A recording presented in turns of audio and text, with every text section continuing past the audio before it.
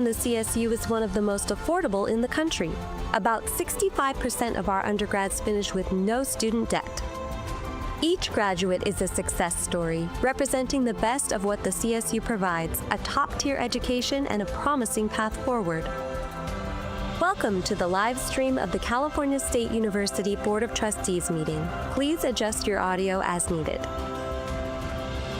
Our campuses consistently rank highly in national indexes for best value, educational quality, and social mobility. Our newest graduates will join 4 million plus alumni ready to power California's economy and fill critical areas such as teaching, health services, and engineering. Welcome to the live stream of the California State University Board of Trustees meeting. Please adjust your audio as needed. Commencement is the joyous culmination of an educational dream for students and all those who supported them. Congratulations, graduates, on all that you have achieved and all that you will. We can't wait to see what you'll accomplish. Welcome to the live stream of the California State University Board of Trustees meeting. Please adjust your audio as needed. The CSU congratulates the class of 2026. More than 100,000 students received degrees from our universities this spring in fields ranging from cinematic arts to mechanical engineering. Offering degrees as diverse as our students, the CSU provides students of all ages and backgrounds with life-changing opportunities. Welcome to the live stream of the California State University Board of Trustees meeting. Please adjust your audio as needed. A degree from the CSU is one of the most affordable in the country. About 65% of our undergrads finish with no student debt. Each graduate is a success story, representing the best of what the CSU provides, a top-tier education and a promising path forward. Welcome to the live stream of the California State University Board of Trustees meeting. Please adjust your audio as needed. Our campuses consistently rank highly in national indexes for best value, educational quality, and social mobility. Our newest graduates will join 4 million plus alumni ready to power California's economy and fill critical areas such as teaching, health services, and engineering. Welcome to the live stream of the California State University Board of Trustees meeting. Please adjust your audio as needed. Commencement is the joyous culmination of an educational dream for students and all those who supported them. Congratulations, graduates, on all that you have achieved and all that you will. We can't wait to see what you'll accomplish. Welcome to the live stream of the California State University Board of Trustees meeting. Please adjust your audio as needed. The CSU congratulates the class of 2026. More than 100,000 students received degrees from our universities this spring in fields ranging from cinematic arts to mechanical engineering. Offering degrees as diverse as our students, the CSU provides students of all ages and backgrounds with life-changing opportunities. Welcome to the live stream of the California State University Board of Trustees meeting. Please adjust your audio as needed. A degree from the CSU is one of the most affordable in the country. About 65% of our undergrads finish with no student debt. Each graduate is a success story, representing the best of what the CSU provides, a top-tier education and a promising path forward. Welcome to the live stream of the California State University Board of Trustees meeting. Please adjust your audio as needed. Our campuses consistently rank highly in national indexes for best value, educational quality, and social mobility. Our newest graduates will join 4 million plus alumni ready to power California's economy and fill critical areas such as teaching, health services, and engineering. Welcome to the live stream of the California State University Board of Trustees meeting. Please adjust your audio as needed. Commencement is the joyous culmination of an educational dream for students and all those who supported them. Congratulations, graduates, on all that you have achieved and all that you will. We can't wait to see what you'll accomplish. Welcome to the live stream of the California State University Board of Trustees meeting. Please adjust your audio as needed. The CSU congratulates the class of 2026. More than 100,000 students received degrees from our universities this spring in fields ranging from cinematic arts to mechanical engineering. Offering degrees as diverse as our students, the CSU provides students of all ages and backgrounds with life-changing opportunities. Welcome to the live stream of the California State University Board of Trustees meeting. Please adjust your audio as needed. A degree from the CSU is one of the most affordable in the country. About 65% of our undergrads finish with no student debt. Each graduate is a success story, representing the best of what the CSU provides, a top-tier education and a promising path forward. Welcome to the live stream of the California State University Board of Trustees meeting. Please adjust your audio as needed. Our campuses consistently rank highly in national indexes for best value, educational quality, and social mobility. Our newest graduates will join 4 million plus alumni ready to power California's economy and fill critical areas such as teaching, health services, and engineering. Welcome to the live stream of the California State University Board of Trustees meeting. Please adjust your audio as needed.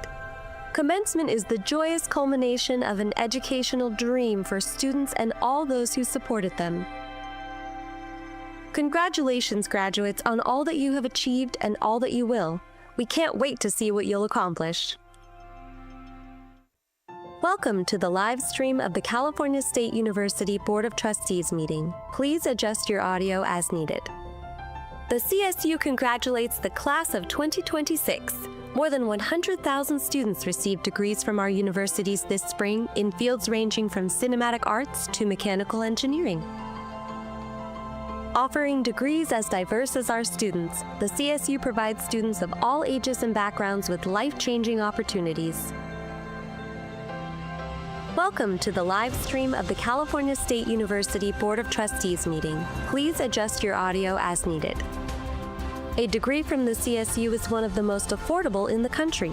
About 65% of our undergrads finish with no student debt.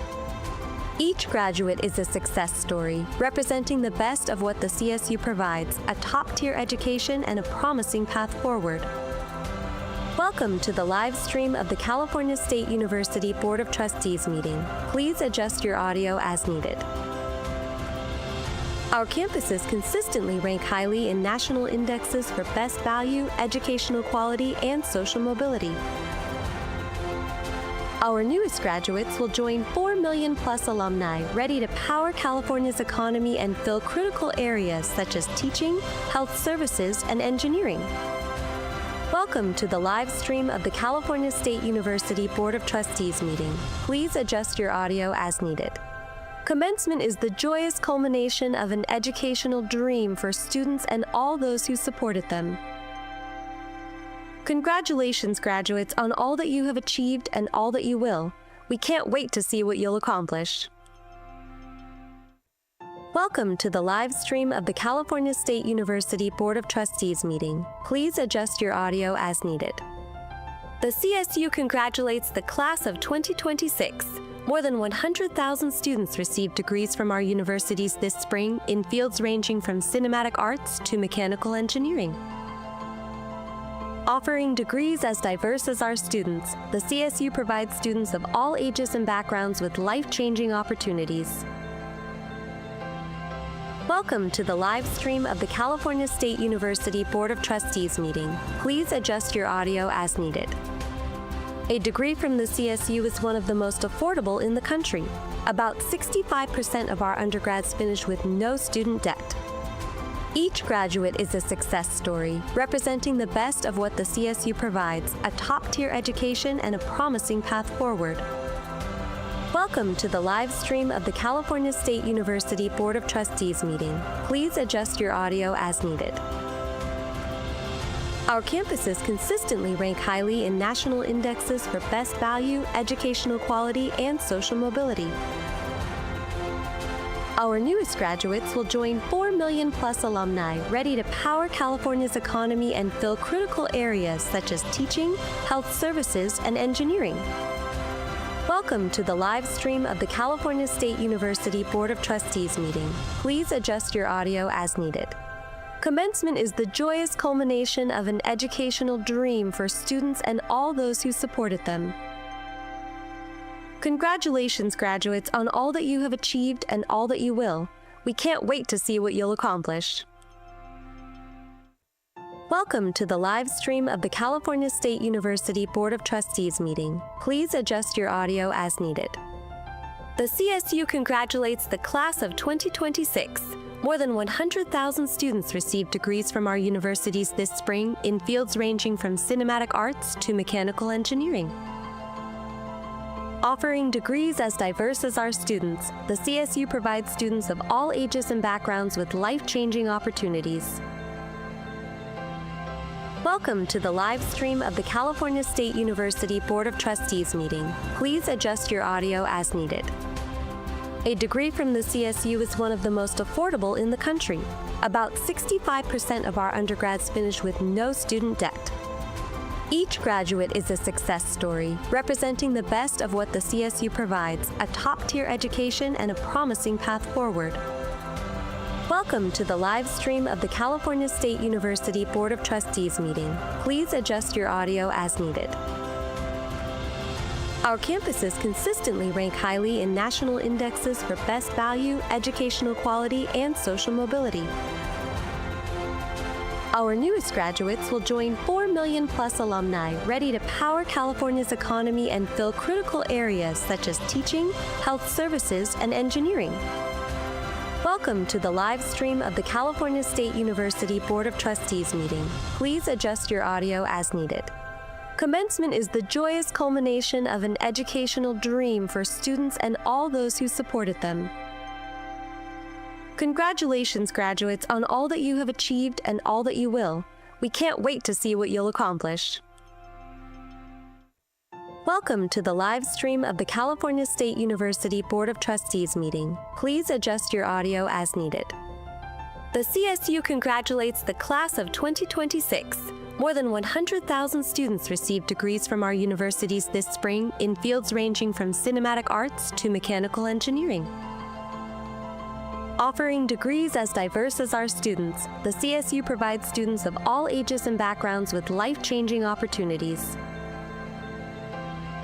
Welcome to the live stream of the California State University Board of Trustees meeting. Please adjust your audio as needed. A degree from the CSU is one of the most affordable in the country. About 65% of our undergrads finish with no student debt. Each graduate is a success story, representing the best of what the CSU provides, a top-tier education and a promising path forward. Welcome to the live stream of the California State University Board of Trustees meeting. Please adjust your audio as needed. Our campuses consistently rank highly in national indexes for best value, educational quality, and social mobility. Our newest graduates will join 4 million plus alumni ready to power California's economy and fill critical areas such as teaching, health services, and engineering. Welcome to the live stream of the California State University Board of Trustees meeting. Please adjust your audio as needed. Commencement is the joyous culmination of an educational dream for students and all those who supported them. Congratulations, graduates, on all that you have achieved and all that you will. We can't wait to see what you'll accomplish. Welcome to the live stream of the California State University Board of Trustees meeting. Please adjust your audio as needed. The CSU congratulates the class of 2026. More than 100,000 students received degrees from our universities this spring in fields ranging from cinematic arts to mechanical engineering. Offering degrees as diverse as our students, the CSU provides students of all ages and backgrounds with life-changing opportunities. Welcome to the live stream of the California State University Board of Trustees meeting. Please adjust your audio as needed. A degree from the CSU is one of the most affordable in the country. About 65% of our undergrads finish with no student debt. Each graduate is a success story, representing the best of what the CSU provides, a top-tier education and a promising path forward. Welcome to the live stream of the California State University Board of Trustees meeting. Please adjust your audio as needed. Our campuses consistently rank highly in national indexes for best value, educational quality, and social mobility. Our newest graduates will join 4 million plus alumni ready to power California's economy and fill critical areas such as teaching, health services, and engineering. Welcome to the live stream of the California State University Board of Trustees meeting. Please adjust your audio as needed. Commencement is the joyous culmination of an educational dream for students and all those who supported them. Congratulations, graduates, on all that you have achieved and all that you will. We can't wait to see what you'll accomplish. Welcome to the live stream of the California State University Board of Trustees meeting. Please adjust your audio as needed. The CSU congratulates the class of 2026. More than 100,000 students received degrees from our universities this spring in fields ranging from cinematic arts to mechanical engineering. Offering degrees as diverse as our students, the CSU provides students of all ages and backgrounds with life-changing opportunities. Welcome to the live stream of the California State University Board of Trustees meeting. Please adjust your audio as needed. A degree from the CSU is one of the most affordable in the country. About 65% of our undergrads finish with no student debt. Each graduate is a success story, representing the best of what the CSU provides, a top-tier education and a promising path forward. Welcome to the live stream of the California State University Board of Trustees meeting. Please adjust your audio as needed. Our campuses consistently rank highly in national indexes for best value, educational quality, and social mobility. Our newest graduates will join 4 million plus alumni ready to power California's economy and fill critical areas such as teaching, health services, and engineering. Welcome to the live stream of the California State University Board of Trustees meeting. Please adjust your audio as needed. Commencement is the joyous culmination of an educational dream for students and all those who supported them. Congratulations, graduates, on all that you have achieved and all that you will. We can't wait to see what you'll accomplish. Welcome to the live stream of the California State University Board of Trustees meeting. Please adjust your audio as needed. The CSU congratulates the class of 2026. More than 100,000 students received degrees from our universities this spring in fields ranging from cinematic arts to mechanical engineering. Offering degrees as diverse as our students, the CSU provides students of all ages and backgrounds with life-changing opportunities. Welcome to the live stream of the California State University Board of Trustees meeting. Please adjust your audio as needed. A degree from the CSU is one of the most affordable in the country. About 65% of our undergrads finish with no student debt. Each graduate is a success story, representing the best of what the CSU provides, a top-tier education and a promising path forward. Welcome to the live stream of the California State University Board of Trustees meeting. Please adjust your audio as needed. Our campuses consistently rank highly in national indexes for best value, educational quality, and social mobility. Our newest graduates will join 4 million plus alumni ready to power California's economy and fill critical areas such as teaching, health services, and engineering. Welcome to the live stream of the California State University Board of Trustees meeting. Please adjust your audio as needed. Commencement is the joyous culmination of an educational dream for students and all those who supported them. Congratulations, graduates, on all that you have achieved and all that you will. We can't wait to see what you'll accomplish. Welcome to the live stream of the California State University Board of Trustees meeting. Please adjust your audio as needed. The CSU congratulates the class of 2026. More than 100,000 students received degrees from our universities this spring in fields ranging from cinematic arts to mechanical engineering. Offering degrees as diverse as our students, the CSU provides students of all ages and backgrounds with life-changing opportunities. Welcome to the live stream of the California State University Board of Trustees meeting. Please adjust your audio as needed. A degree from the CSU is one of the most affordable in the country. About 65% of our undergrads finish with no student debt. Each graduate is a success story, representing the best of what the CSU provides, a top-tier education and a promising path forward. Welcome to the live stream of the California State University Board of Trustees meeting. Please adjust your audio as needed. Our campuses consistently rank highly in national indexes for best value, educational quality, and social mobility. Our newest graduates will join 4 million plus alumni ready to power California's economy and fill critical areas such as teaching, health services, and engineering. Welcome to the live stream of the California State University Board of Trustees meeting. Please adjust your audio as needed. Commencement is the joyous culmination of an educational dream for students and all those who supported them. Congratulations, graduates, on all that you have achieved and all that you will. We can't wait to see what you'll accomplish. Welcome to the live stream of the California State University Board of Trustees meeting. Please adjust your audio as needed. The CSU congratulates the class of 2026. More than 100,000 students received degrees from our universities this spring in fields ranging from cinematic arts to mechanical engineering. Offering degrees as diverse as our students, the CSU provides students of all ages and backgrounds with life-changing opportunities. Welcome to the live stream of the California State University Board of Trustees meeting. Please adjust your audio as needed.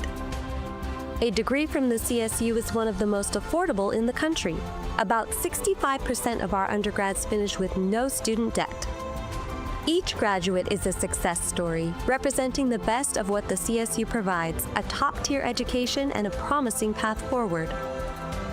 Welcome to the live stream of the California State University Board of Trustees meeting. Please adjust your audio as needed. Our campuses consistently rank highly in national indexes for best value, educational quality, and social mobility. Our newest graduates will join 4 million plus alumni ready to power California's economy and fill critical areas such as teaching, health services, and engineering. Welcome to the live stream of the California State University Board of Trustees meeting. Please adjust your audio as needed. Commencement is the joyous culmination of an educational dream for students and all those who supported them. Congratulations, graduates, on all that you have achieved and all that you will. We can't wait to see what you'll accomplish.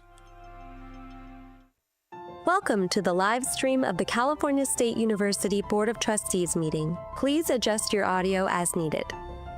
The CSU congratulates the class of 2026. More than 100,000 students received degrees from our universities this spring in fields ranging from cinematic arts to mechanical engineering. Offering degrees as diverse as our students, the CSU provides students of all ages and backgrounds with life-changing opportunities. Welcome to the live stream of the California State University Board of Trustees meeting. Please adjust your audio as needed. A degree from the CSU is one of the most affordable in the country. About 65% of our undergrads finish with no student debt. Each graduate is a success story, representing the best of what the CSU provides, a top-tier education and a promising path forward. Welcome to the live stream of the California State University Board of Trustees meeting. Please adjust your audio as needed. Our campuses consistently rank highly in national indexes for best value, educational quality, and social mobility. Our newest graduates will join 4 million plus alumni ready to power California's economy and fill critical areas such as teaching, health services, and engineering. Welcome to the live stream of the California State University Board of Trustees meeting. Please adjust your audio as needed. Commencement is the joyous culmination of an educational dream for students and all those who supported them. Congratulations, graduates, on all that you have achieved and all that you will. We can't wait to see what you'll accomplish. Welcome to the live stream of the California State University Board of Trustees meeting. Please adjust your audio as needed. The CSU congratulates the class of 2026. More than 100,000 students received degrees from our universities this spring in fields ranging from cinematic arts to mechanical engineering. Offering degrees as diverse as our students, the CSU provides students of all ages and backgrounds with life-changing opportunities. Welcome to the live stream of the California State University Board of Trustees meeting. Please adjust your audio as needed. A degree from the CSU is one of the most affordable in the country. About 65% of our undergrads finish with no student debt. Each graduate is a success story, representing the best of what the CSU provides, a top-tier education and a promising path forward.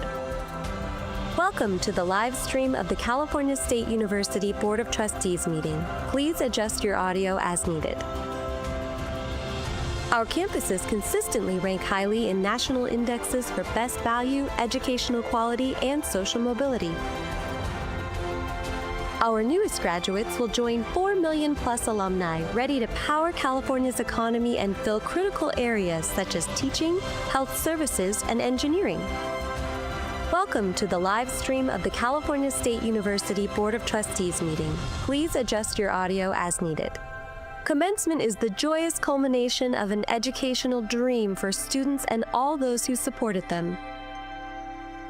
Congratulations, graduates, on all that you have achieved and all that you will. We can't wait to see what you'll accomplish. Welcome to the live stream of the California State University Board of Trustees meeting. Please adjust your audio as needed. The CSU congratulates the class of 2026. More than 100,000 students received degrees from our universities this spring in fields ranging from cinematic arts to mechanical engineering. Offering degrees as diverse as our students, the CSU provides students of all ages and backgrounds with life-changing opportunities. Welcome to the live stream of the California State University Board of Trustees meeting. Please adjust your audio as needed.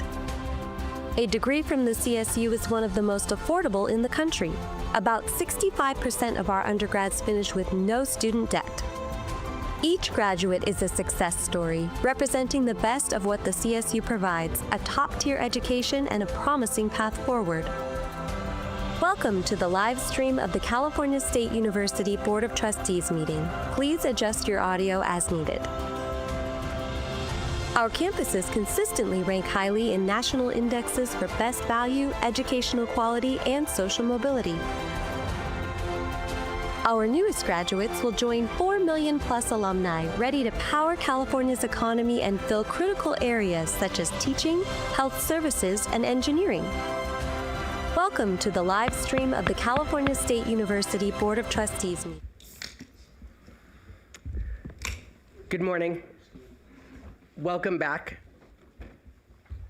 Before I jump into the bulk of our day, I wanted to share a quick note of condolence. And our hearts go out. Yesterday, a staff member for CFA was hit on the street. And there's no additional information we have at this moment, but every piece of me and all of us hopes and prays for a speedy recovery. And so I wanted to make sure to share that so that we know, to encourage all of us as we engage in our right to peaceful protest to remain safe and to just send our prayers.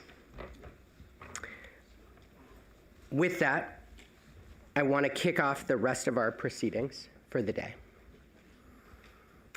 We're going to begin today with a brief video that reminds us of our why across this remarkable university.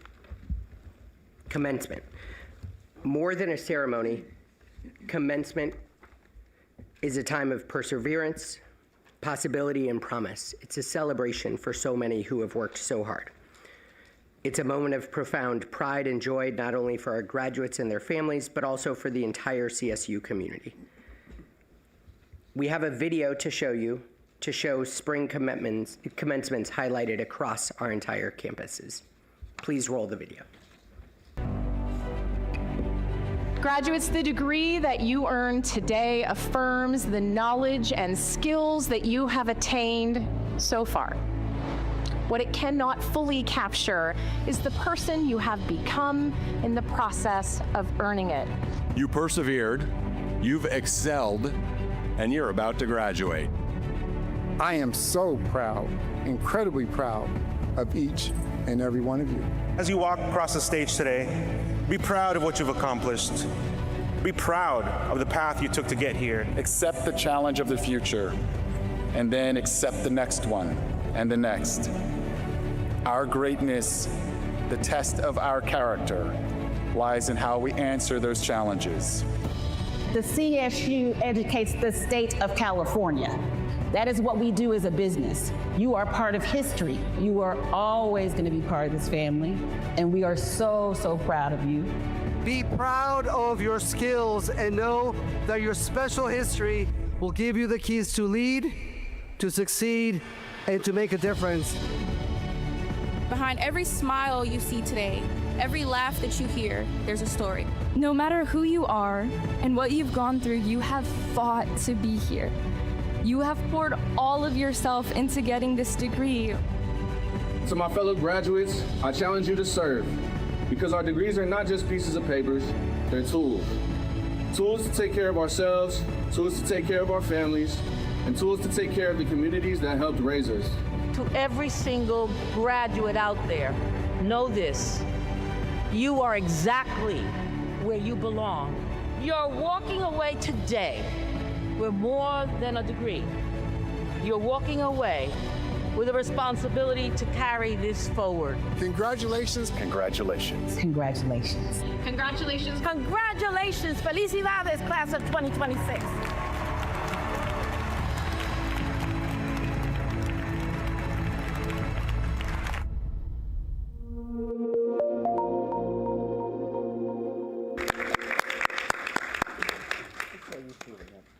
Congratulations indeed to all of our graduates from 2026.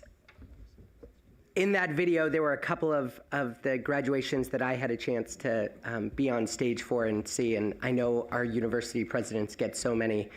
And it's a reminder that this moment, while it's a day and a huge celebration, actually embodies years of hard work, years of support from family, from faculty, from staff, and from all of our leaders. So thank you to everyone who helps make a day like that possible. Thank you to all of our university photographers, videographers, for so beautifully capturing the emotion, the energy, and the hope of commencement, and for offering us such an inspiring visual reminder of the life-changing power of an education here in the CSU. And from that very high note, I want to shift to one other very exciting piece of news.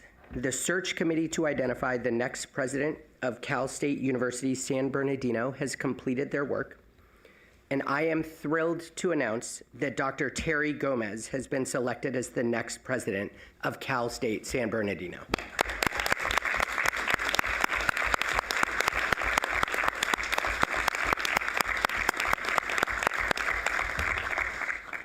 Dr. Gomez now serves with extreme distinction as Provost and Vice President for Academic Affairs at Cal Poly Pomona. Later today, Chancellor Garcia will detail just the amazing, amazing work that she has done there, her combination of professional and lived experiences that make her the exact right choice for Cal State San Bernardino as the university continues to strengthen its role as the Inland Empire's anchor institution, preparing students for the fast-growing industries of today and tomorrow, and helping to shape California's future. And of course, Dr. Gomez is stepping into a place of profound success thus far because of the amazing work of our current president, Tomas Morales.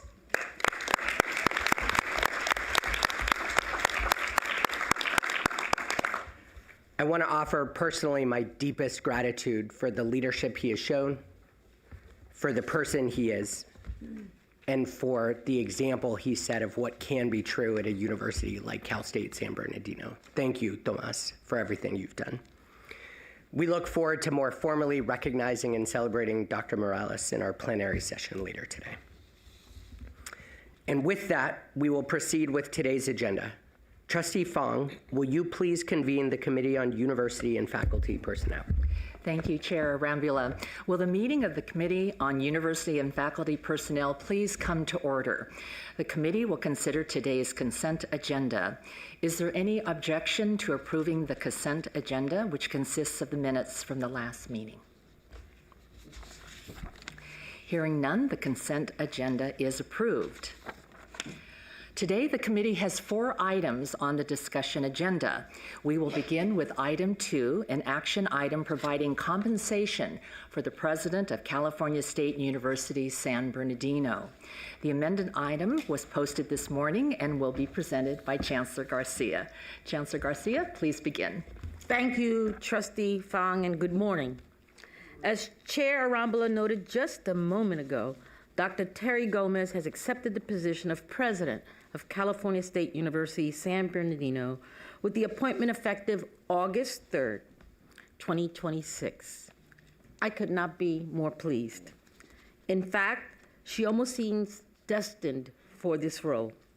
As a first-generation college graduate and lifelong resident of the Inland Empire, she has a deep personal connection to the region that Cal State San Bernardino serves as a vital steward of place and anchor institution. But this appointment is not destined. It is well earned.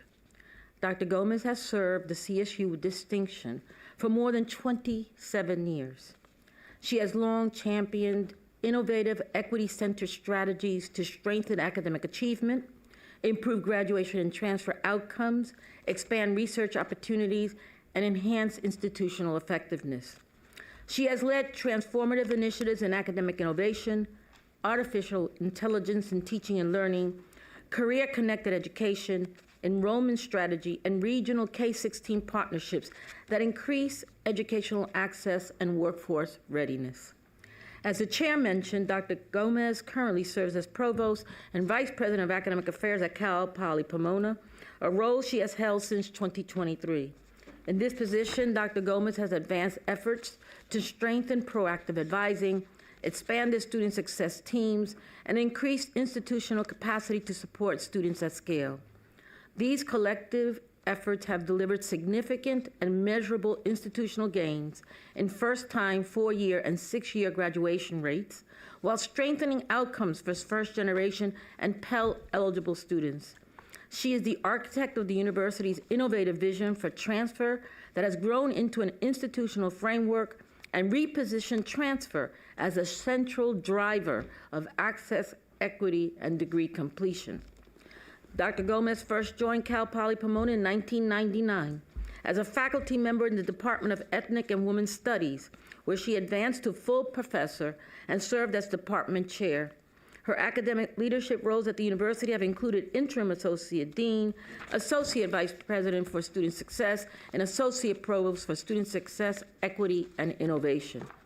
She began her own higher ed journey at San Bernardino Valley College before transferring to UCLA, where she earned bachelor's, master's, and doctoral degrees in political science. Before moving to committee business, I must pause and echo the chair in offering my heartfelt gratitude to Dr. Tomas Morales for his remarkable and long-standing tenure at Cal State San Bernardino, and I look forward to the opportunity to offer more reflections on his exceptional service during today's plenary. Thank you, mil gracias. Now to the business of this committee. Today, I recommend that Dr. Terry Gomez be the next president of California State University, San Bernardino, receive an annual salary of $426,916, effective August 3rd, 2026.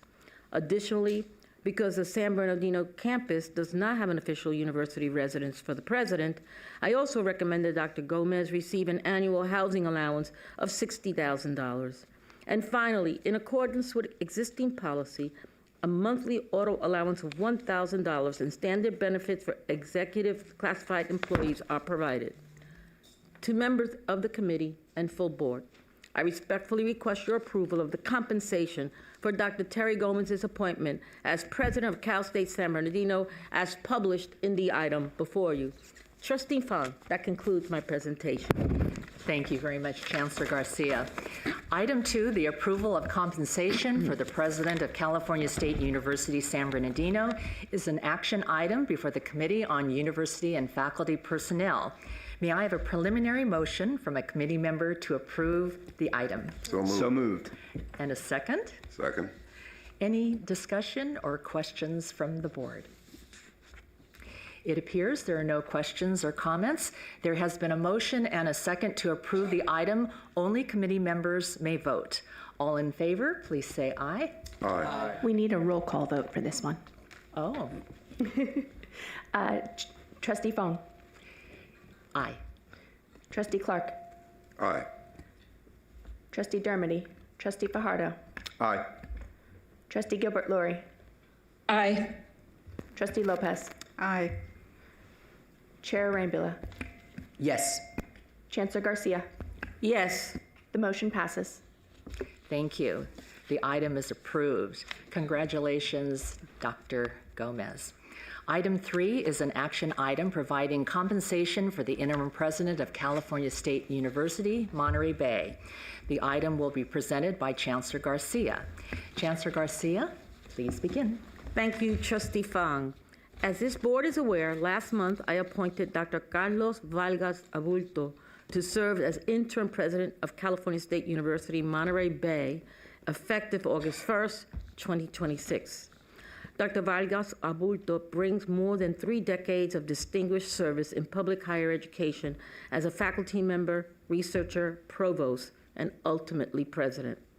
Most recently, he served for 10 years as president of Southeast Missouri State University, where he demonstrated an unwavering commitment to student success, academic innovation, and institutional excellence.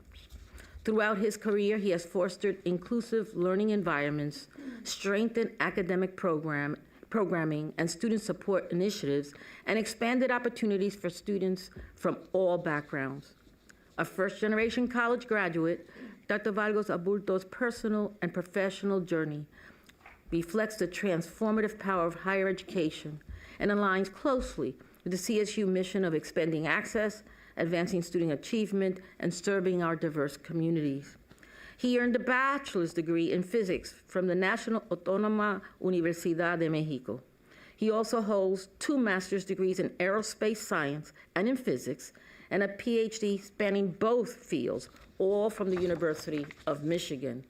I am confident that Dr. Vargas Abulto will provide steady, collaborative leadership during this period of transition and will ensure that Cal State Monterey Bay continues to advance its strategic priorities while the board concludes a national search for the university's next regularly appointed president.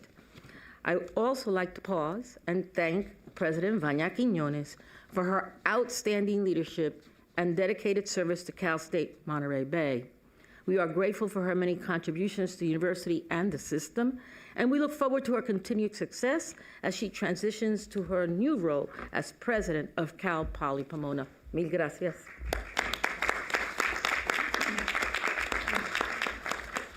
Now turning to committee business.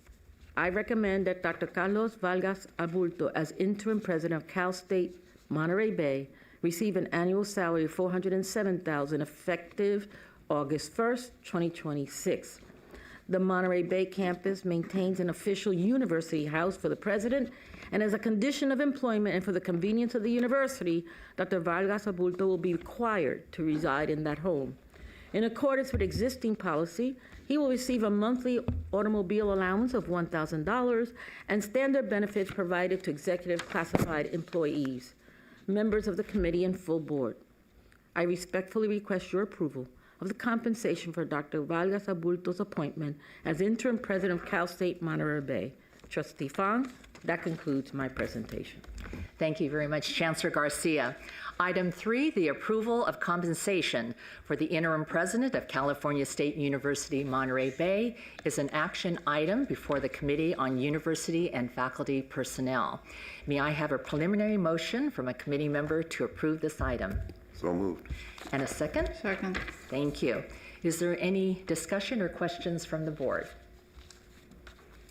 There has been a motion and a second to approve the item. Only committee members may vote. Ms. Corral, will you please make the roll call vote? Trustee Fong. Yes. Trustee Clark. Yes. Trustee Dermody. Trustee Fajardo. Yes. Trustee Gilbert Lori. Yes. Trustee Lopez. Yes. Chair Arambula. Yes. Chancellor Garcia. Yes. The motion passes. Wonderful. The item is approved, and congratulations. Item 4 is an information item providing an update on civil rights programs and services. The item will be presented by Dave Grant, Interim Vice Chancellor for Human Resources and Executive Advisor for Civil Rights, Pete Lim.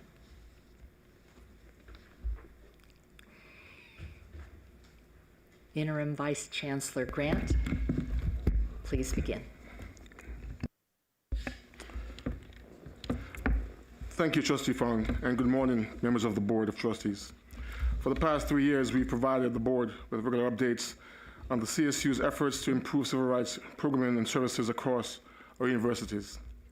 During that time, we've shared the actions we've taken in response to independent reviews of the investments we've made to support our campuses and the work we've undertaken to elevate the quality of civil rights programs across the system so that students and employees can expect high-quality service regardless of which CSU campus they attend or work at.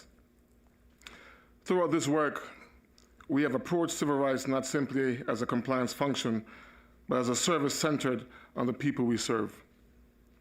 At this board, the Chancellor, our campus presidents, and our campus civil rights professionals have shared a common commitment to advancing civil rights programming across the CSU. Guided by the collective commitment, we've made significant investments in campus civil rights offices, enhanced Chancellor's office oversight, and developed the infrastructure and partnerships needed to better support our campuses. Today's presentation gives us the first independent opportunity to assess the progress of those efforts. The California State Auditor has now completed a review of Cal Poly, San Luis Obispo, and Sacramento State's efforts to prevent and address sexual harassment, as well as the Chancellor's office oversight and support in this area. While the audit focused specifically on this aspect of our civil rights work, its findings provide an important opportunity to assess the impact of the reforms and investments made since 2023 and identify areas where further work is needed. Before we review the auditor's findings, I'd like to spend a few moments discussing what we hope the board will take away from today's presentation. First, we view this report as an important opportunity to understand the impact of the CSU's reform efforts. Independent reviews help us understand where we've made meaningful progress, where additional work remains, and where we should continue focusing our efforts. Second, we approach today's report through the lens of continuous improvement. From the beginning, our goal has not been simply to respond to audit recommendations, but to invest in and prioritize the delivery of high-quality civil rights services across the CSU. This work also advances the priorities of CSU forward as we work to strengthen student success and foster thriving university communities.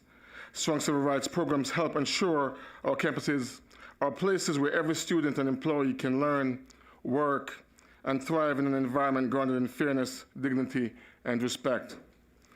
That means listening, learning, improving, and continually evaluating whether our programs are effectively meeting the needs of the students and employees we serve. Finally, our work remains grounded in a commitment to service. While today's presentation includes discussion of practices, investigations, oversight, and recommendations, at its core, this work is about people. Every report represents a student or employee who has come forward seeking support, information, or resolution. Our responsibility is not only to ensure our programs meet legal and policy requirements, but also to ensure that they are responsive, compassionate, and centered on the people we serve. With those principles in mind, I'll turn it over to Pete to provide the background and context for the auditor's review and walk through the report's findings. Thank you, Dave. This timeline provides the context for today's report and illustrates how the CSU's civil rights work has evolved over the past 3 years. In 2023, independent reviews identified significant areas requiring improvement across the CSU. In response, we launched comprehensive reforms focused on the infrastructure, oversight, and partnerships needed to support effective civil rights programs across the system.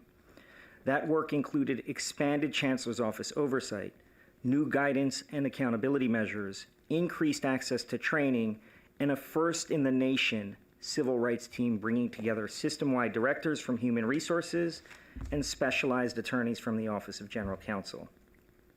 Recognizing that meaningful reform requires sustained resources, the CSU invested approximately $15.9 million beginning in fiscal year 24-25 to support additional personnel, training, oversight, and system-wide initiatives. The final stage reflected on this timeline is evaluation.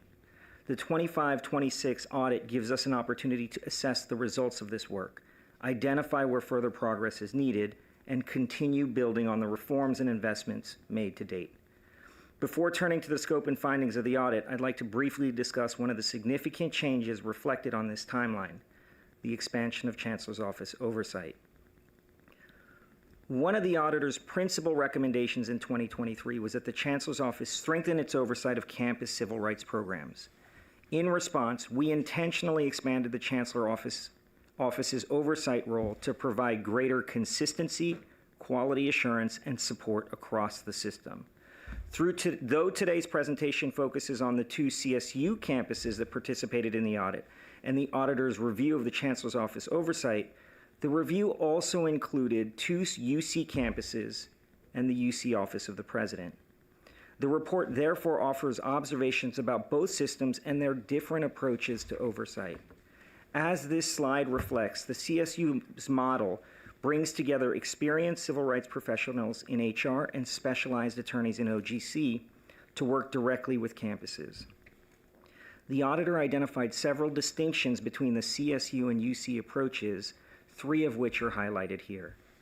As the auditor observed, the CSU has adopted a more hands-on approach to system-wide oversight. The Chancellor's Office reviews every formal case communication before it's issued, operates a single case management system across the entire CSU, and conducts recurring reviews of each campus's civil rights program, including case file reviews. These distinctions illustrate the oversight and accountability structure the CSU has built over the past 3 years. This model is designed to provide direct support to our campuses, promote greater consistency in the quality of civil rights services across the CSU, and help promptly identify and address areas requiring improvement across the system. With that context, let's take a closer look at the scope of the auditor's review. The 2023 audit focused on 3 campuses that had received significant public scrutiny regarding their handling of sexual harassment complaints involving employees, as well as the Chancellor's Office and its oversight in this area. By contrast, this time, Cal Poly SLO and Sac State were randomly selected for the 25-26 audit as part of the state auditor's recurring review of the CSU, and the review examined campus efforts to prevent and address sexual harassment involving both students and employees. The auditor's review also included the Chancellor's Office with a particular focus on its oversight and support of campuses in this work. Although the scope and campuses differed, the auditor examined many of the same core operational areas in both reviews, 23 and 25, including intake and complaint evaluation, investigations, discipline and sanction, informal resolution, and by extension, the Chancellor's Office oversight. That overlap allows for a meaningful comparison over time. At the same time, the current audit provides a broader perspective. The campuses were randomly selected rather than chosen in response to known concerns, and the review examined sexual harassment involving both students and employees. Together, those distinctions provide an important indication of how the CSU reforms are taking hold across a broader range of matters and beyond the campuses that were the focus of the earlier audit. With the scope of the review established, let's turn to what the auditor found. At the highest level, the auditor's findings present a markedly different picture from 2023. In 2023, the auditor identified concerns in more than half of the matters reviewed. In the current audit, concerns were identified in approximately 9% of the matters reviewed, representing a substantial reduction from more than 50% identified in the 2023 audit. The auditor also found no investigations that were resolved inappropriately, an important distinction from the concerns identified in the 23 review. At the Chancellor's Office level, the report recognizes significant improvement in oversight, guidance, monitoring, and support following the 23 audit. Taken together, the report reflects substantial change in many of the areas previously identified as concerns. At the same time, substantial improvement does not mean the work is complete. The auditor identified several opportunities to further refine our programs and services, and those recommendations will inform, in part, our work going forward. Before discussing those recommendations in greater detail, I'd like to invite Dave to offer a few reflections on what these overall results mean for the CSU. Thank you, Pete. 3 years ago, the auditor identified widespread concerns across the matters it reviewed and significant deficiencies in Chancellor's Office oversight. The current report represents a very different picture, concerns in a substantially smaller percentage of reviewed matters and significant improvement in Chancellor's Office oversight. While the auditor appropriately identifies additional opportunities for improvement, and we welcome those recommendations, the report also recognizes meaningful change in many of the areas that were of greatest concern in 2023. It is also important to recognize what these remaining observations represent. Civil rights work requires professionals to make individualized judgments every day based on the unique facts and circumstances of each case. Even in a strong oversight environment, reasonable professionals, including independent auditors, may at times view those decisions differently. That does not necessarily mean the underlying process failed. Rather, it reflects the reality that independently review is intended to challenge professional judgment and identify opportunities to make a strong program even stronger. Our objective is not to eliminate professional judgment or expect that independent reviews will never identify opportunities for refinement. Our objective is to continually improve the quality and consistency, fairness of those decisions, and this report reflects meaningful progress toward that goal. We have never viewed this work as something with a finish line. Continuous improvement remains our expectation, and every recommendation provides another opportunity to improve the services we provide to our students and employees. With that perspective, I'll turn it back to Pete to discuss the auditor's findings in greater detail. Thank you, Dave. As Dave mentioned, those opportunities for improvement are reflected across 5 core operational areas that correspond to the life cycle of a civil rights case, from intake through resolution.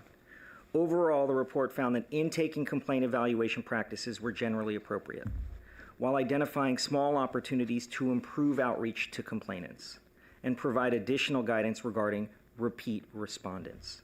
The auditor also identified one matter in which a campus did not appropriately respond to a complainant's request to file a formal complaint or request for an investigation.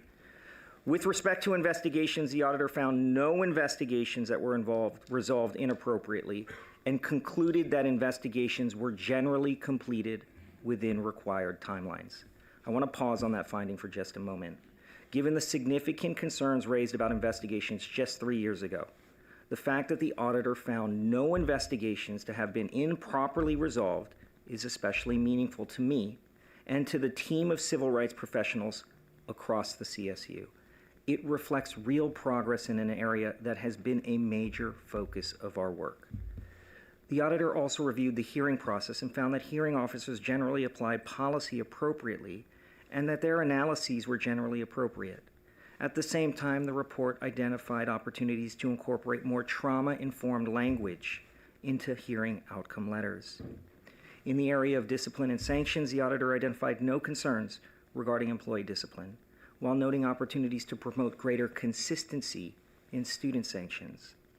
Finally, the auditor found that informal resolution practices were generally appropriate, while identifying opportunities to better document the participation in the process as voluntary. The auditor also identified one matter in which a complainant was pressured to engage in informal resolution discussions.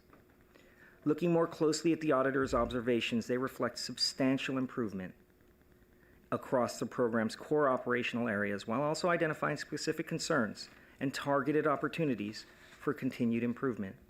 One additional point is worth emphasizing. The observations in this report are fundamentally different from those identified in 2023. 3 years ago, the auditor identified systemic deficiencies that required broad organizational reform.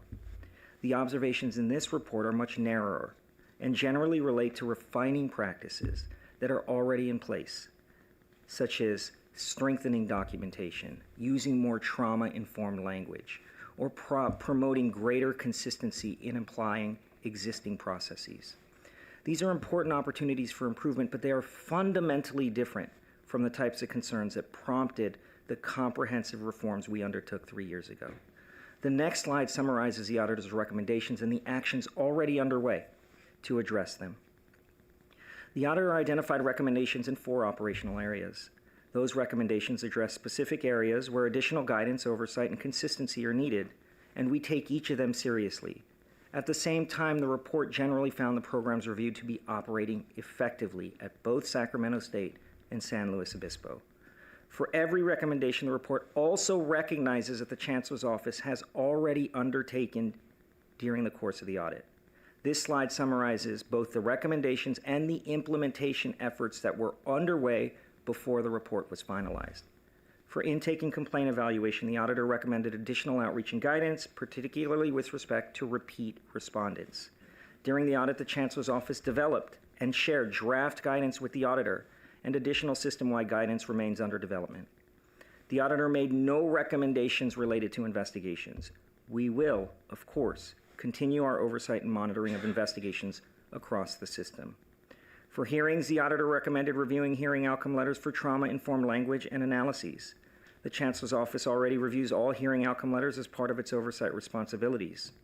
In response to the auditor's observation, the oversight teams have been directed to specifically evaluate outcome letters for trauma-informed language as part of that process, and has been provided examples of language that may not reflect a more trauma-informed approach. For discipline and sanctions, the auditor recommended promoting greater consistency in student sanctions. The Chancellor's Office developed system-wide sanctioning guidance, shared it with the auditor during the review, and is finalizing it for issuances to the campuses. Finally, for informal resolution, the auditor recommended more consistent documentation that participation is voluntary. Updated guidance and revised templates addressing that recommendation had already been issued to campuses. Perhaps the most important takeaway from these recommendations is that they reflect a program that continues to mature. Unlike the sweeping reforms that followed the 23 audit, these recommendations focus on improving the consistency and quality of practices already in place. They represent opportunities to strengthen an already functioning oversight model rather than the need for broad structural change. The report also recognizes that implementation was already underway in every area before the audit was completed. In many instances, the Chancellor's Office had already developed guidance, updated templates, or modified oversight practices before the auditor finalized the report. That reflects the CSU's commitment to learning from review, responding to identified concerns, and continuing to provide high-quality civil rights services to students and employees. I'd like to close by highlighting what I believe is one of the report's most significant conclusions.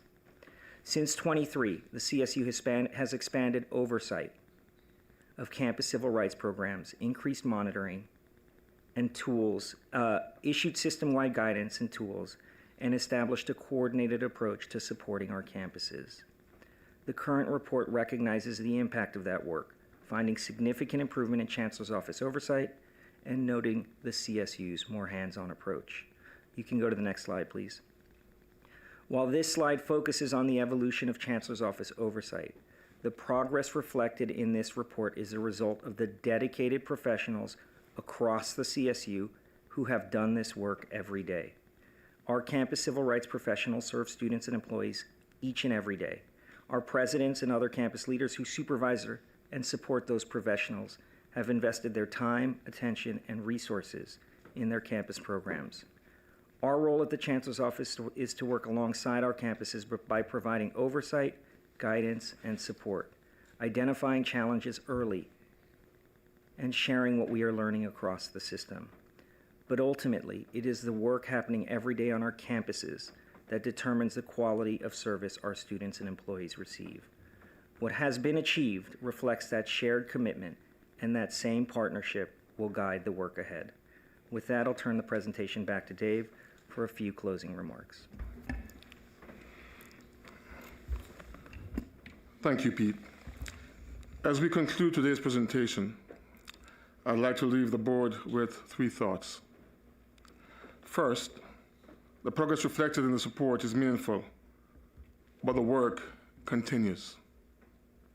We welcome the auditor's recommendations and will use them, as we have used prior reviews, to learn, make necessary changes, and continue improving the quality of civil rights across the CSU. Second, sustaining these gains requires continued attention. The investments, oversight, and partnerships we've discussed today must continue if we are to build on the momentum and ensure that our programs remain responsive to the needs of our campus communities. Excuse me. As we continue advancing the priorities reflected in the CSU Forward, this work will remain central to that vision. Strong civil rights programs help create the conditions for students to succeed, strengthen confidence in our institutions, and ensure our campuses and communities, our communities, where everyone has the opportunity to learn, work, and thrive. Finally, the progress reflected in this report is a product of a shared commitment across the CSU. The board's leadership, Chancellor Garcia's support, the engagement of our campus presidents and other campus leaders, and the extraordinary work of our campus civil rights professionals have all contributed to what has been achieved since 2023. The Chancellor's Office will continue working alongside our campuses to support that work and address the opportunities for improvement identified by the auditor.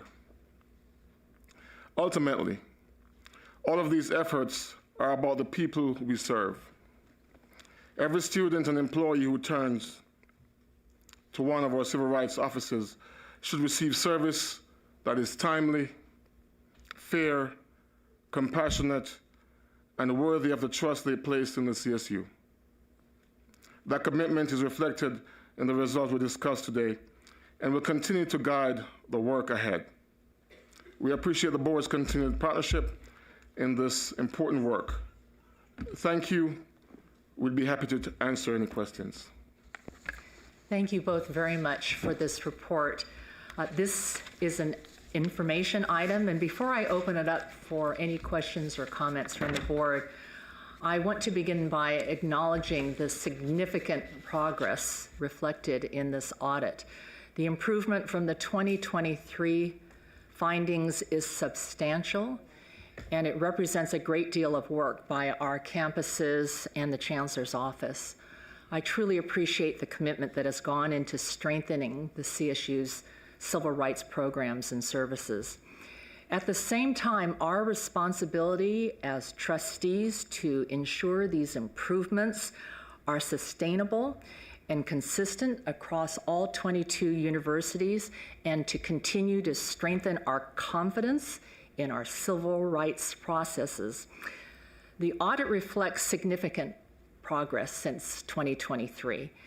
As you look beyond the audit itself, what do you see as the most important steps the CSU must take to ensure these improvements become permanent and are consistently embedded across all of our 22 universities? Thank you, Trustee Fong. The design of oversight as we look forward is really centered around tailoring oversight for each campus. Not every campus needs the same level of support as the rest. As we look ahead, we need to be able to identify campuses that need further support early, deploy resources to support them and work alongside them, improve civil rights programs, and target those resources effectively moving forward. So as we think ahead, as we take this more data-informed approach to how we evaluate civil rights services across the system, we need to be able to identify issues early, spot them, and address them sooner rather than later. Thank you. I will open it up for questions, and Chair Arambula. I'll start where Wenda left off, which is to say thank you. Thank you, Dave and Pete. I know Frank laid a lot of this groundwork too. Thank you so much to this board for the attention that we put on this. Thank you to the Chancellor. And thank you especially to our campuses, to the staff on campus and to the 22 leaders sitting in front of me. I remember when we first started uncovering this, one of the questions that Doug Fagan and I kept asking is, so when will we be better? And the answer wasn't comforting at the beginning. It was a lot of, well, here's everything that's underneath it. And that tune has changed and the results have changed. And I'm so deeply appreciative to the team for doing that. And Dave, you said something that I hope our presidents and I know our presidents take to heart, which is this isn't work with a finish line. And so Wenda, as you asked the question of what cements this, I think what cements this is the continued diligence that each of you 22 has to continue to keep this front and center, to continue to check in with your staff, to continue to make sure that we never backslide. And so I'm so proud of the progress we've made. We must remain focused on this, and the folks who are doing that are sitting right in front of us. So thank you for the work you've done and will continue to do. Thank you, Chair.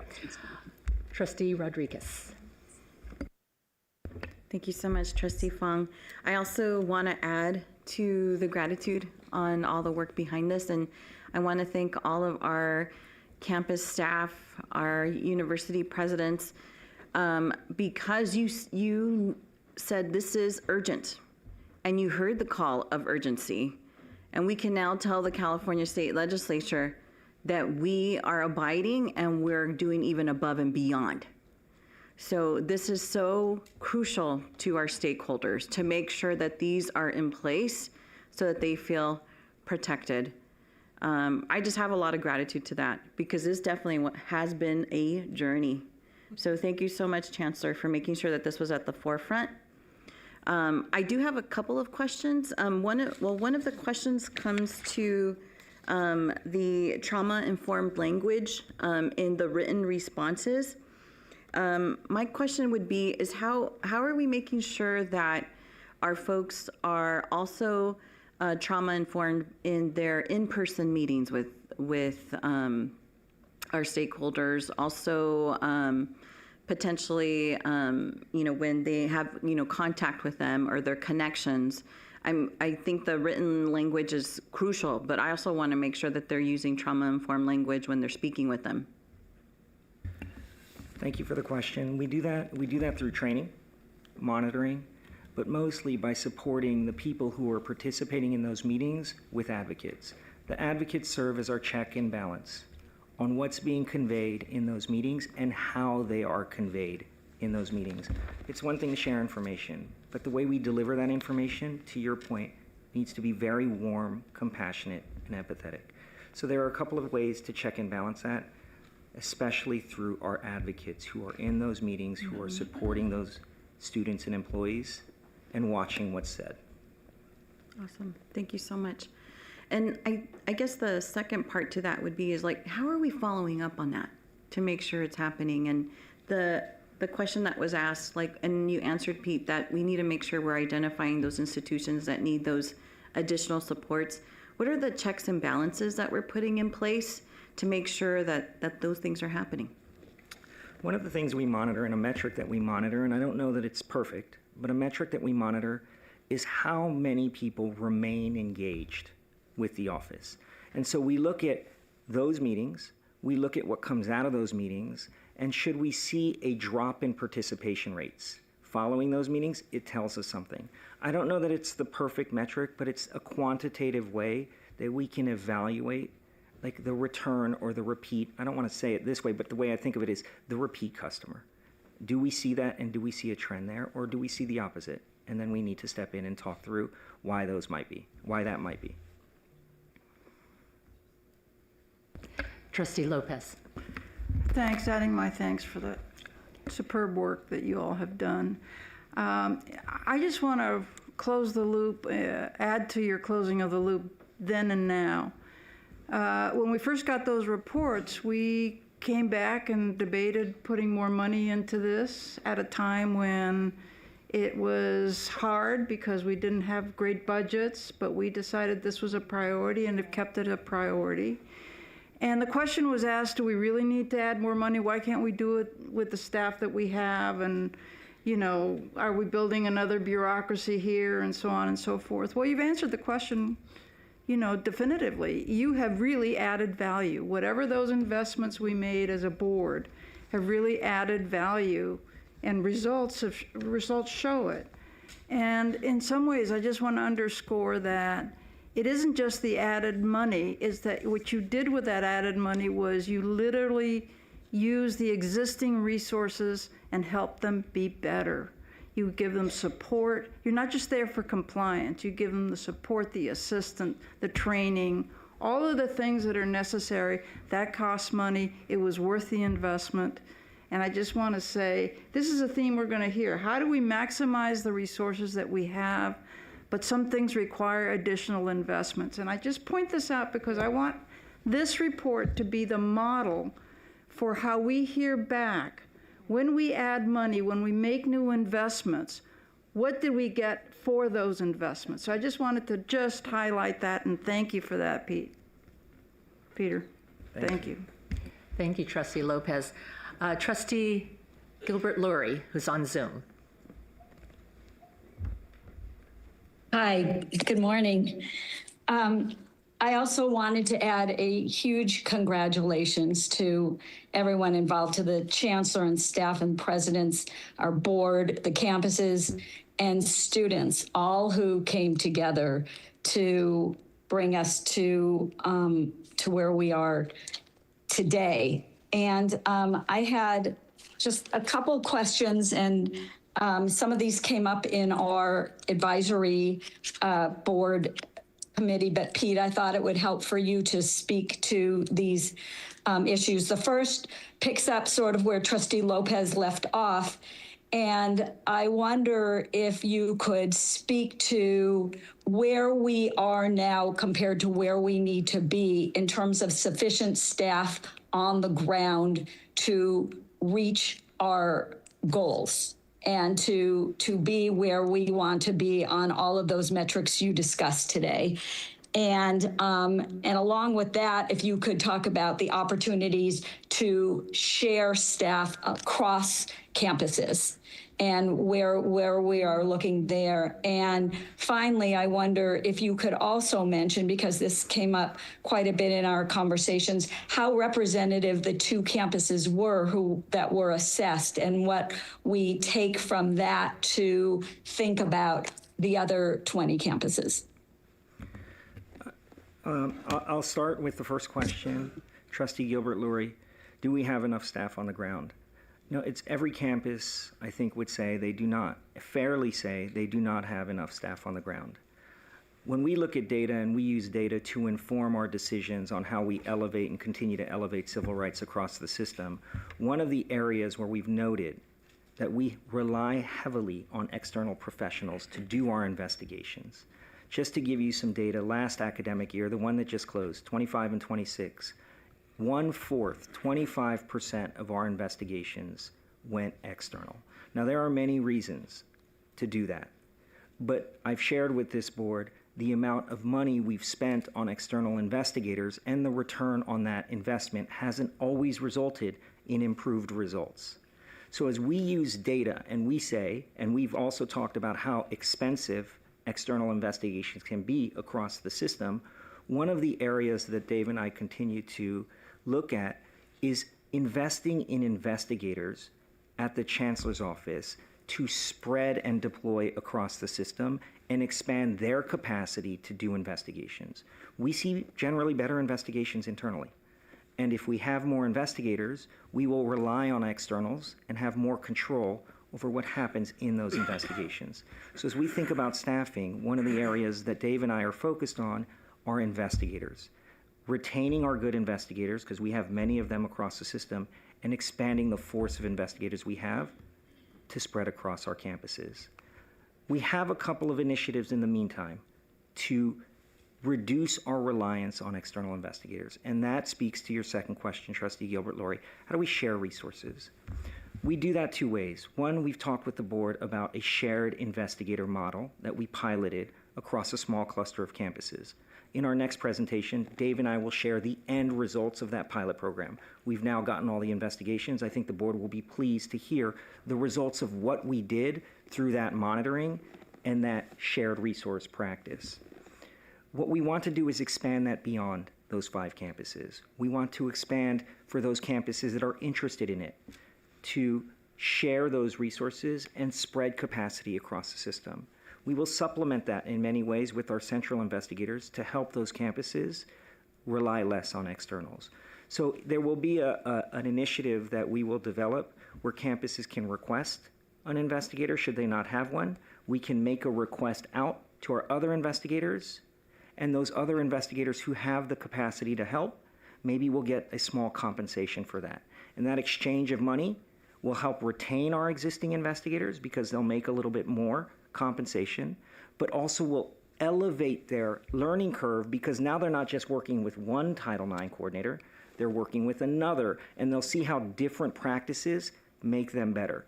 So we invest in our people by just spreading capacity. So that's the second way we do it.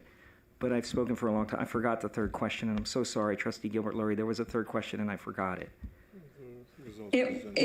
It was about how representative the 2 campuses are and how we take what we learn from that and how applicable we feel it is across our universities. One of the most useful tools that we have employed since 2023 is a single system-wide case management system. Now, there are many, in fairness to campuses, many growing pains that we are experiencing in operationalizing that system-wide case management system because it's very different than what we've utilized before, and candidly, it may not be as user-friendly. So in fairness to campuses, there are many growing pains with that. But one of the things it allows us to do is see patterns and trends at each campus. And as we look at patterns and trends, right, not all campuses are the same. Not all campuses are producing high-level quality services in each area. Some campuses do it well in one area and not well in another. But by using the data, we can see where we need to support campuses, and we can help them and work with them. It's really, as Frank used to share, it is a true co-accountability model. So when we see a trend, Trustee Gilbert-Lorry, when we see an area where a campus needs support, we should be able to spot it sooner and go there and help them. And that's the point of oversight. We want to roll up our sleeves, we want to go there, and we want to help them and not just tell them how they can do better. Thank you. Thank you. Chancellor Garcia. Well, let me begin by saying thanks to all of you. Thank you, Pete, Dave, the entire Office of Civil Rights, all the presidents, and all the staff that's working alongside of you. Let's remember we're saying we're an employer of choice. An employer of choice means that we have the culture of care for everyone that walks in through our doors. So the work that you're doing is extremely important to the people that we serve. I will also thank you for the tremendous culture change that you have embarked upon. This is a collaboration, and this is a definition of systemness. Working together, co-accountability, and especially the presidents, I want to thank them. I am not naive. I know there has been resistance by those that report to you. but you have made it very clear that the Chancellor's office has oversight. And I want to thank you for that, because people don't understand how hard it is for culture change. And I want to say to you, I do.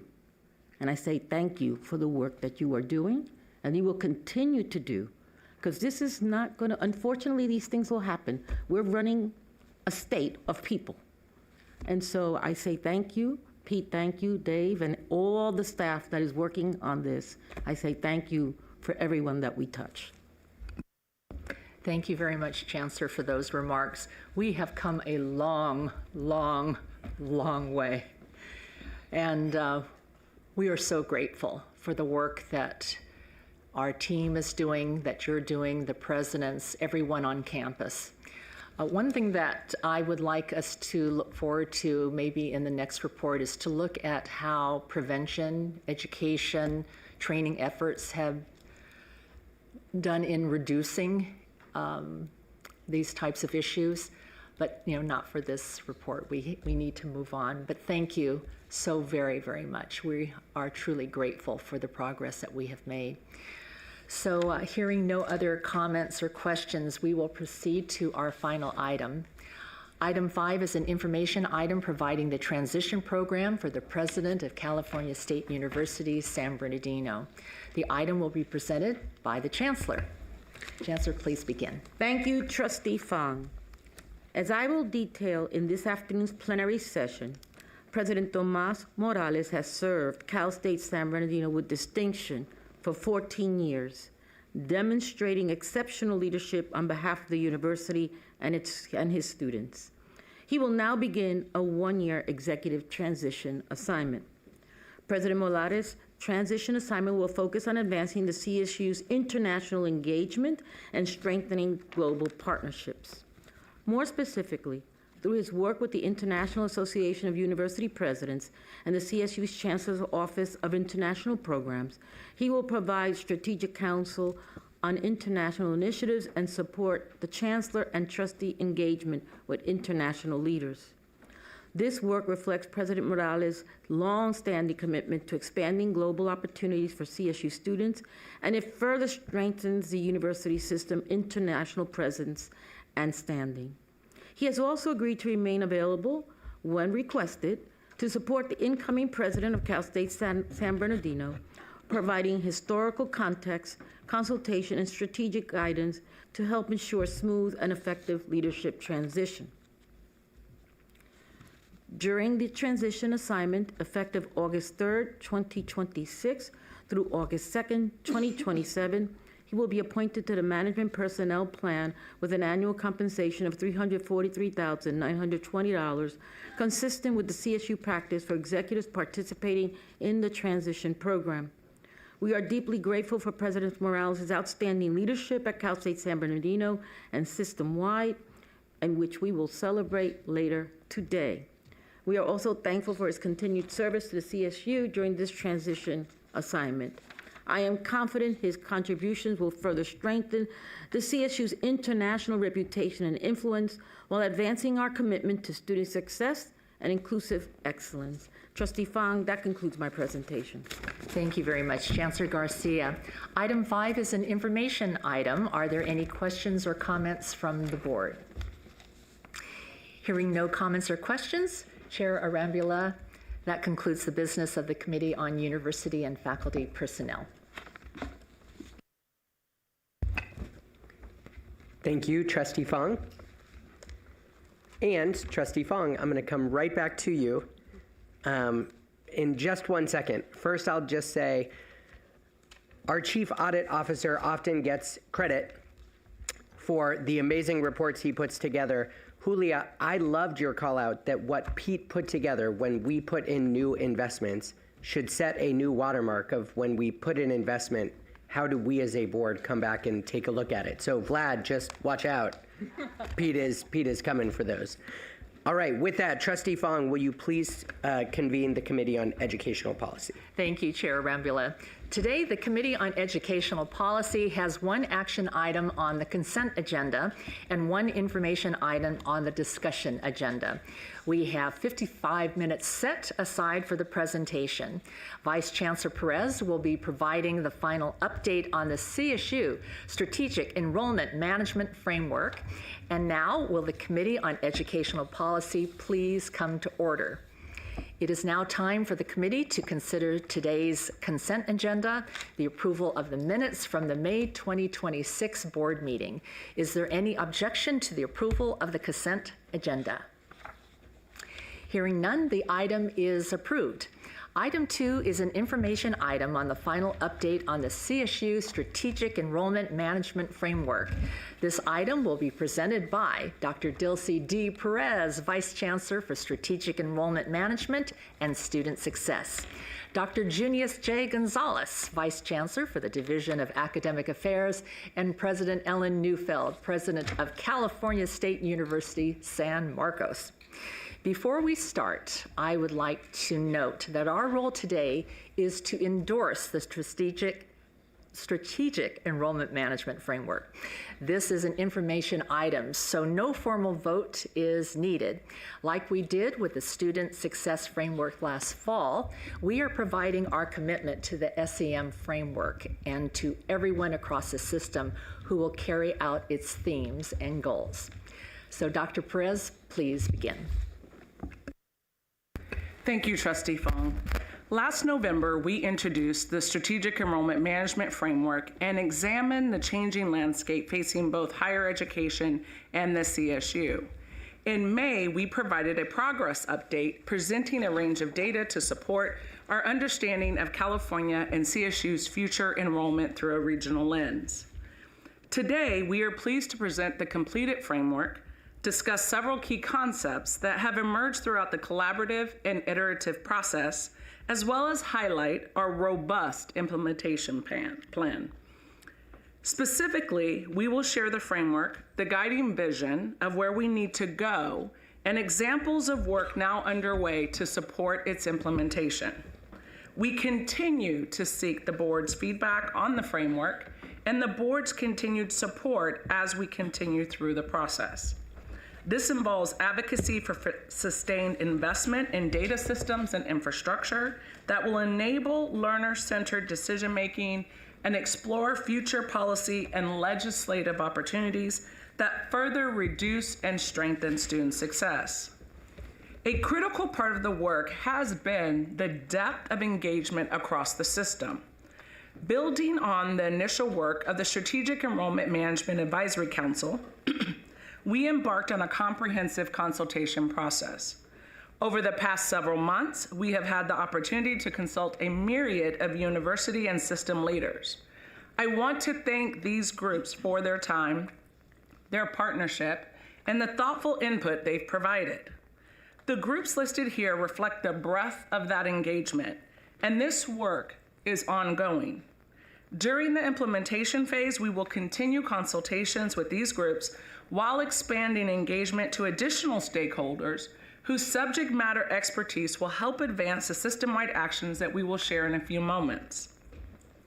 Before we discuss the framework itself, I'd like to briefly revisit several key trends we shared with the board in May that helped us shape this work. As a reminder, California's learner landscape is changing. Over the next decade, high school graduates are expected to decline across much of the state. There is one indicator of broader demographic changes reshaping the state's future learner pipeline. Many students who intend to transfer never realize that goal. Housing and migration patterns continue to influence where Californians live, work, and pursue higher education. More than 6 million adult Californians under the age of 65 have some college but no degree, while an additional 5.6 million adults aged 25 and older have a high school diploma or equivalent and no college experience. And workforce demand for post-secondary education continues to grow. Taken together, these trends point to a simple reality. We need to tailor ourselves to serve more adult students while also ensuring a greater percentage of K-12 and transfer students find their way to the CSU. These challenges are not unique to our system. They are reflected in California's broader priorities, including the Master Plan for Career Education and the state's Unified Strategic Workforce Development Plan, both of which call for stronger coordination among education, workforce, and regional partners to prepare Californians for the future economy. Those same priorities and this changing learner landscape help shape the Strategic Enrollment Management Framework we are presenting today. With that, I'd like to invite Dr. Ellen J. Neufeld, President of California State University San Marcos and co-chair of the Strategic Enrollment Management Advisory Council, to present the work. President Neufeld. Thank you, Dr. Perez. You know, and I too want to begin by acknowledging all the foundational work that has helped inform the SEM framework. It is not happening in a vacuum. Documents including the Sustainable Financial Model Workgroup Report and the CSU Strategic Workgroup on Financial Aid Plan were part of the influencing where we are today. This work is interconnected with those efforts, along with other initiatives focused on data, academic pathways, and the student experience. You know, as I begin, it's important to highlight that the Strategic Enrollment Management Framework is not simply about enrollment. It sits at the intersection of three important priorities: the future of California's economy, workforce, and communities; the power of higher education to create social and economic mobility; and of course, the long-term strength and sustainability of the CSU. And these priorities are deeply connected. California's future depends on an educated workforce. Learners depend on educational opportunities to achieve their goals and improve their lives. And the CSU's ability to fulfill its mission depends on our ability to successfully serve both. The same framework is ultimately about strengthening those connections. And to understand why it matters, we first need to understand the diverse regions that make up California. As we discussed in May, understanding California through a regional lens is essential because opportunity does not look the same in every part of the state. Statewide analysis from Cradle to Career and College Futures Foundation reinforce that regional differences shape college-going behaviors, transfer patterns, workforce alignment, and ultimately how learners connect to opportunity.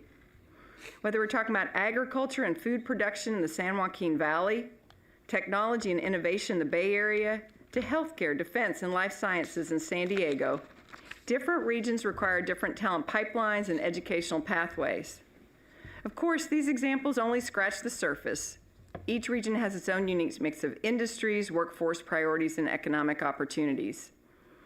The key point is that workforce needs vary across California, and our educational pathways, partnerships, and enrollment strategies must be responsive to those differences. As Dr. Perez just touched on, demographic changes are also unfolding differently across California. As you may recall from our previous presentation, most regions are projected to experience declines in their traditional college-age population. One notable exception that makes President Luke Wood very happy is the greater Sacramento region, which is expected to grow as families continue to relocate from higher cost areas, including the Bay Area. In many regions, future growth will increasingly depend on transfer students, adult learners, and working professionals, including our very own alumni, military-connected students, and Californians with some college but no degree. Together, these realities reinforce an important principle. A one-size-fits-all approach will not meet the needs of California's learners, regions, or economy. The SEM framework provides both a shared vision for the CSU and the flexibility for campuses and regions to respond to their unique opportunities and challenges. And that raises an important question. How do we harness the power of 22 campuses, 8 regions, and 1 university system to better connect to opportunity? The answer is not through isolated efforts, and it's not through a one-size-fits-all approach. The SEM framework is built around 4 interconnected levels of alignment that bring together learners, campuses, regions, and the CSU around a shared purpose. And at the center is the learner. Simply put, this is who we serve. And today's learners are entering higher education through more pathways, at more stages of life, and with more varied goals than ever before. Everything in this framework begins with understanding who they are, what opportunities they seek, and how we can best support their success. The next level is the campus, and this is how we serve. Campuses create the educational experiences, pathways, supports, and opportunities that help them achieve their goals. They recruit, enroll, teach, advise, mentor, and support students throughout their journey. Every campus is unique, reflecting the needs of its students and the communities it serves.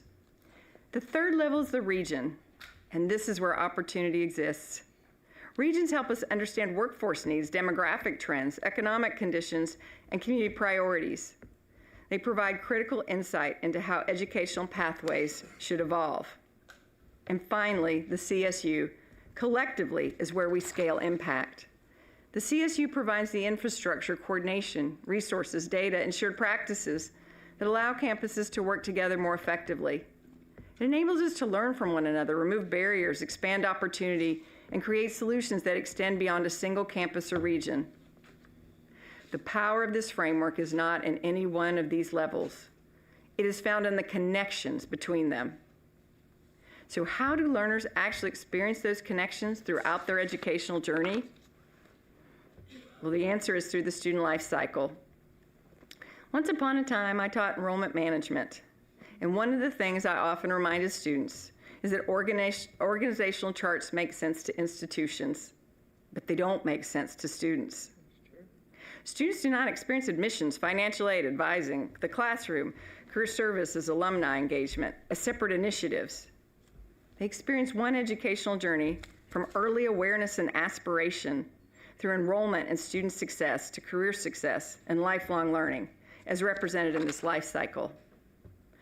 And while the life cycle is shown in progression, we recognize that for many, especially adult and returning learners, that you move back and forth across the stages throughout their lives. The framework is designed to support those journeys as well. And just as importantly, the learner life cycle provides a common way for us to organize implementation and define success. It's not about a single outcome, but well-developed measures across the life cycle. And that is what we will do next, or maybe what they will do next. But anyway, that means success won't be defined in one metric. It will be defined in how well we support learners at every stage of the journey. And that work has already begun. For example, I met with my fellow presidents and leaders across the CSU as I was getting into this project. And one of the areas they consistently identified as an early opportunity was Cal State Apply. And as you'll hear in just a moment, we recognized that Cal State Apply had become maybe too complex and that it was a one-size-fits-all and for many learners very hard to navigate, including maybe this one. I credit really Vice Chancellor Perez. You were moving quickly while also ensuring that students, campus leaders, faculty, staff, and the Chancellor's Office partners all had a voice in reimagining the experience. Together, we've begun transforming Cal State Apply from a single application into a more connected learner journey, one that extends through pre-matriculation, onboarding, and the transition to campus. It's within this, the life cycle will also helps us illustrate how several of CSU's major strategic plans work together. At the broadest level, CSU Forward, we've heard that mentioned today, it provides a system-wide vision and strategic direction that guides our work across the entire learner life cycle. The Student Success Framework is concentrated in the middle of the journey, where students engage most directly with the university and where learning, belonging, well-being, persistence, and completion occur. The Strategic Enrollment Management Framework extends across the full life cycle. It focuses not only years students spend on campuses, but also on the pathways that bring them to the CSU and opportunities that follow graduation. Because as I often say, student success begins long before a student steps on campus. And in today's economy, learning often continues long after graduation. In that way, The framework helps connect learners to opportunity at every stage of their educational journey. The creation of the Division of Strategic Enrollment Management and Student Success reflects the Chancellor's and the CSU's commitment to this learner-centered approach and life cycle.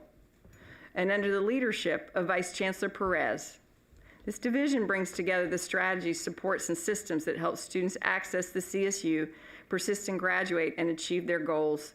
But not to be forgotten, partnered right alongside the Division of Academic Affairs, led by Vice Chancellor Gonzalez. And how lucky am I today to be sitting between these two amazing leaders? I want to acknowledge the amazing work taking place every day across 22 campuses and the CSU system to support students. We have developed innovative programs, partnership, services, and supports that help students access, persist, and succeed in higher education.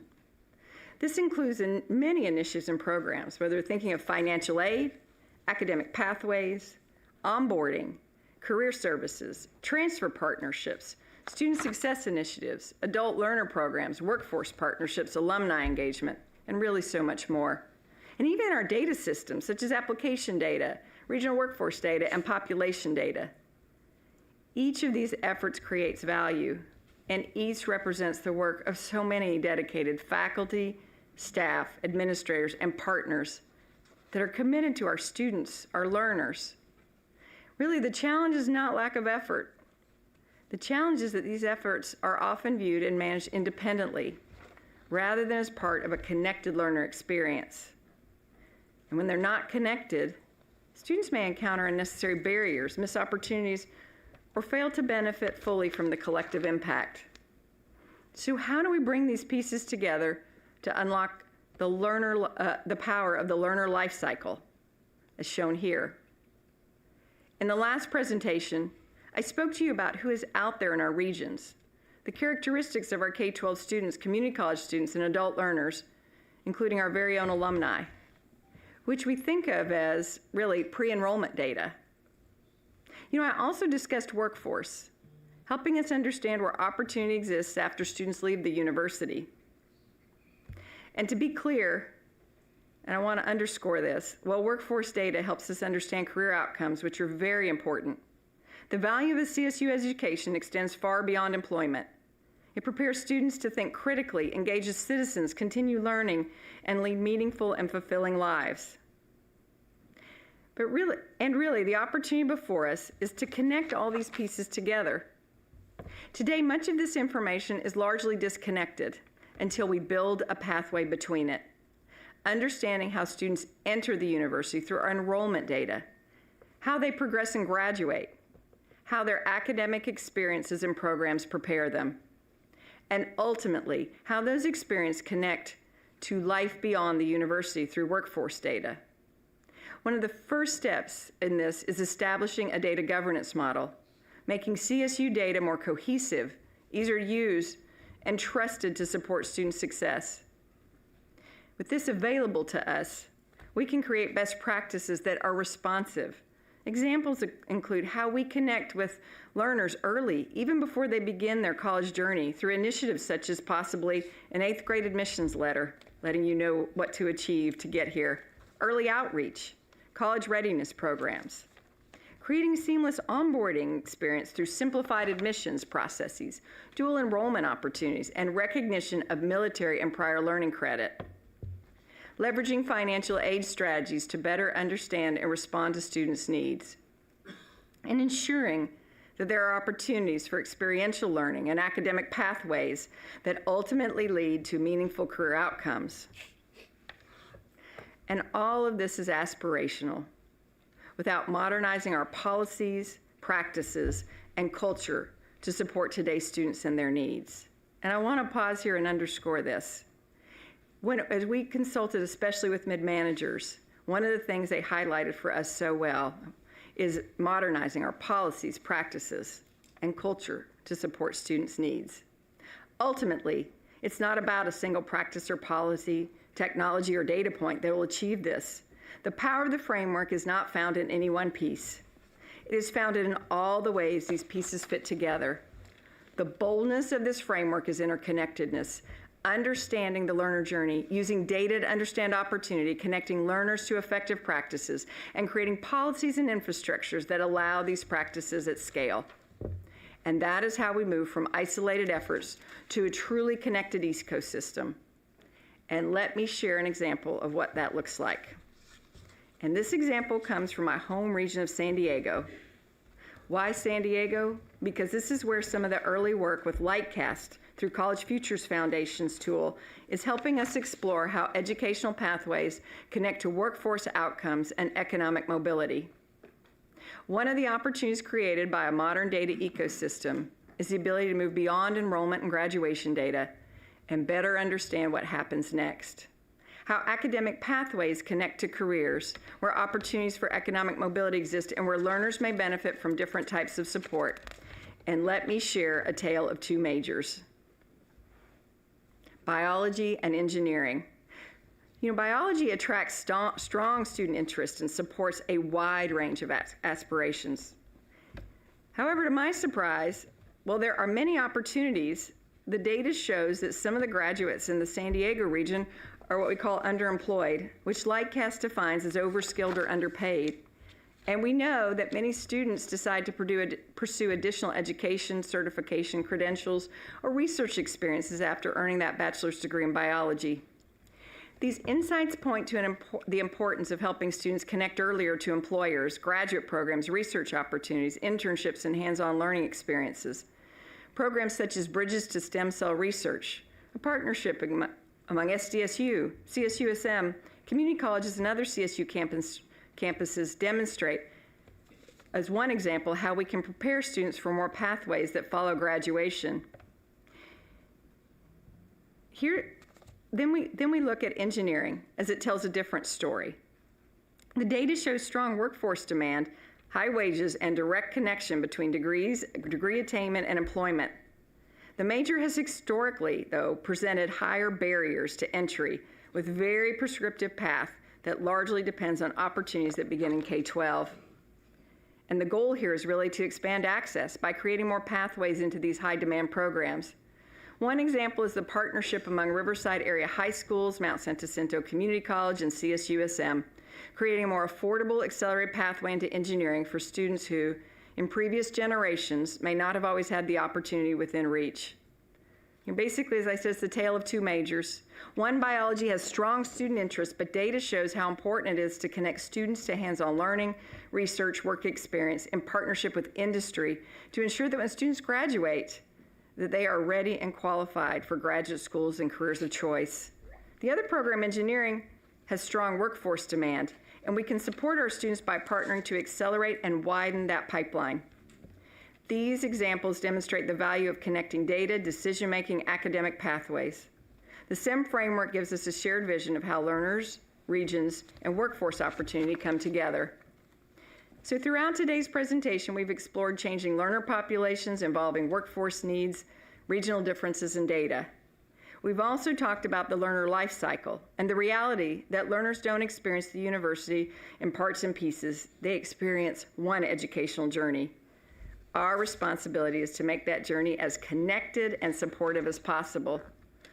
And that vision comes to life through the framework's 6 themes: connected data and information ecosystem, student-centered policies, processes, and culture, flexible future-focused academic programs, adult and non-traditional learners, financial aid as a driver of student success, and a modern, seamless onboarding. These themes work together to expand opportunity, create more seamless learner experiences, strengthen workforce alignment, and ensure the CSU remains responsive to the needs of California's learners. If there is one thing I hope you take away from today's presentation, it's that every decision must begin with the learner.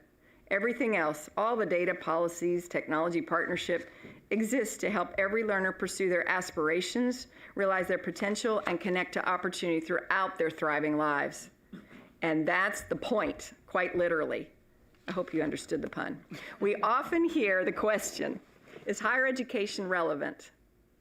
And the thing is, when we start with the learner, and when we ensure our relevance, We expand that economic and social mobility.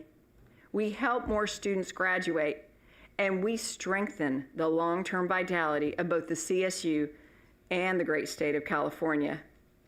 And this really does get me, I'm a grand nerd, excited about the work. It is so exciting to see this as a new day for the CSU. You know, really, as I think about all of this and the fact that I might not prepare for the next board meeting and presentation myself, it has really been a privilege to work alongside Vice Chancellor Perez and Vice Chancellor Gonzalez, as well as AVC Evans and AVC Gromo. Betsy, I don't want to forget you, and Ed Mills, and so many more I couldn't name. But the one thing before I turn the microphone over, the one thing I always remember is all the unsung heroes that get us here. So many people working to make this happen. And even right here at the system and my own team at Cal State San Marcos in this case, working behind the scenes from everything from a PowerPoint to a click to data. And I just want to thank everybody that worked so hard to make something like this happen. And I especially want to thank you, Vice Chancellor Perez, for your passion and all that you do, as I now turn it over to you to share where we're going with this framework in action. Thank you so much, President Neufeld. As President Neufeld shared, implementation is already underway. As I prepared for today's presentation, I couldn't help but think back to our September board meeting when we presented CSU Forward and the Student Success Framework. Today, we are taking another step with the first ever SIM framework, our first strategic enrollment management plan. Together, and I want to reiterate, together with CSU Forward, these are not separate plans. Yep. They are integrated. Student success and student enrollment management are inextricably linked. And this has informed the development of the new division. The roadmap you are about to see highlights some of the major implementation efforts that will move the framework from vision to action over the next 2 years.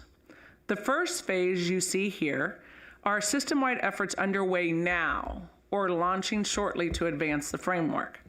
The board approved new baccalaureate pathways in May. These new degree types strengthen transfer, expand access, and respond directly to California's workforce needs. The Chancellor's Office has also commenced a review of system-wide policies to remove the barriers and support learner success. Once implementation is complete at the remaining 14 universities, all 22 campuses will use a single degree audit and academic planning platform, strengthening, advising, and supporting timely degree completion. The work to reestablish the Financial Aid Advisory Council and to begin centralizing financial aid back office operations will advance efforts to provide students with timely financial aid information that better supports informed enrollment decisions, as Trustee Lopez has previously highlighted in many of our board meetings. Efforts to begin transforming the admissions application experience have already begun as well. Notably, in this initial phase, we are launching the Los Angeles Regional SIM Pilot. This pilot brings together our Los Angeles area universities and regional workforce partners to test a new model for regional enrollment planning. The goal is to integrate workforce intelligence, learner demand, academic planning, and enrollment strategy to better align programs with California's evolving needs. The lessons we learn will inform future program development, enrollment targets, resource allocation decisions, and direct admission strategies, not only in LA, but ultimately across the CSU's other regions. The next phase of the roadmap shows actions that will begin this fall and continue onwards. These include establishing a system-wide workforce intelligence capability to inform academic planning, regional workforce alignment, and program development, as well as evaluating the system's online program portfolio to identify opportunities to expand high-quality pathways for adult learners in degree completion. Vice Chancellor Gonzalez will speak on these efforts in more depth shortly. We will also begin developing our adult learner re-engagement strategy to reconnect stopout students and Californians with some college but no degree, expanding graduate recruitment and enrollment opportunities, and strengthening return to learn pathways for alumni and working professionals. We will also be establishing an enrollment allocation working group that will develop recommendations for future enrollment allocations processes that supports long-term system sustainability, and we will complete our real-time and near-time data infrastructure updates, as we've talked about in CSU Forward, as well as in the Student Success Framework, in order to provide timely, actionable data to support learner-centered decision-making across universities in the system. In addition, the SIMS division is in the process of hiring an associate vice chancellor for enrollment strategy and transformation that will begin in the next few months. This inaugural position will lead successful execution of the implementation plan. We will now present a closer look into the handful of system-wide actions. A key component of developing a seamless onboarding experience is transforming the admissions experience. Before a learner even opens an application, they first need to know that the opportunity exists. For many students, families are central to that decision. That's why we're taking a broad view of onboarding, which includes everything from early outreach and engagement to strategic system-wide marketing, which is different than marketing and branding, and communications. We must reach learners and their families earlier, build awareness and trust, clearly communicate affordability and opportunity, and help prospective undergraduate and graduate students and their families see a place for themselves in the CSU. As the Chancellor has emphasized, this also includes developing a coordinated, multilingual communication strategy that ensures learners and families receive clear, accessible information in their native language that best support their college decision making. Just as importantly, a multifaceted marketing strategy must do more than just inform.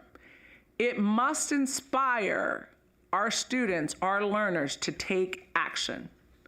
We know today's learners have many educational and career options, and our messaging must help students see themselves in higher education while reaching populations whose college-going patterns are changing, including the widening enrollment disparities among young men.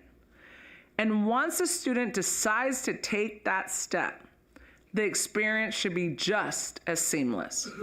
Today, too many students encounter a process that is complex, time-consuming, and uncertain. We in the CSU are going to change that. Our goal is to reduce application completion time to 22 minutes or less. And we are already taking meaningful steps toward that vision. For fall 2027, the application will open on August 1st, 2 months earlier than previous cycles, and we will create a mobile-first design enabling applicants to complete the entire application on their smartphones. AI-enabled transcript technology will also streamline the entry of college coursework, significantly reducing application completion time for transfer students and other applicants with prior college credit. This is about more than just improving an application. It's about making the application experience more accessible, learner-centered, and designed for today's students who may find it complicated and burdensome to apply, and if there's too much of a barrier to scale given competing priorities and responsibilities. We are also taking a fresh look at how we engage prospective learners through strategic system-wide marketing.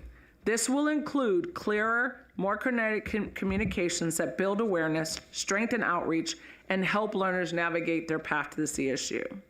To share a few more examples of implementation efforts underway, I'd like to invite my colleague, Vice Chancellor Gonzalez, to speak to what Academic Affairs is currently tackling. Thanks so much, Vice Chancellor Perez and President Neufeld. I'm going to present a snapshot of just a few specific sort of action-focused initiatives that are already going on. The first is addressing the theme of a connected data ecosystem. One significant initiative supporting that work is the development of a workforce intelligence for the academic enterprise unit that will help us make sense of fragmented data.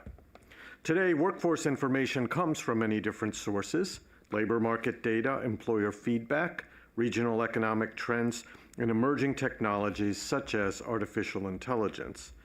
Our goal is to bring those sources together into a shared system-wide capability that helps campuses better understand where opportunities are emerging and how academic programs can respond. This is not about allowing workforce data to dictate academic decisions. It is about providing better information so faculty, campuses, and academic leaders can make informed decisions about programs, partnerships, credentials, and student opportunities. In short, workforce intelligence strengthens our ability to align academic planning with California's workforce while preserving the CSU's academic mission. The next area of implementation brings together three closely related framework themes: seamless onboarding and flexible, future-focused academic pathways.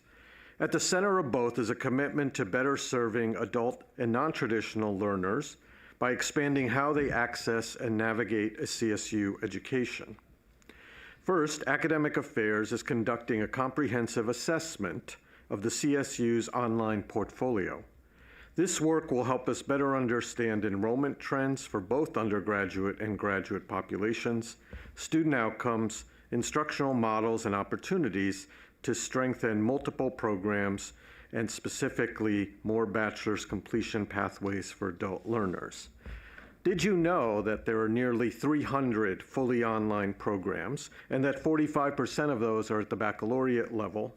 And did you know that nearly 50% of those programs are on state support and 50% are on self-support?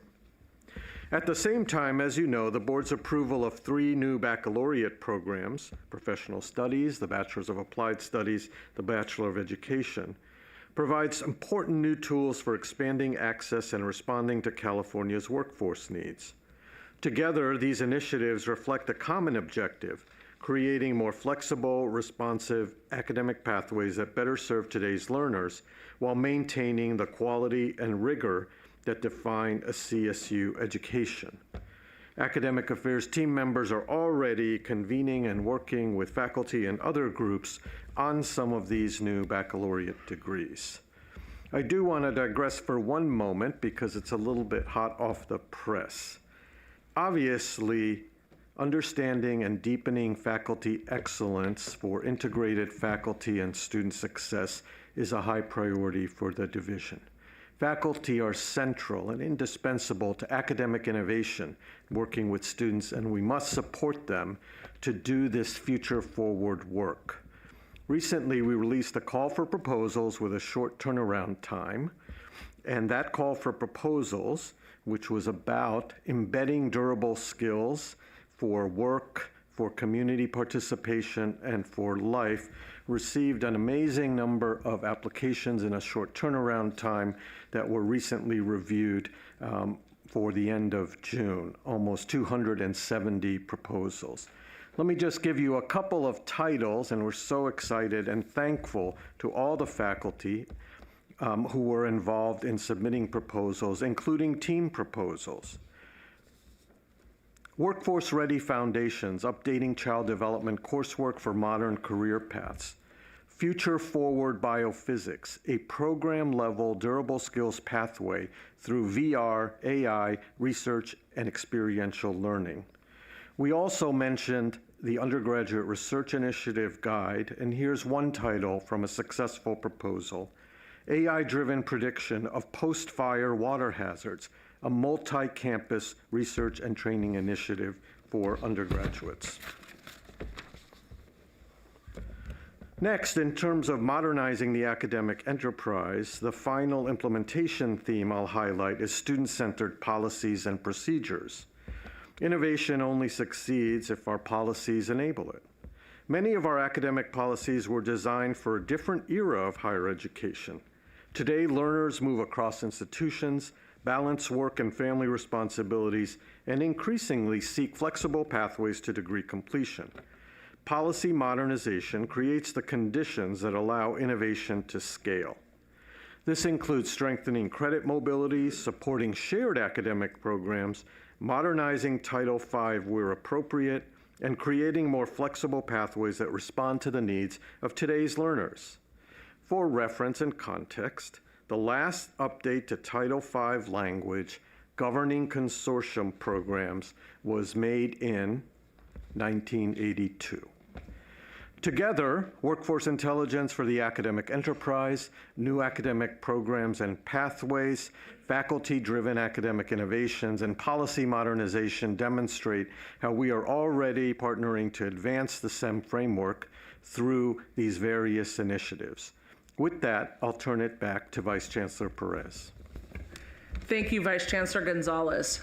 You may remember last board meeting, we were short on time and told to go really quickly. We are at that point, and so I will go through this very quickly with you. As we implement the framework, it's equally important that we measure whether it's making a difference. The learner lifecycle not only organizes our work, it also provides a common framework for measuring success. Many of these measures on the screen build directly upon those already established, particularly around persistence, graduation, and the learner experience. The SEM framework broadens that perspective by adding measures that span the entire learning life cycle, from expanding access and improving onboarding to career outcomes, alumni engagement, and longer-term economic mobility, creating one more comprehensive view of learner and institutional success. The measures you see here are illustrative. They represent a sample of the kinds of measures we'll use across the learner system as implementation continues. We'll continue to refine and build the shared scorecard in partnership with our campus and system leaders. At the beginning of the learner journey, we'll measure whether we're expanding opportunity among first-time freshmen, transfer, and adult learners. Are we reaching more learners? Are they choosing the CSU? And are we increasing enrollment across the learner populations this framework is designed to serve? As learners transition into and through the university, we'll measure whether we're creating a more seamless experience. Are we making admissions and financial aid decisions more timely? Are students engaging in meaningful learning experiences? Are they persisting and progressing towards graduation? And as learners complete their CSU education, we'll measure whether it translates into meaningful outcomes, degree and credential attainment, career or graduate school success, stronger alignment between education and workforce opportunity, and greater economic and social mobility. Taken together, these measures move us beyond simply counting enrollment. They help us understand whether the entire learner journey from first connection with the CSU through graduation and beyond is creating opportunity for learners and value for California. This scorecard will also provide the foundation for reporting implementation progress back to the board, and we look forward to returning in January or March 2027 to share our progress in the next phase of implementation. I want to reiterate, the SEM framework represents a new day for the CSU. It challenges us to re-examine all of our processes, everything that we do. Rather than beginning with enrollment targets disconnected from data, the framework encourages us to begin with a deeper understanding of our regions. Who lives there? Who are we not serving? What opportunities exist and how the CSU can respond. In turn, it enables us to make informed decisions about where to invest resources, ensuring that enrollment planning, academic planning, and financial planning are aligned in support of our mission, the long-term sustainability of our campuses, and the future success of California as a whole. This is a call to action. No longer will we ask, how have we always done it? But what do learners need from us to succeed? As we close, finally, I'd like to return to the opportunity before us, the return on investment, if you will. New data just released this spring by Georgetown University for College Futures Golden Ticket Initiative shows that California could unlock as much as $4.4 trillion in additional economic potential by reaching 70% post-secondary attainment. California can and must achieve that goal. And I'm here to tell you that today, the California State University has and will continue playing a leading role in making it happen. We know we are key to California's future as the state's workforce driver, but we will not get there if we continue to use a one-size-fits-all approach or using an outdated framework. We will get there by recognizing that today's learners follow many different pathways and by making a commitment to each of them. The development of the framework has affirmed our values and commitments that every K-12 student, we commit to making college and learning more visible, more attainable, and more connected to the future. For every community college student, we commit to creating clearer, faster, and more seamless pathways to a bachelor's degree. For every adult learner, we commit to creating flexible opportunities to return, complete a degree, upskill, reskill, and advance.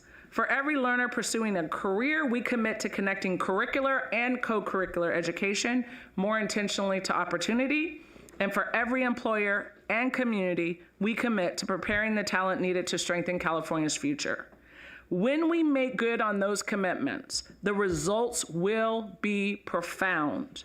When we achieve the vision outlined in these frameworks, our outcomes will result in more Californians prepared for the future, greater economic and social mobility, CSU alumni prepared to meet regional and statewide workforce needs, lifelong learning across a changing economy, and a stronger, more future-ready California. But perhaps most importantly, we will fulfill the promise at the heart of the California State University, that talent exists in every community, that potential exists in every region. The strategic enrollment and that opportunity does not depend on where and when someone starts. The SIM framework is ultimately about ensuring that every Californian can see a pathway forward and that the CSU is ready to meet them there. When we do that, California will reach the 70% attainment. And there is no other higher education system in America better positioned to help make that happen than the California State University. Before we close, I would like to deeply acknowledge and thank President Neufeld for her leadership in developing and finalizing the SIM framework. President Neufeld, your vision, your tenacity, and your commitment to this system, this framework, and the learners we serve were critical at every step of the way. We would not have the framework without you, your wisdom, and guidance. Thank you. Trustee Fong, you're probably happy to hear these words. This concludes our presentation. We would be happy to take any questions. Wow, thank you so much, Dr. Perez, President Neufeld, Dr. Gonzalez, for that incredible report, this exciting SEM framework. Our committee meeting was supposed to end at 10:55. So the chair has been very generous in allowing us to extend time. However, if I could ask our board members to keep our questions and the responses as succinct as possible. So, are there any questions or discussion? So, Trustee Lopez, please. Thanks. My comment is this. We've stopped reacting and fixing and working like we were in the 20th century. We finally are catching up to 2025.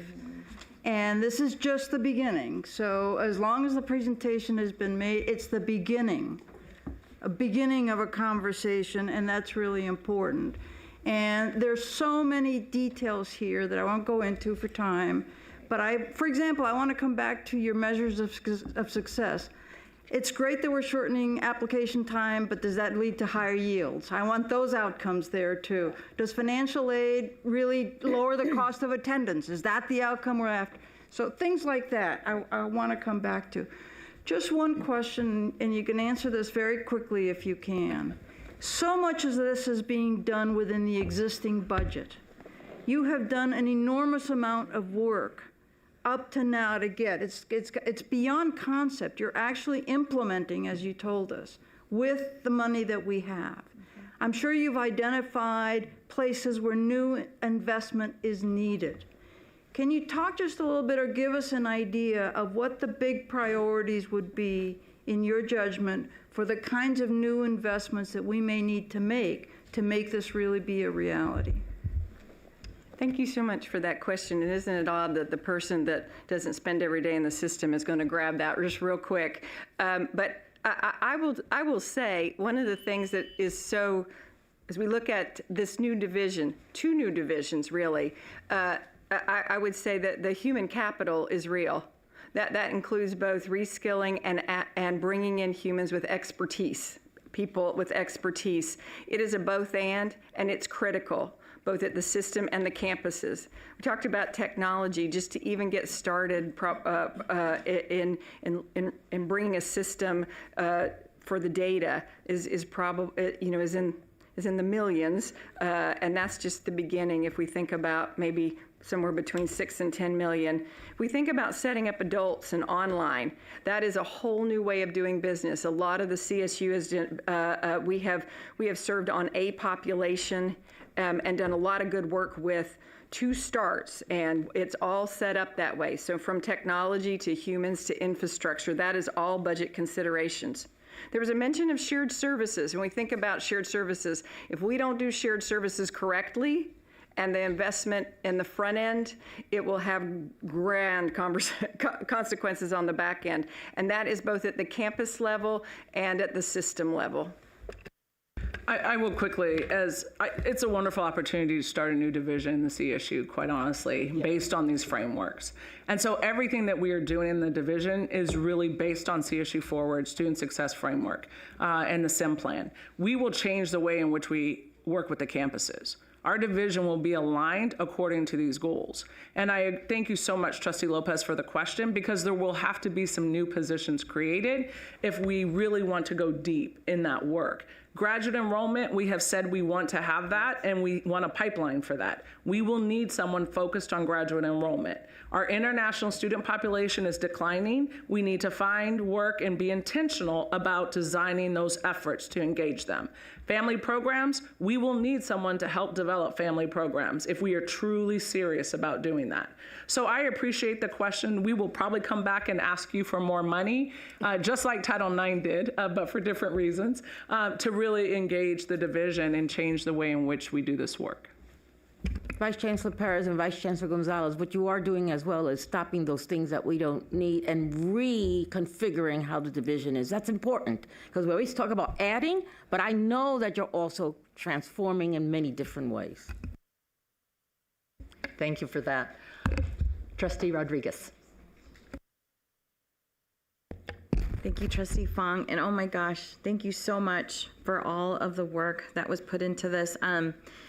You've heard me make comments in the past on how important this is to me, and but you show what can happen when you start to process all these stakeholders that got back together, thinking about, breaking down barriers and making sure that we're opening every possible way to have students come, all Californians come into our system.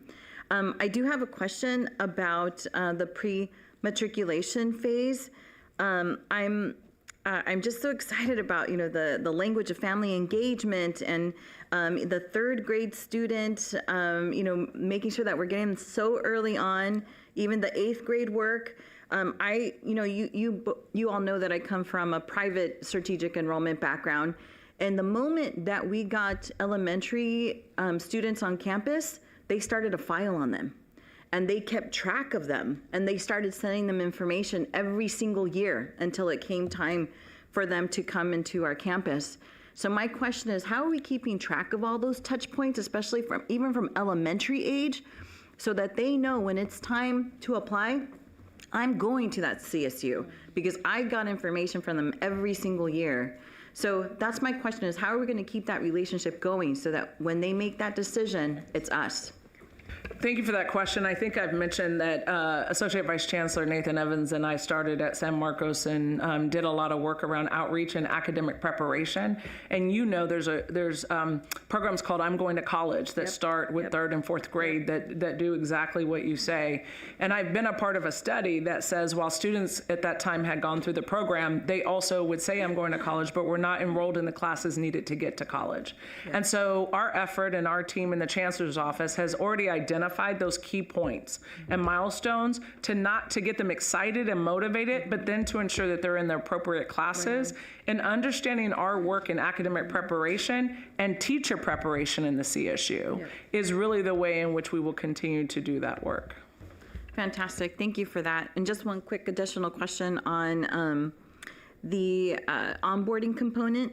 So when I saw the year-round enrollment options, does that mean that we're going to rolling admissions? Yes. Okay. All right, cool. Thank you so much.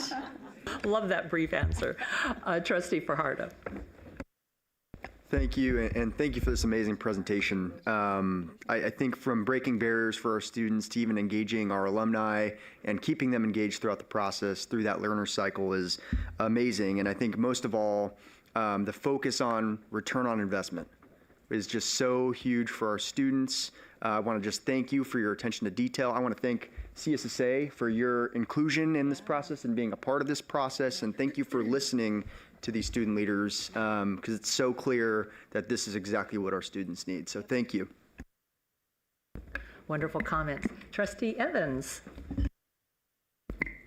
Thank you. Now that I know we can do yes, no, I think this could maybe be a yes, no. So just a quick question about the Workforce Intelligence Unit. So I'm just trying to understand how much of that is going to be work that's kind of self-made out of the CSU, and how much are you able to borrow from all of the existing data and resources that the state already compiles around what regional workforce needs are? Both. Okay. Let me comment, though. You've heard reference, perhaps, in your first meeting here to the need for rapid modernization of data systems and data. It also involves data quality. And so that's a whole another broad discussion. But the short answer is both. I think one of the biggest challenges and why the unit is exciting is, however you want to call it, the dynamism of change. One of my favorite phrases, and the acronym is VUCA, right? Business and law, the V standing for volatility. One of the things we're hoping with this unit is, because so much change is happening rapidly, almost month to month in certain workforce areas, et cetera, that we'll have a hand in at least assembling the multiple sources of data and our own data on students and alumni, et cetera, to be able to not be so static in helping all of the campuses and beyond think about academic programs and more. Trustee Bra. Thank you, Trustee Fong. This is really exciting. I echo everyone's comments. I know we only have a little bit of time, but I think this is so important, and I can't wait to when we bring this back and keep working on it. Just talking about the regional work, that is so important. I'm from the Central Valley. Our region is changing. Oil and ag aren't what it used to be. So our students, we need to be nimble with that and be able to meet them where they're at. And that is so crucial. So thank you for that. And just moving on, I know you talked about early outreach.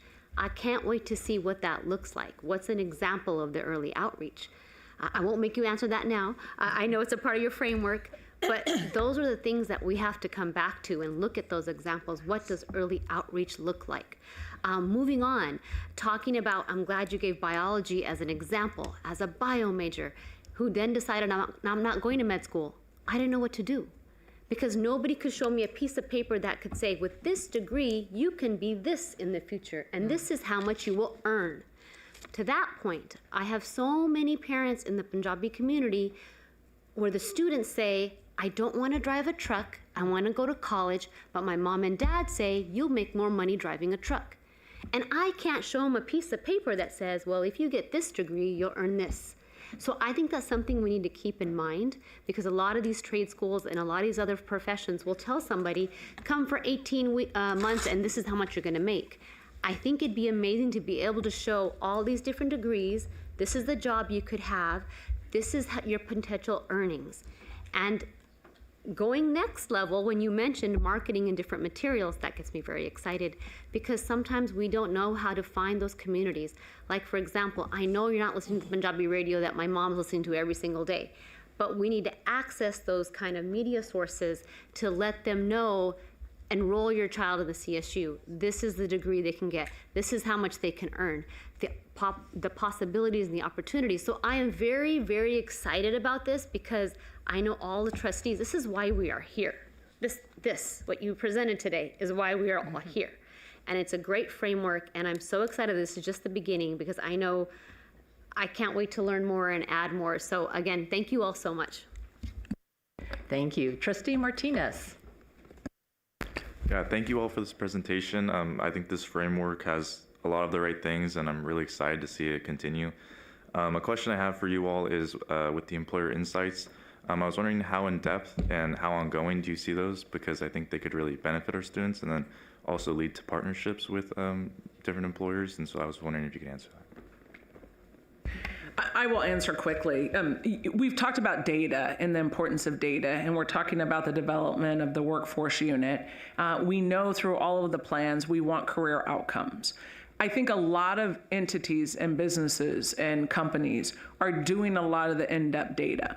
What we're in the process of doing is trying to bring them all together today to say do something on behalf of the CSU that will impact the state. So one, I think the data, the relationships with economic development corporations and others are out there. So it will be about using data, developing relationships, and we can't forget also the internship goals that we have. So I think what you'll see is it's there, but it's not all together. And so the opportunity we have is to put it in a total package that makes it easy for the campuses to see and to do their planning along the life cycle. Okay, thank you so much. Trustee McGrory. Okay, may I just follow up on that? Certainly. Part of the LIFT call for proposals to faculty, and what's so exciting is that many of the faculty proposals created teams, including with employers and with alumni. And there's nothing, particularly in some areas, to have the co-creation, co-design, or reimagining of curriculum and courses with those different groups, which so many faculty are willing to do. Some have done already, and now we're offering new support for them to do that. Trustee McGrory. Just real quick, my personal experience and having 5 kids go through this college experience is it's the first school that shows up with a concrete offer has a tremendous advantage. Waiting until April is craziness, and particularly the enrolled campuses. You should be out there in December and January making offers, and if you can couple it with an offer of financial aid at the same time, that carries a lot of weight with the parents who are driving some of the decisions. Secondly, I don't know what we're going to do about college-aged men. When you look at the demographics of our student body, 60% are women now, 40% are men, and it seems like the percentage of men are going down. There's something going on with men right now in terms of being attracted to college education. I think there's a lot of disinformation out there. And one recommendation I would have for the Chancellor's office, I think we should have a statewide branding campaign about the CSU and the opportunities we can provide. Because I still go around San Diego, and people don't realize the tremendous value that we're offering at both San Marcos and San Diego State. I mean, you can't get an education for $6,000 a year. I mean, it doesn't exist in this country. And the quality. So I just think we need to get it in front of people, and we ought to do some kind of a statewide branding campaign. Thank you. Before I turn it over to the Chancellor, you can hear how excited the board is about this framework. I'd like to know how often you are going to be giving the board updates on how the implementation progress is proceeding, and what are the key performance indicators that we will receive to evaluate how successful the program is? So I would answer that in saying that you will get updates along the way from Vice Chancellor Gonzalez and I, because everything is inextricably linked. So I want to encourage us to think about strategic enrollment management and student success beyond just the framework. It is all of our plans CSU forward. So I think what will be important is to be intentional about how we provide that on an ongoing basis. But regarding specifically the SIM framework, one, we will come as often as the Chancellor tells us to. And then two, January, March is when we'd like to come back with a significant update. Excellent. We look forward to that. Chancellor. Very quickly, I just remember when I first came on board, Trustee Steinhauser and President, I'm just blanked. President Neufeld and students, faculty, staff, and community started this conversation, how far you've come. I want to say, number one, President Neufeld, thank you for you have another job, and this took a lot of your time. I also want to thank both Vice Chancellor Perez and Vice Chancellor Gonzalez and their entire teams for this amazing work, and also the partnership with the Academic Senate, the CSSA, the voices of our students and faculty and staff who have come together to come to this point. It is extremely complicated, ladies and gentlemen. These individuals who all work, not only them, it takes lots of hours, and they've even met on weekends to get this to where it is today. So I want to say thank you to that. And yes, Trustee McGrory, the branding, I looked at Greg immediately, and I looked at Patty immediately, and they know that this is on their to-do list. So we hear you. So thank you very much, everybody. Great job. Thank you, Chancellor. Chair Arambula. I love this work. It is comprehensive and connected. And I think, Dilsey, this is what you keep reminding us. And so I just want to name for us, there is a beginning to this, which is the recruitment down in the early years, an application that we are going to work to get to 22 minutes. I have a rising junior, so if you can really get on that one to make sure that's in place by next year, that'd be great. So that we have that at the beginning, that this is connecting to workforce at the end and everywhere in between is powerful. 4 things for us to consider, not a question in it. The first is we absolutely should be tying the work we're doing to the work that's already happened with the California Jobs First initiative. Our 8 regions overlap with their 13 regions, and so much of the workforce knowledge already exists in those plans, plus some of those. So in whatever ways, and I'm sure we've already been doing it, but that's the first. The second is we tie this to current employment at the regional level. I want us to not miss future employment opportunities. The Fresno State example from just a couple of weeks ago, where President Jimenez Sandoval, along with our partners at UC Merced and other regional partners, launched a supercomputer on campus to now house the data so that ag centers can figure out how to use AI to solve problems that no agricultural group could solve alone, is an example, I think, of Fresno State, and I'm sure every one of our campuses is doing the same, of not just how are we preparing you for the jobs that exist today, but for the jobs that we at the CSU will help exist in the future. That's my second. The third is, and Junius named this, the systems that we are going to have to come back as a board to help modernize, because we have systems that right now are structured in students come to us when they're 18 and they come at one time. Yep. And this plan will force us to really rethink how might we actually begin to enroll students every 9 weeks, every 6 weeks. Students who aren't coming directly out of high school. And that will require some new work on behalf of staff, in coordination with faculty, and for us as a board to reconsider. And lastly, on the branding, I couldn't agree more that there is a branding question, and it's one that has to start with the end in mind. We have to connect, just as CSU Forward has done, that the value of a college degree is what it provides for you personally, and what it enables you to do when you leave these walls. And so the more we can be connecting the degrees that we are offering and the workforce readiness that it gives you and the salary that it will prepare you to bring in for so many of our students, that's going to be, I think, Jack, how we change that narrative and change that story. Because right now that just, we have to have a tighter version of that. And we do have a great version of it, but we just need to be shouting that from the rooftop. So thank you again for all of the work. Once again, thank you, Dr. Perez, President Neufeld, Dr. Gonzalez, for this incredible report and also the work of all of our teams. and everyone across our university and communities. Really exciting work. So, Chair Arambula, this concludes the business of the Committee on Educational Policy. Thank you. Thank you, Trustee Fong. We are going to take a break before we take the next committee. Please be back at 11:20. Welcome to the live stream of the California State University Board of Trustees meeting. Please adjust your audio as needed. Our campuses consistently rank highly in national indexes for best value, educational quality, and social mobility. Our newest graduates will join 4 million plus alumni ready to power California's economy and fill critical areas such as teaching, health services, and engineering. Welcome to the live stream of the California State University Board of Trustees meeting. Please adjust your audio as needed.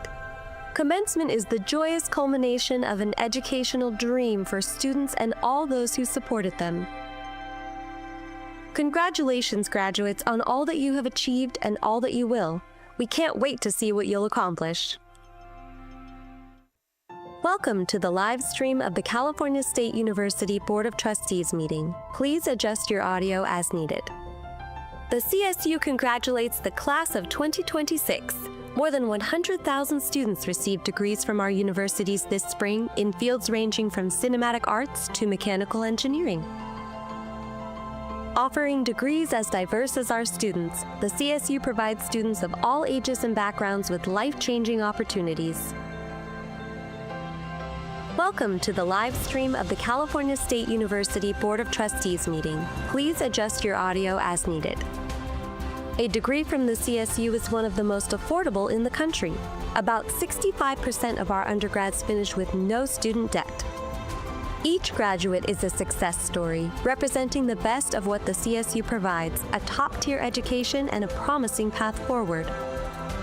Welcome to the live stream of the California State University Board of Trustees meeting. Please adjust your audio as needed.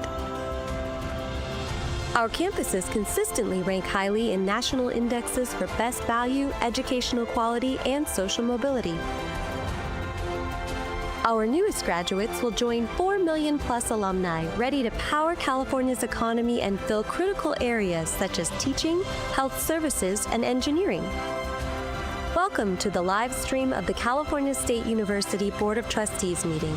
Please adjust your audio as needed. Commencement is the joyous culmination of an educational dream for students and all those who supported them.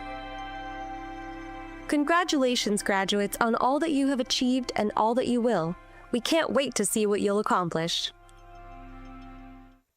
Welcome to the live stream of the California State University Board of Trustees meeting. Please adjust your audio as needed.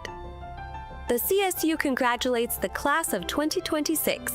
More than 100,000 students received degrees from our universities this spring in fields ranging from cinematic arts to mechanical engineering. Offering degrees as diverse as our students, the CSU provides students of all ages and backgrounds with life-changing opportunities. Welcome to the live stream of the California State University Board of Trustees meeting. Please adjust your audio as needed. A degree from the CSU is one of the most affordable in the country. About 65% of our undergrads finish with no student debt. Each graduate is a success story, representing the best of what the CSU provides, a top-tier education and a promising path forward. Welcome to the live stream of the California State University Board of Trustees meeting. Please adjust your audio as needed. Our campuses consistently rank highly in national indexes for best value, educational quality, and social mobility. Our newest graduates will join 4 million plus alumni ready to power California's economy and fill critical areas such as teaching, health services, and engineering. Welcome to the live stream of the California State University Board of Trustees meeting. Please adjust your audio as needed. Commencement is the joyous culmination of an educational dream for students and all those who supported them. Congratulations, graduates, on all that you have achieved and all that you will. We can't wait to see what you'll accomplish. Welcome to the live stream of the California State University Board of Trustees meeting. Please adjust your audio as needed. The CSU congratulates the class of 2026. More than 100,000 students received degrees from our universities this spring in fields ranging from cinematic arts to mechanical engineering. Offering degrees as diverse as our students, the CSU provides students of all ages and backgrounds with life-changing opportunities. Welcome to the live stream of the California State University Board of Trustees meeting. Please adjust your audio as needed. A degree from the CSU is one of the most affordable in the country. About 65% of our undergrads finish with no student debt. Each graduate is a success story, representing the best of what the CSU provides, a top-tier education and a promising path forward. Welcome to the live stream of the California State University Board of Trustees meeting. Please adjust your audio as needed. Our campuses consistently rank highly in national indexes for best value, educational quality, and social mobility. Our newest graduates will join 4 million plus alumni ready to power California's economy and fill critical areas such as teaching, health services, and engineering. Welcome to the live stream of the California State University Board of Trustees meeting. Please adjust your audio as needed. Commencement is the joyous culmination of an educational dream for students and all those who supported them. Congratulations, graduates, on all that you have achieved and all that you will. We can't wait to see what you'll accomplish. Welcome to the live stream of the California State University Board of Trustees meeting. Please adjust your audio as needed. The CSU congratulates the class of 2026. More than 100,000 students received degrees from our universities this spring in fields ranging from cinematic arts to mechanical engineering. Offering degrees as diverse as our students, the CSU provides students of all ages and backgrounds with life-changing opportunities. Welcome to the live stream of the California State University Board of Trustees meeting. Please adjust your audio as needed. A degree from the CSU is one of the most affordable in the country. About 65% of our undergrads finish with no student debt. Each graduate is a success story, representing the best of what the CSU provides, a top-tier education and a promising path forward. Welcome to the live stream of the California State University Board of Trustees meeting. Please adjust your audio as needed. Our campuses consistently rank highly in national indexes for best value, educational quality, and social mobility. Our newest graduates will join 4 million plus alumni ready to power California's economy and fill critical areas such as teaching, health services, and engineering. Welcome to the live stream of the California State University Board of Trustees meeting. Please adjust your audio as needed. Commencement is the joyous culmination of an educational dream for students and all those who supported them. Congratulations, graduates, on all that you have achieved and all that you will. We can't wait to see what you'll accomplish. Welcome to the live stream of the California State University Board of Trustees meeting. Please adjust your audio as needed.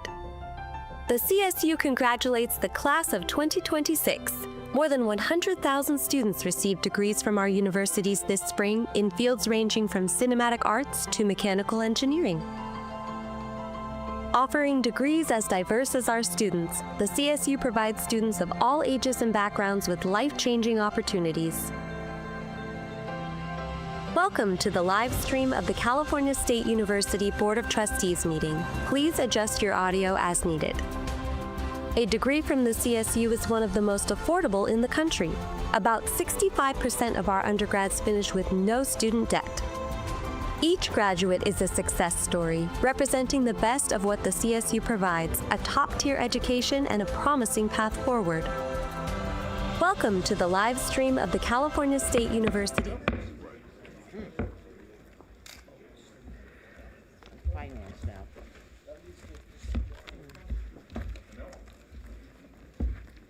Thank you so much. Trustee Lopez, will you please convene the Committee on Finance? Thank you, Chair Ambula. Will the Committee on Finance please come to order? We have a consent agenda with 2 items, minutes, and approval of a public-private partnership for affordable housing. Does any committee member want to remove any of the items? If not, may I have a motion to approve? Second? Second.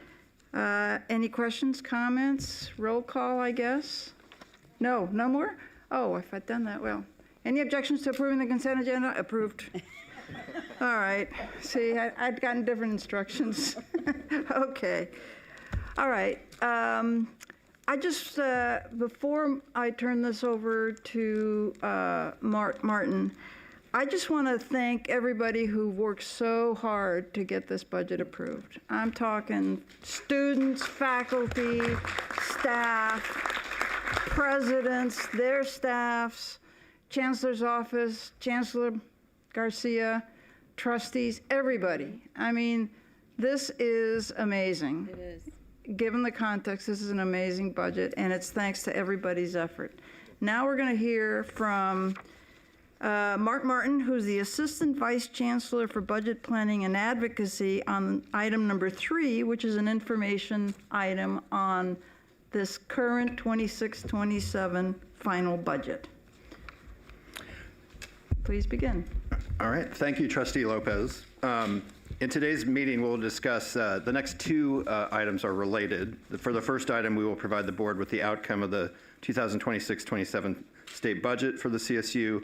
And the second item will cover our planning parameters for the 2027-28 budget plan. This first item provides an overview of CSU's 26-27 budget outcome and key issues ahead. Our goal today is to review the 26-27 state budget process and what it means for CSU. And as you all know, this news is largely positive, but with some important considerations. The state funding we received this year advances all 4 priorities of CSU Forward, strengthening our role as an economic mobility engine, providing sustainable affordability for students, becoming the employer of choice in higher education, and enhancing CSU's statewide impact. This presentation will walk through 3 areas. First, California's fiscal condition, which drives policymakers' ability to invest in priorities like the CSU. Then we'll summarize the final 26-27 budget outcome and update you on the broader higher education landscape. Finally, we'll close with 2 key takeaways.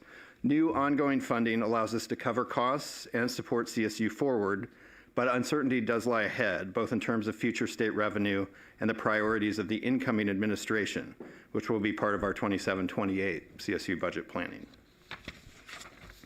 Now let's examine the state budget process and the final 26-27 state budget.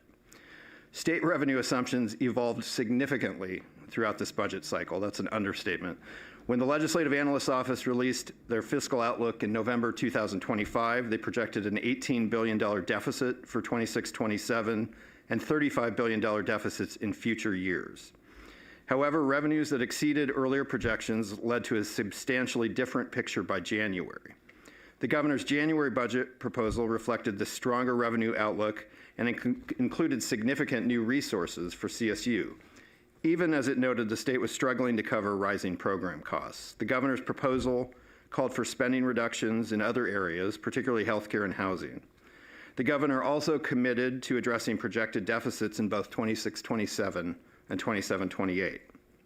The May revision assumed $16 billion in more revenue and sought to close future deficits through additional spending reductions and new taxes. The final Budget Act included 3 new taxes on managed care organizations, digital software, and limits on business tax credits, along with delayed Medi-Cal reductions and increased housing investments, producing a balanced budget through 2027-28. That said, projected deficits beyond that window remain, and the Legislative Analyst's Office continues to warn of unresolved structural challenges. As part of the budget agreement, the administration and legislature placed a constitutional amendment on the November ballot intended to increase state reserves. One important point worth highlighting, education from K-12 through higher education, including the CSU, was virtually the only area of the state budget to see significant increases in support this year. Now let's examine what the final budget agreement means for CSU. The final budget act was largely unchanged from the governor's January proposal for CSU, providing nearly $510 million in new ongoing state general fund support for CSU when compared to the previous year. The budget also extends the $143.8 million zero interest loan for a second year with repayment due in June 2027. It should be noted that a one-time back payment for the missed year of compact funding, plus the rest of ongoing funding for year 4 compact funding, continues to be deferred to future years. In addition to these actions, the state budget included several other provisions. Budget bill language directs the CSU to prioritize enrollment growth funding for high-demand campuses and continues to provide updated reports from campuses that have seen prolonged enrollment declines. The final budget act also approved an action to consolidate some legislative reports. And there were one-time augmentations to the CSU budget for specific purposes, including increasing programs and partnerships with Mexican universities and studying ways to increase the number of physicians along the Central Coast. The key takeaway from this slide is that CSU has sufficient new resources to fully fund the board-approved 26-27 operating budget plan while expanding investment in CSU Forward. Compared to the prior year, the 26-27 budget includes $710.5 million in new operating funds, consisting of $509.5 million in additional state funding, $175.8 million in tuition revenue, and $25.2 million generated by 1% enrollment growth.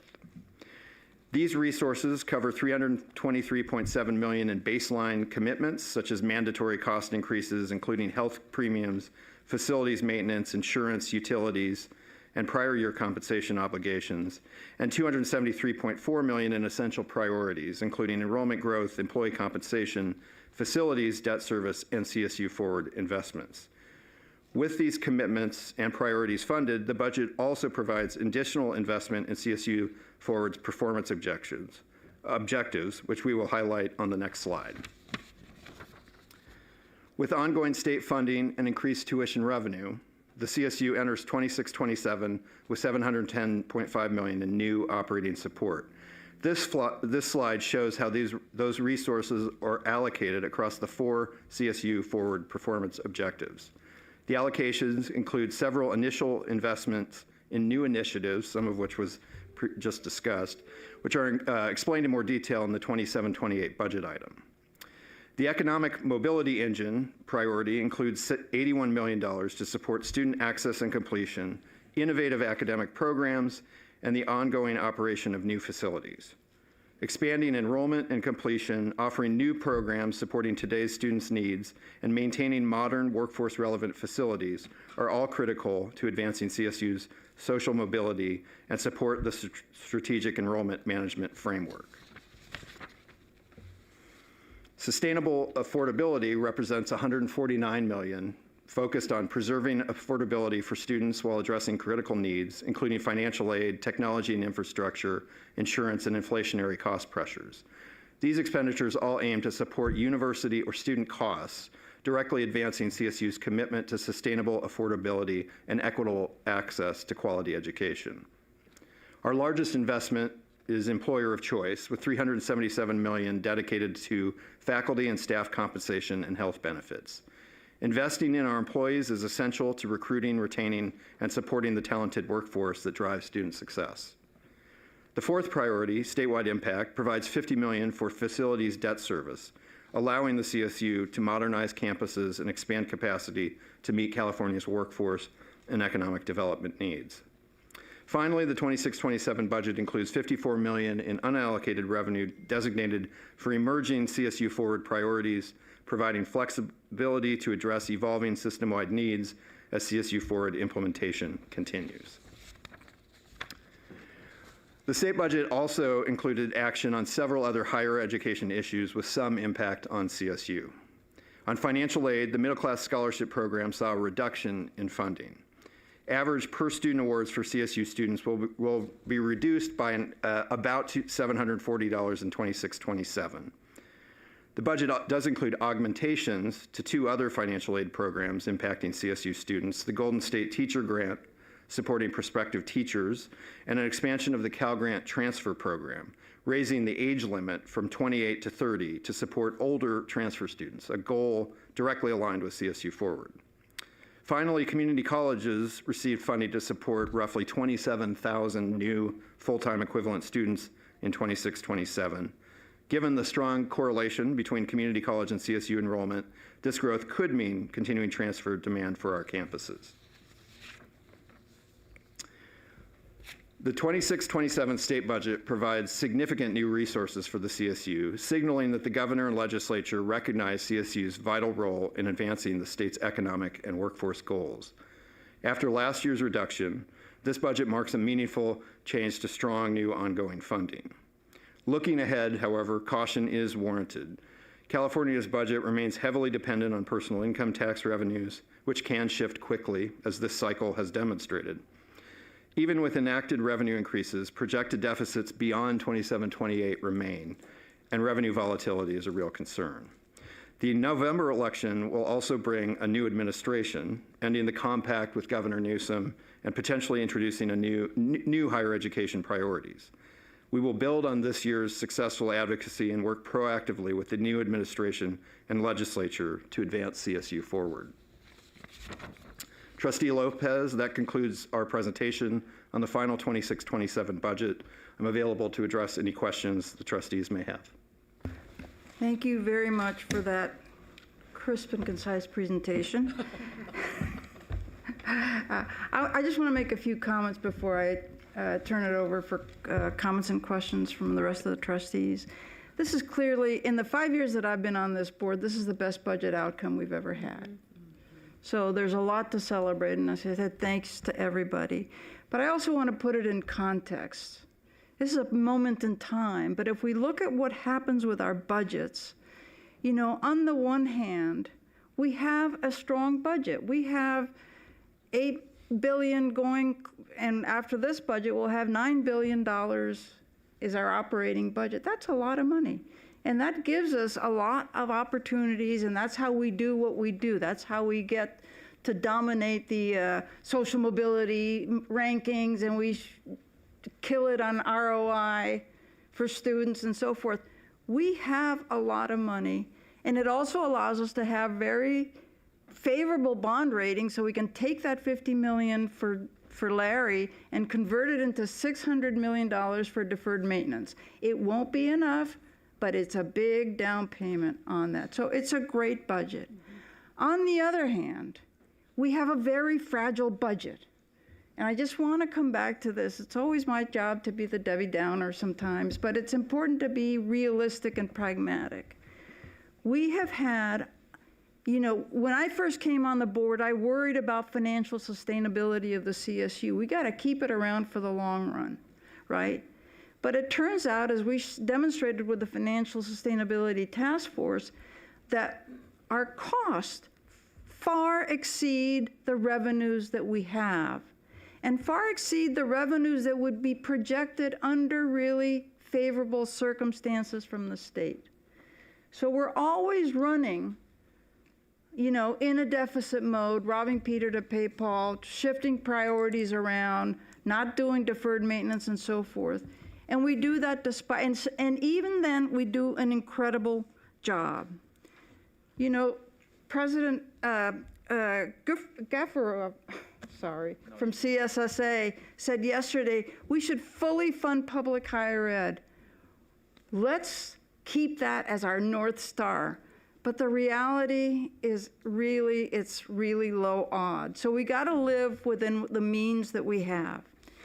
Looking over the time I've been on the board here, the last 5 years, our budgets have increased from 21-22 to this year by over $1 billion.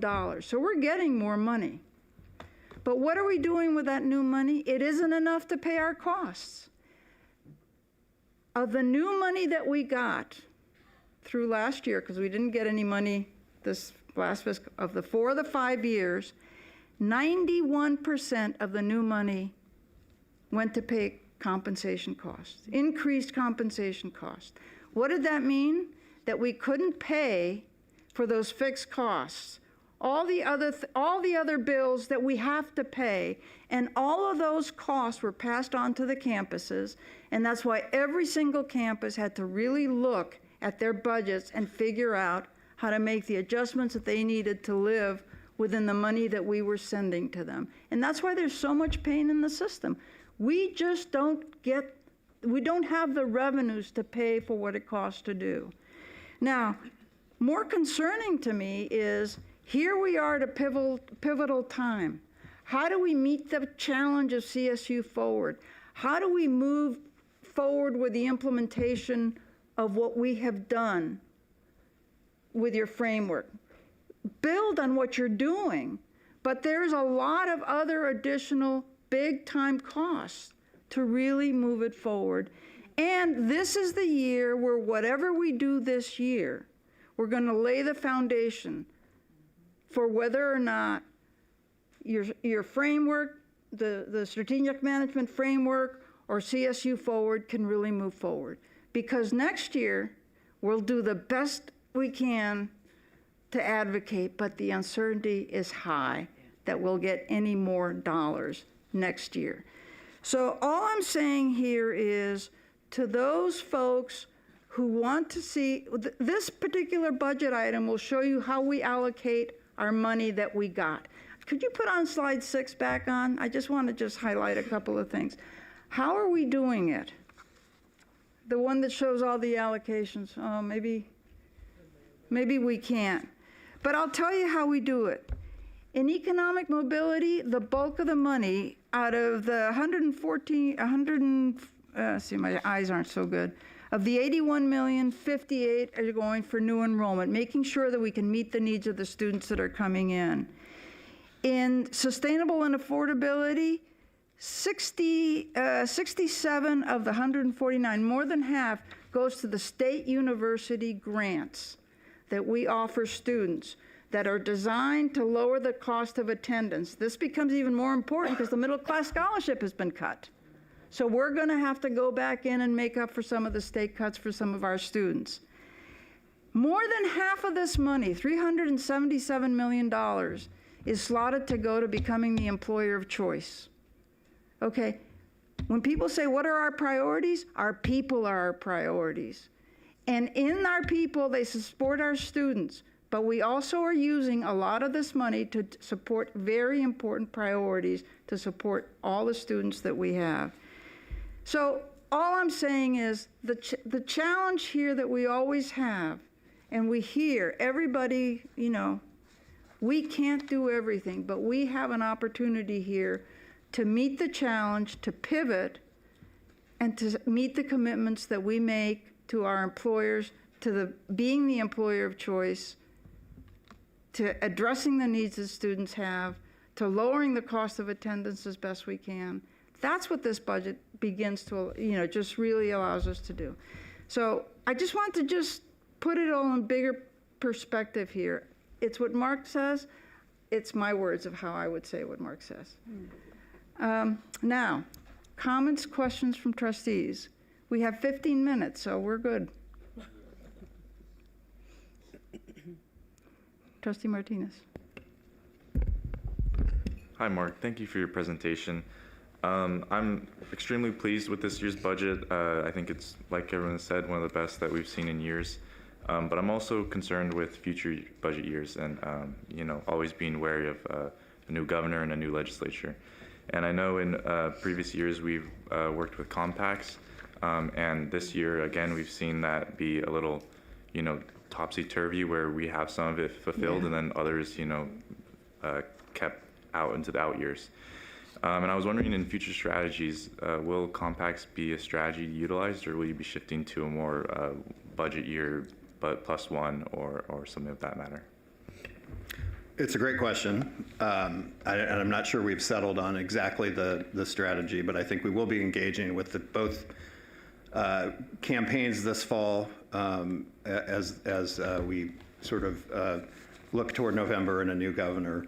I think you laid it out really well. Compacts do have the advantage of sort of a timeline where there are some expectations, Obviously, we know that no compact has ever actually been fully completed. Governor Newsom, to his credit, did a great job and almost got the full compact funding, and there are out-year deferrals that could lead to the kind of the full compact funding. So that is a challenge when we start to count on money going, and start making investments and then have the economy change and have those not come through. So I think we'll be thinking through a lot of that as we talk with the incoming administration. We'll see obviously what whoever the new governor is thinks around that. But yeah, it's definitely part of the discussion here going forward. Yeah, thank you. Love to be informed about how that continues. Trustee McGrory?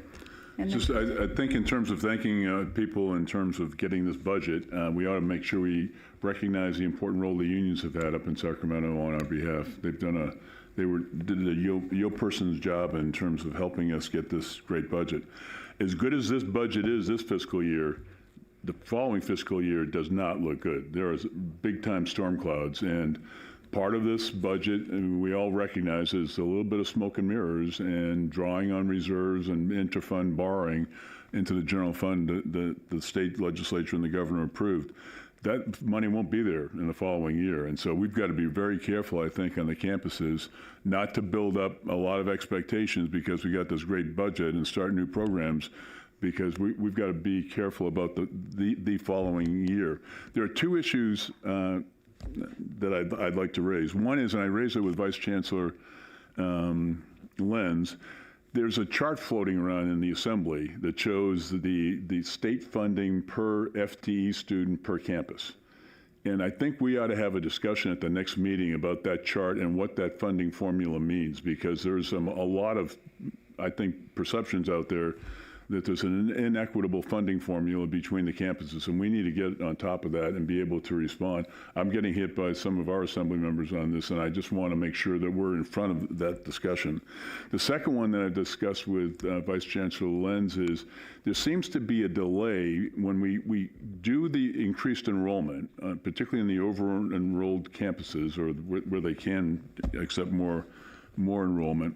There seems to be a delay in the funding, so that the first year that they go into an increased enrollment period, there's a lag in the state funding coming through, so there's a year delay just because of the timing of the funding. And we need to get on top of that, because that just puts the campuses that are accepting more students into another structural deficit issue that we need to get on top of. And I know Patrick was working on that, and I think we ought to have that discussion at the next meeting as well.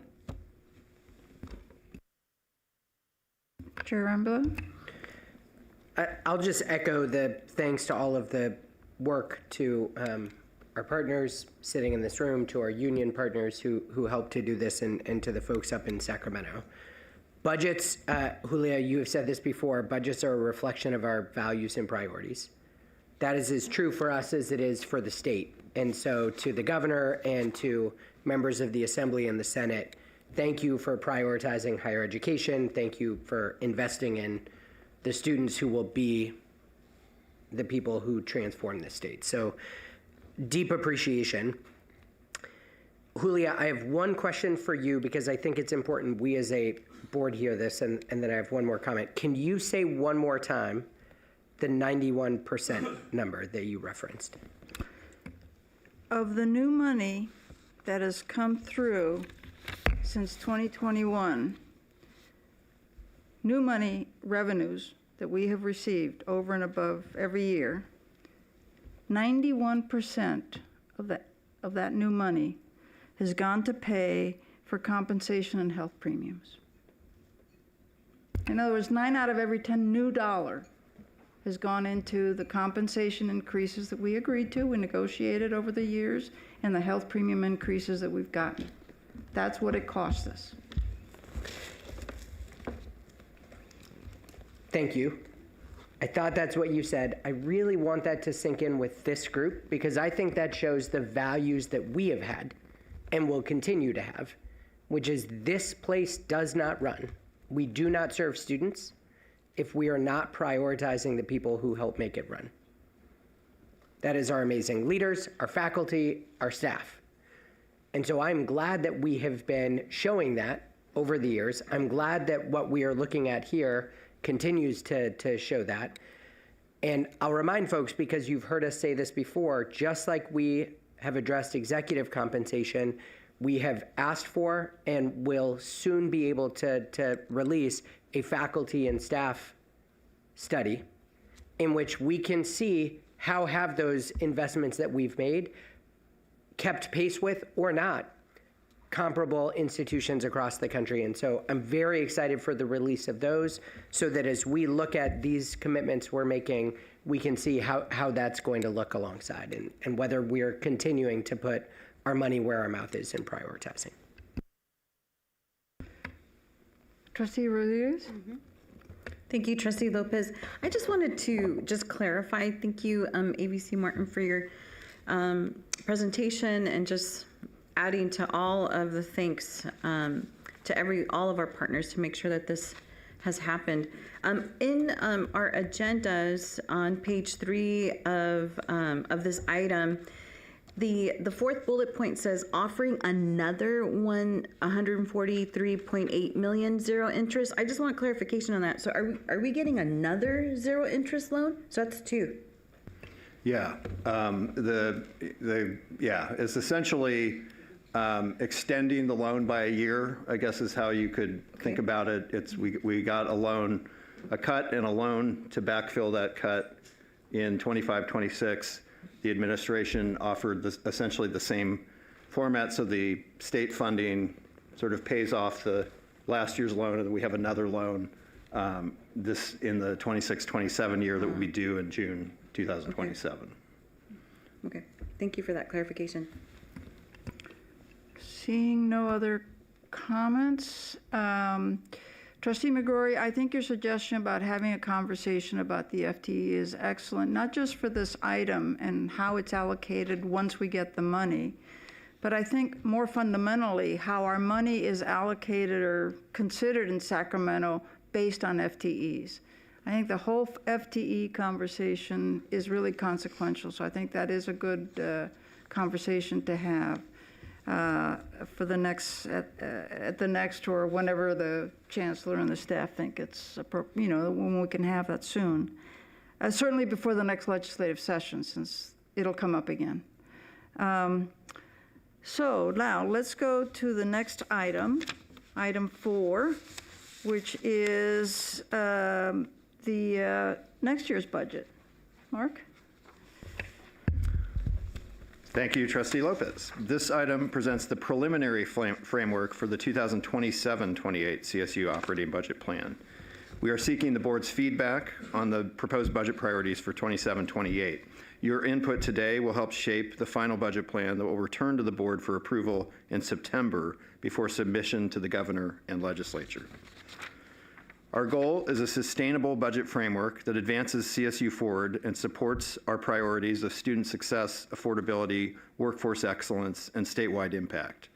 This presentation is organized around 3 areas: the state and federal fiscal context and budget strategy for 27-28, our initial expenditure priorities and revenue assumptions, and the facilities and infrastructure needs critical to supporting students, faculty, and staff.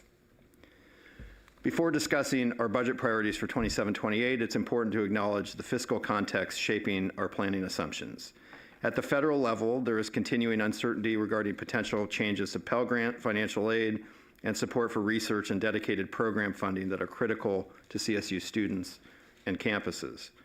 At the state level, we continue to navigate an uncertain fiscal environment with competing funding priorities and structural budget pressures.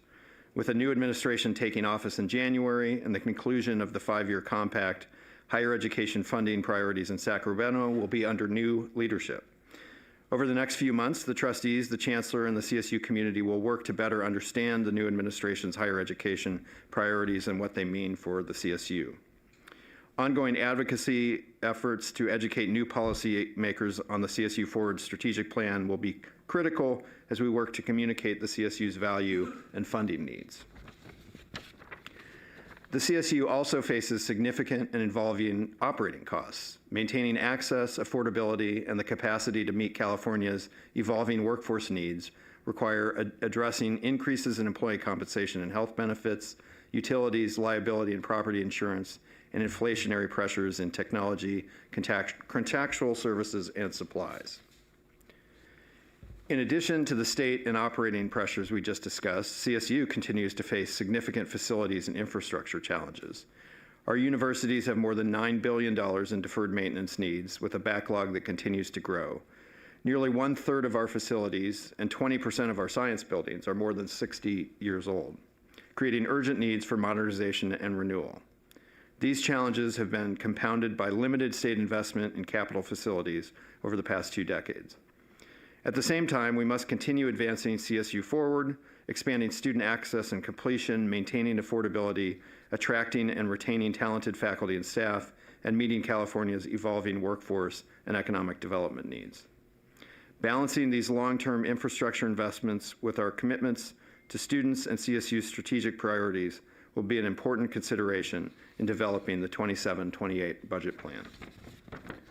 Together, these factors reinforce the importance of a sustainable budget framework, one that supports strategic investments, protects student access and success, and promotes long-term financial stability through predictable and adequate state support. With that context in mind, let me briefly outline the framework guiding our 27-28 budget strategy before we walk through the details. Our approach is straightforward. Every proposed investment aligns with one of the 4 objectives of CSU Forward, and every expenditure falls into one of two categories: baseline commitments, which are mandatory costs required to sustain current operations, and essential priorities, which are strategic investments that further advance CSU Forward. With that framework in mind, I'd like to walk through the expenditure priorities and revenue assumptions of the proposed 27-28 budget plan. The proposed 27-28 expenditure framework totals $565 million, reflecting preliminary estimates that will refine by September once updated information is available. This slide will show how it breaks down across the 4 CSU Forward performance objectives. Please refer to your board materials for additional details and descriptions. Economic Mobility Engine includes $90 million to support student access and enrollment with a focus on persistence and completion, continuing the investment in innovative academic programs, including career centers, internships, and other career integrated learning experiences that connect students to high-demand careers, and the ongoing operation of new facilities. Sustainable affordability represents $136 million focused on preserving affordability for students while addressing critical needs, including financial aid, technology and infrastructure, insurance, and inflationary cost pressures. Our largest investment area is employer of choice, with $289 million dedicated to compensation and health benefits, investments essential to recruiting and retaining the talent that drives student success. Finally, statewide impact includes $50 million in debt service support to modernize campuses and expand capacity to meet California's workforce and economic development needs. Together, these investments reflect CSU's commitment to delivering on CSU Forward for our students, our employees, and the state. Building on the previous slide, this view groups the $565 million in proposed investments into 2 categories: baseline commitments and essential priorities. The $174 million in baseline commitments covers the mandatory costs required to sustain current operations, financial aid aligned with the tuition increase, healthcare premiums, facility maintenance, insurance, and inflationary cost increases. I will note that some of these projections may change slightly by September as we develop more refined estimates. The remaining $391 million supports essential priorities that advance CSU Forward, including enrollment growth, faculty and staff compensation, facilities and infrastructure debt service, innovative academic programs, and technology investments. Together, these 2 categories represent the full scope of what CSU needs to both sustain operations and move forward on the priorities that matter most to our students, workforce, and the state. To support the proposed expenditure framework, we are assuming 3 primary revenue sources totaling $565 million. The largest is a state general fund increase of approximately $347 million, roughly 6% growth in ongoing support. The remaining $218 million comes from tuition revenue, with $189 million from the scheduled 6% tuition rate adjustment and $29 million from 1% enrollment growth. It's worth emphasizing that the state funding assumption is a key component of this framework. The need for stable and predictable multi-year state general fund support remains essential. It is what allows the CSU to plan strategically, invest in our priorities, and meet California's long-term educational and workforce needs. This slide brings together the revenue and expenditure assumptions from the two previous slides. Under these preliminary assumptions, $565 million in new revenue from state general fund, tuition, and enrollment growth fully supports $174 million in baseline commitments and $391 million in essential priorities. The plan is balanced. At this stage, we are seeking the board's feedback on these assumptions and priorities as we continue refining the final 2027-28 operating budget plan for approval in September. Turning now from the operating budget to another critical area, the CSU's facilities and infrastructure needs. While the operating budget addresses our day-to-day priorities, we cannot overlook the growing infrastructure challenges facing our campuses. Our deferred maintenance backlog exceeds $9.6 billion, and without additional investment, it grows by $407 million every year. These needs include critical infrastructure repairs, seismic upgrades, and modernization projects necessary to keep our campuses safe, reliable, and operational. Beyond deferred maintenance, the CSU's 5-year capital outlay plan in your board packet identifies approximately $28 billion in facility and infrastructure needs across our 22 universities. This underscores the magnitude of the long-term investment required to modernize our campuses and support future enrollment and workforce needs. To begin addressing these challenges, we are proposing a one-time state investment of $407 million annually for 3 years. Consistent with the framework recommended by the Legislative Analyst's Office, this level of investment would prevent the deferred maintenance backlog from continuing to grow. No single funding source will solve this challenge. A long-term solution will require multiple strategies, including renewed state investment and support for a higher education facilities bond. Investing in our facilities is ultimately an investment in our students. Safe, modern campuses are essential to delivering high-quality instruction, supporting research and innovation, and meeting California's workforce and development needs. This slide highlights the potential consequences if the priorities in the proposed 27-28 operating budget plan are not adequately funded. Without sufficient investment, our ability to achieve CSU Forward objectives would be constrained. Progress toward closing student equity and achievement gaps would slow, graduation and retention initiatives would stall, and campuses would face growing pressure to absorb rising operating costs rather than investing in students, employees, and academic programs. At the same time, deferred maintenance and aging infrastructure would continue to grow. Opportunities to expand enrollment would be reduced, and our capacity to meet California's evolving workforce needs would diminish. Without additional investment, campuses will be forced to redirect resources from instruction and student support to cover unavoidable operating costs, limiting progress toward the very priorities CSU Forward was designed to achieve.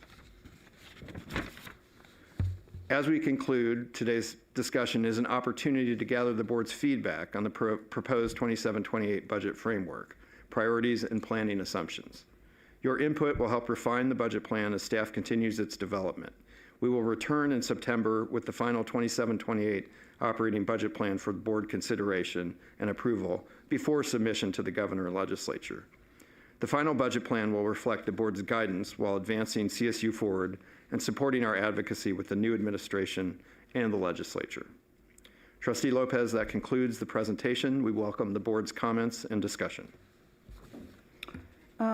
Thanks again, Mark, for that concise presentation. I think just quickly, I think this is the time when the board has an opportunity to give guidance to the staff before they prepare a final budget for approval in September. So the way Mark has outlined it, it's obvious, but it's worth stating that the priorities as laid out for next year's budget pretty much mirror the priorities that we're using to allocate our dollars this year. So, it would be a continuation of what we're starting this year into next year. Now, the big question, of course, is revenues. The only revenue that we know for sure that we'll have is what comes from the tuition increases. And if you look at the numbers, that will barely pay for the fixed costs. And then beyond that, we're back to the situation, if there's no general fund, back to the situation where anything else is either not done or something else isn't done in order to pay what we want to do. You know, so we're back to this deficit spending modality. So that's a challenge that we'll have to confront for next year. And as you said, Trustee, we really need to be thinking strategically about how we make our case as to why we need to get adequate state support. So having said that, any comments, questions, Trustee McGrory, Just two quick questions. One is, how are we dealing with the repayment of the loan in this budget? We just forgetting it? No. Assuming they're going to pretend and extend?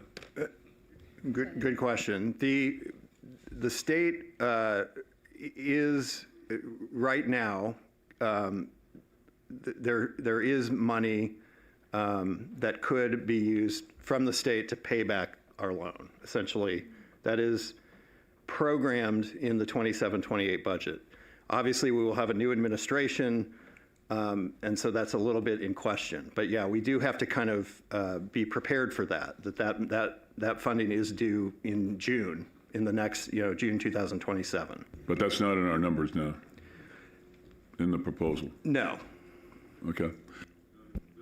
The second thing is, this capital backlog is like a 5-alarm fire. I mean, it just gets worse every year, and we keep on playing this game up there in Sacramento.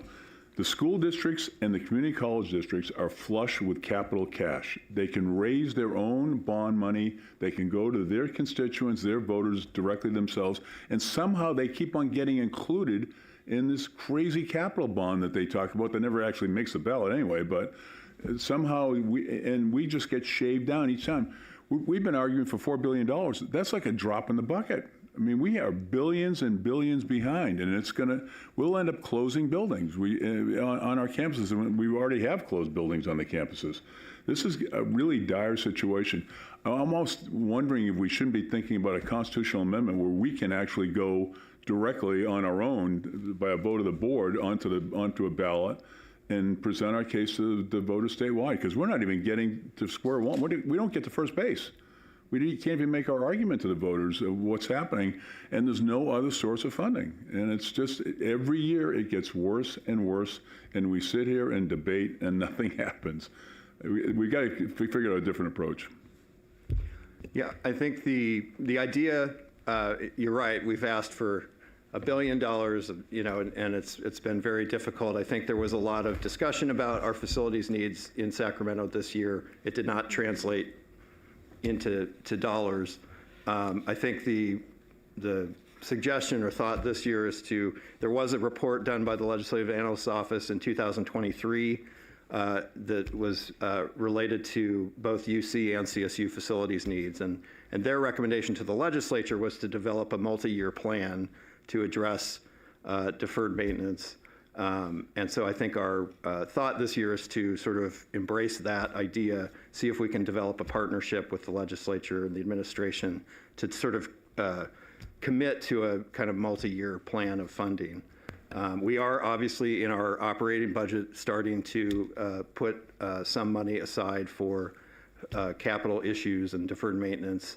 And so I think we could point to that in terms of the state showing we are putting our own money into this too, and the hope is that we can maybe develop some kind of multi-year plan. That would obviously be a very important issue to be talking about with whoever the new governor is, but it is a challenge. I just think we ought to look at a constitutional amendment where we can do it ourselves, because this isn't working. You're going to lead that, right? You're going to do the fundraising to do that. All over it.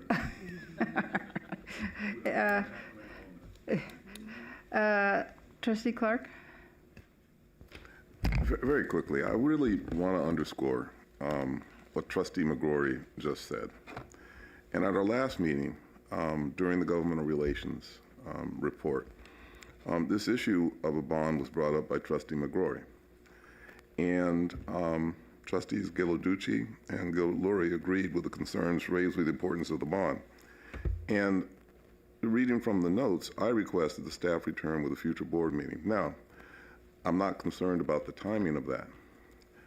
I just want to emphasize that from sitting on this board for 6 years now, I've heard comments like this multiple times, and somehow it just kind of floats on downstream. And my concern is that I'm going to be here a year from now, and Trustee McGrory is going to raise this when we get our final budget information, and we're all going to say, yeah, that's a good idea. So I just want to put it to my colleagues. I think it's time for us to, in collaboration with the Chancellor's office, of course, to really try to make something of this. Chancellor? I will direct the staff to come back to the next board meeting to answer that question, as well as come up with some opportunities and recommendations. Thank you. And I'll just add and ABC Dietrich, I think, is going to mention this later too, but there was obviously a discussion in Sacramento this year of a higher ed facilities bond. It did not advance to the November ballot, but we did have some signals from the Assembly in particular supporting a future bond. So I do think there's a lot of interest in it. I think there was momentum. I think there were a lot of competing bonds. The housing bond was the one that made it through, and we were very fortunate to be part of that.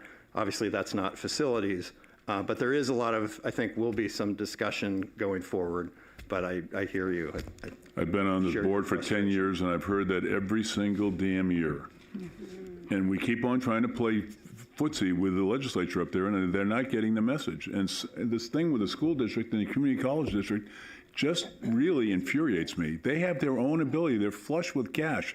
San Diego Unified has $4 billion they've collected already in bonds, and they're not even spending the money. I mean, this is insanity. They keep on getting in the same sandbox as us. We've got to somehow separate ourselves, and I think, frankly, I'd like the alternative of a constitutional amendment brought back. I think, Trustee McGrory, what you're saying is we have to address this. That's an idea. The Chancellor's committed to looking at it and see the feasibility and perhaps a plan to move forward on it. But so let's see how we go from here to there. I have Trustee Adamson and Trustee Ghilarducci. Thank you, Madam Chair. Continuing to do the same thing and expecting a different result. That's exactly what it's been since I've been on this board with regard to facilities. And I don't know whether that's the answer or there is an answer. We should explore all the options, but the answer isn't doing the same thing we've been doing, which is asking and getting nothing and setting back.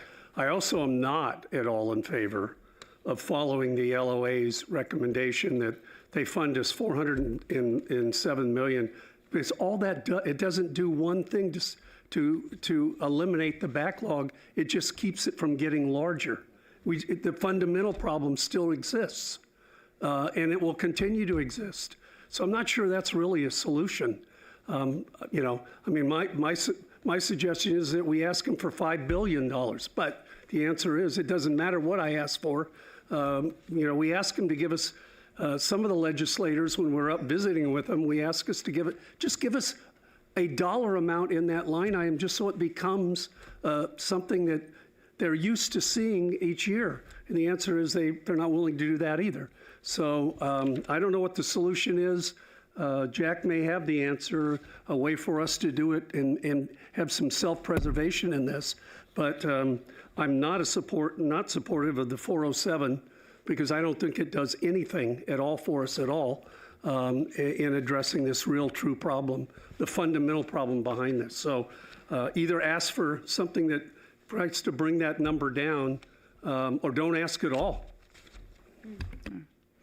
Trustee Ghilarducci.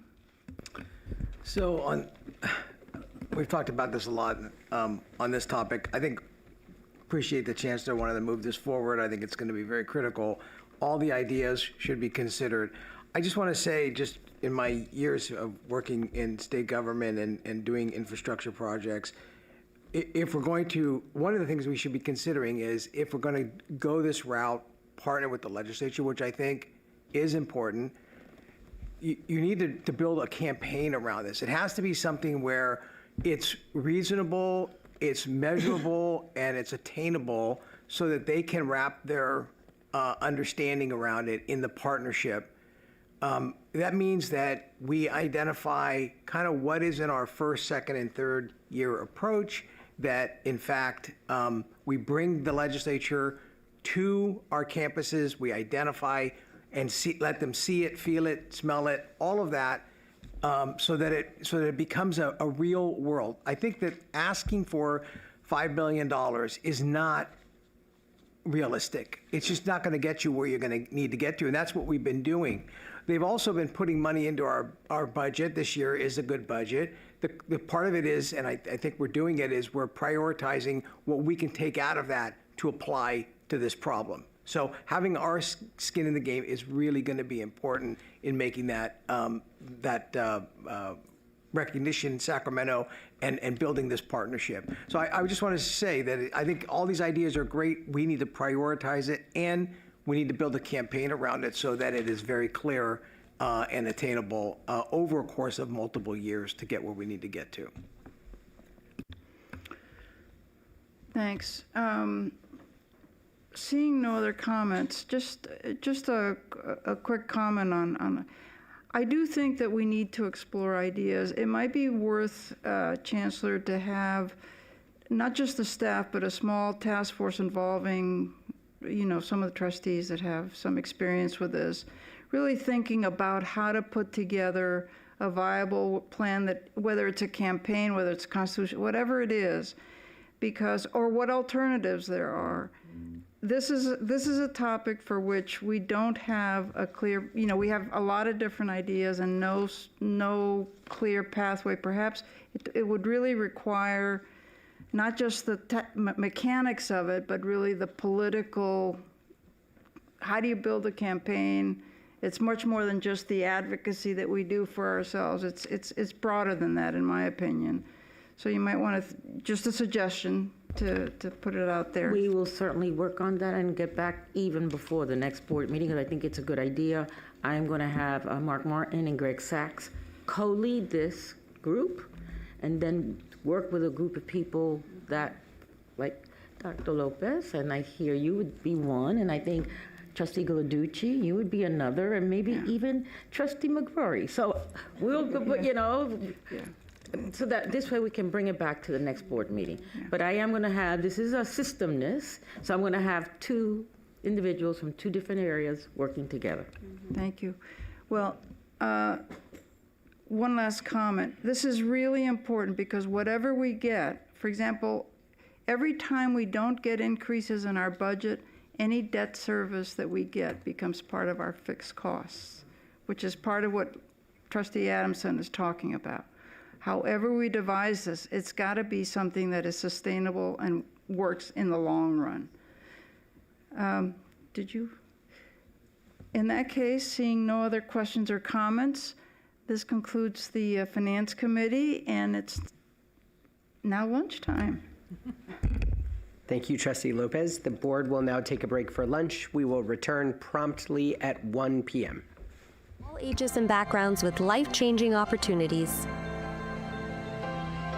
Welcome to the live stream of the California State University Board of Trustees meeting. Please adjust your audio as needed. A degree from the CSU is one of the most affordable in the country. About 65% of our undergrads finish with no student debt.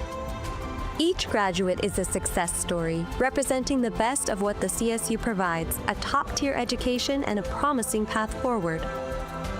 Welcome to the live stream of the California State University Board of Trustees meeting. Please adjust your audio as needed.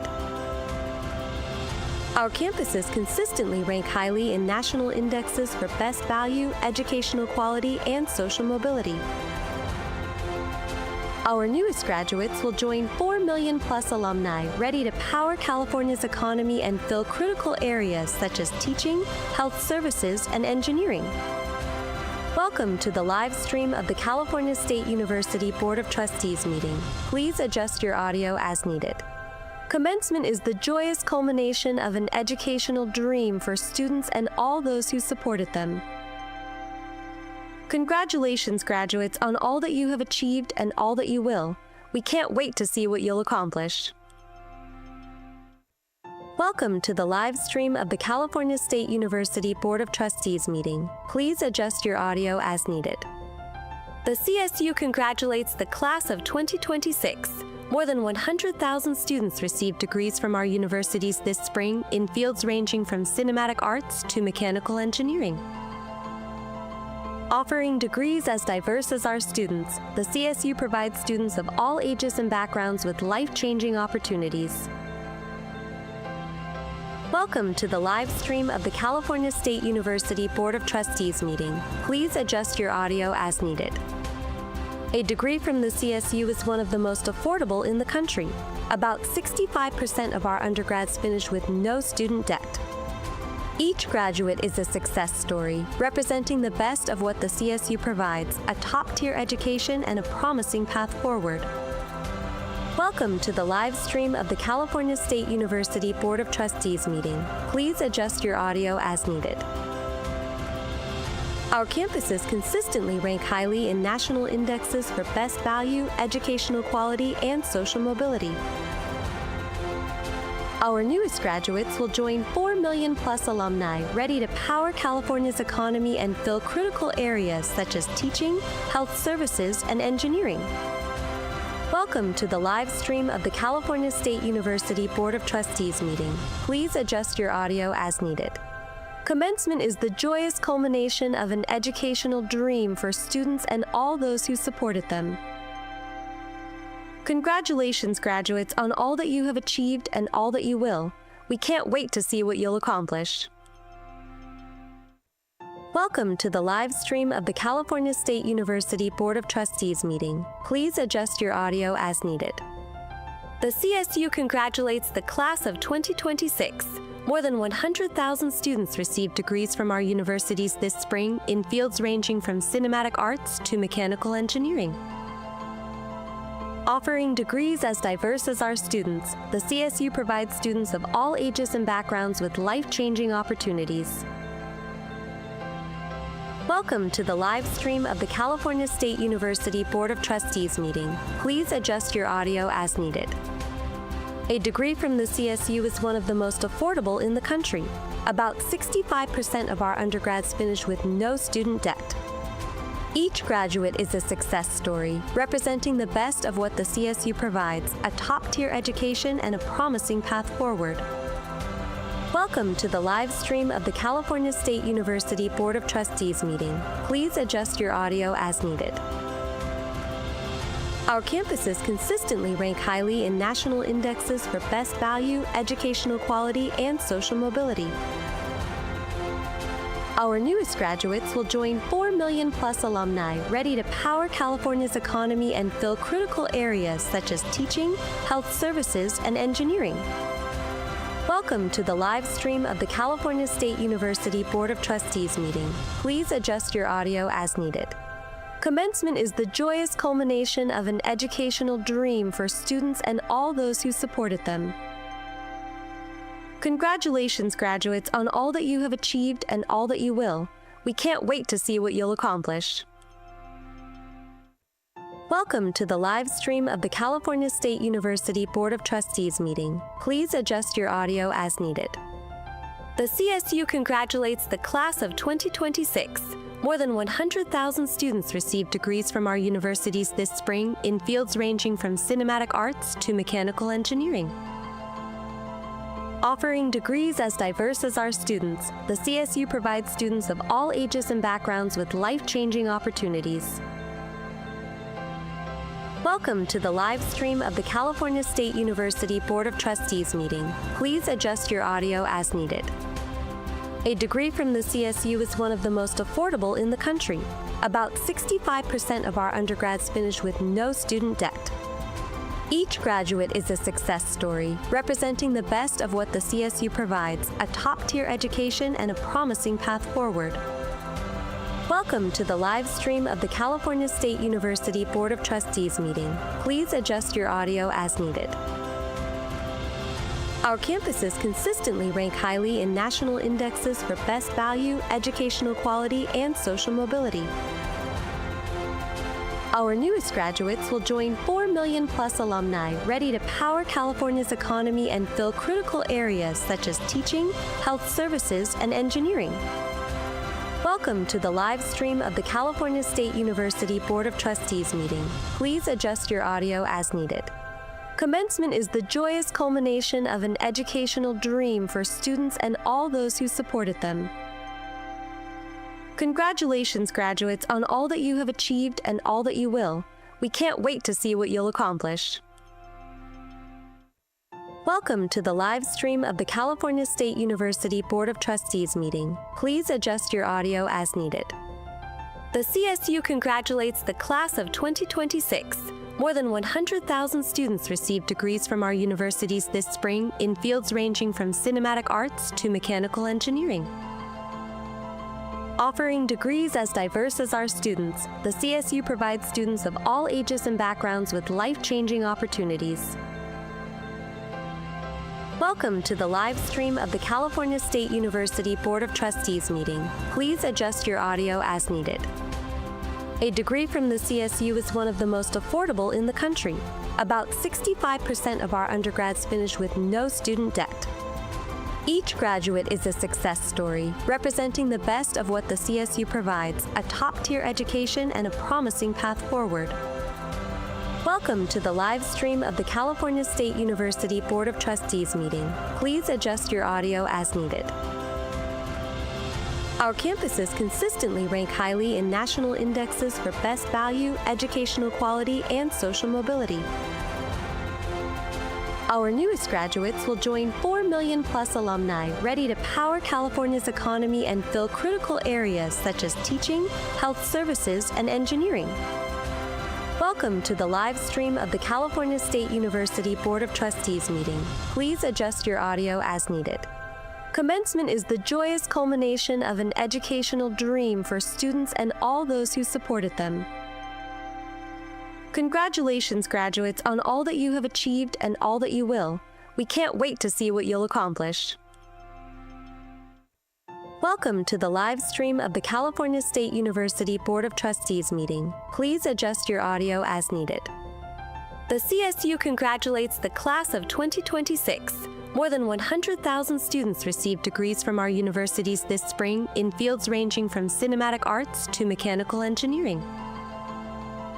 Offering degrees as diverse as our students, the CSU provides students of all ages and backgrounds with life-changing opportunities.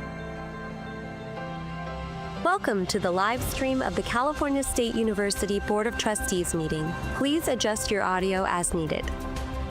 A degree from the CSU is one of the most affordable in the country. About 65% of our undergrads finish with no student debt. Each graduate is a success story, representing the best of what the CSU provides, a top-tier education and a promising path forward. Welcome to the live stream of the California State University Board of Trustees meeting. Please adjust your audio as needed. Our campuses consistently rank highly in national indexes for best value, educational quality, and social mobility. Our newest graduates will join 4 million plus alumni ready to power California's economy and fill critical areas such as teaching, health services, and engineering. Welcome to the live stream of the California State University Board of Trustees meeting. Please adjust your audio as needed. Commencement is the joyous culmination of an educational dream for students and all those who supported them. Congratulations, graduates, on all that you have achieved and all that you will. We can't wait to see what you'll accomplish. Welcome to the live stream of the California State University Board of Trustees meeting. Please adjust your audio as needed. The CSU congratulates the class of 2026. More than 100,000 students received degrees from our universities this spring in fields ranging from cinematic arts to mechanical engineering. Offering degrees as diverse as our students, the CSU provides students of all ages and backgrounds with life-changing opportunities. Welcome to the live stream of the California State University Board of Trustees meeting. Please adjust your audio as needed. A degree from the CSU is one of the most affordable in the country. About 65% of our undergrads finish with no student debt. Each graduate is a success story, representing the best of what the CSU provides, a top-tier education and a promising path forward. Welcome to the live stream of the California State University Board of Trustees meeting. Please adjust your audio as needed. Our campuses consistently rank highly in national indexes for best value, educational quality, and social mobility. Our newest graduates will join 4 million plus alumni ready to power California's economy and fill critical areas such as teaching, health services, and engineering. Welcome to the live stream of the California State University Board of Trustees meeting. Please adjust your audio as needed. Commencement is the joyous culmination of an educational dream for students and all those who supported them. Congratulations, graduates, on all that you have achieved and all that you will. We can't wait to see what you'll accomplish. Welcome to the live stream of the California State University Board of Trustees meeting. Please adjust your audio as needed. The CSU congratulates the class of 2026. More than 100,000 students received degrees from our universities this spring in fields ranging from cinematic arts to mechanical engineering. Offering degrees as diverse as our students, the CSU provides students of all ages and backgrounds with life-changing opportunities. Welcome to the live stream of the California State University Board of Trustees meeting. Please adjust your audio as needed. A degree from the CSU is one of the most affordable in the country. About 65% of our undergrads finish with no student debt. Each graduate is a success story, representing the best of what the CSU provides, a top-tier education and a promising path forward. Welcome to the live stream of the California State University Board of Trustees meeting. Please adjust your audio as needed. Our campuses consistently rank highly in national indexes for best value, educational quality, and social mobility. Our newest graduates will join 4 million plus alumni ready to power California's economy and fill critical areas such as teaching, health services, and engineering. Welcome to the live stream of the California State University Board of Trustees meeting. Please adjust your audio as needed. Commencement is the joyous culmination of an educational dream for students and all those who supported them. Congratulations, graduates, on all that you have achieved and all that you will. We can't wait to see what you'll accomplish. Welcome to the live stream of the California State University Board of Trustees meeting. Please adjust your audio as needed. The CSU congratulates the class of 2026. More than 100,000 students received degrees from our universities this spring in fields ranging from cinematic arts to mechanical engineering. Offering degrees as diverse as our students, the CSU provides students of all ages and backgrounds with life-changing opportunities. Welcome to the live stream of the California State University Board of Trustees meeting. Please adjust your audio as needed. A degree from the CSU is one of the most affordable in the country.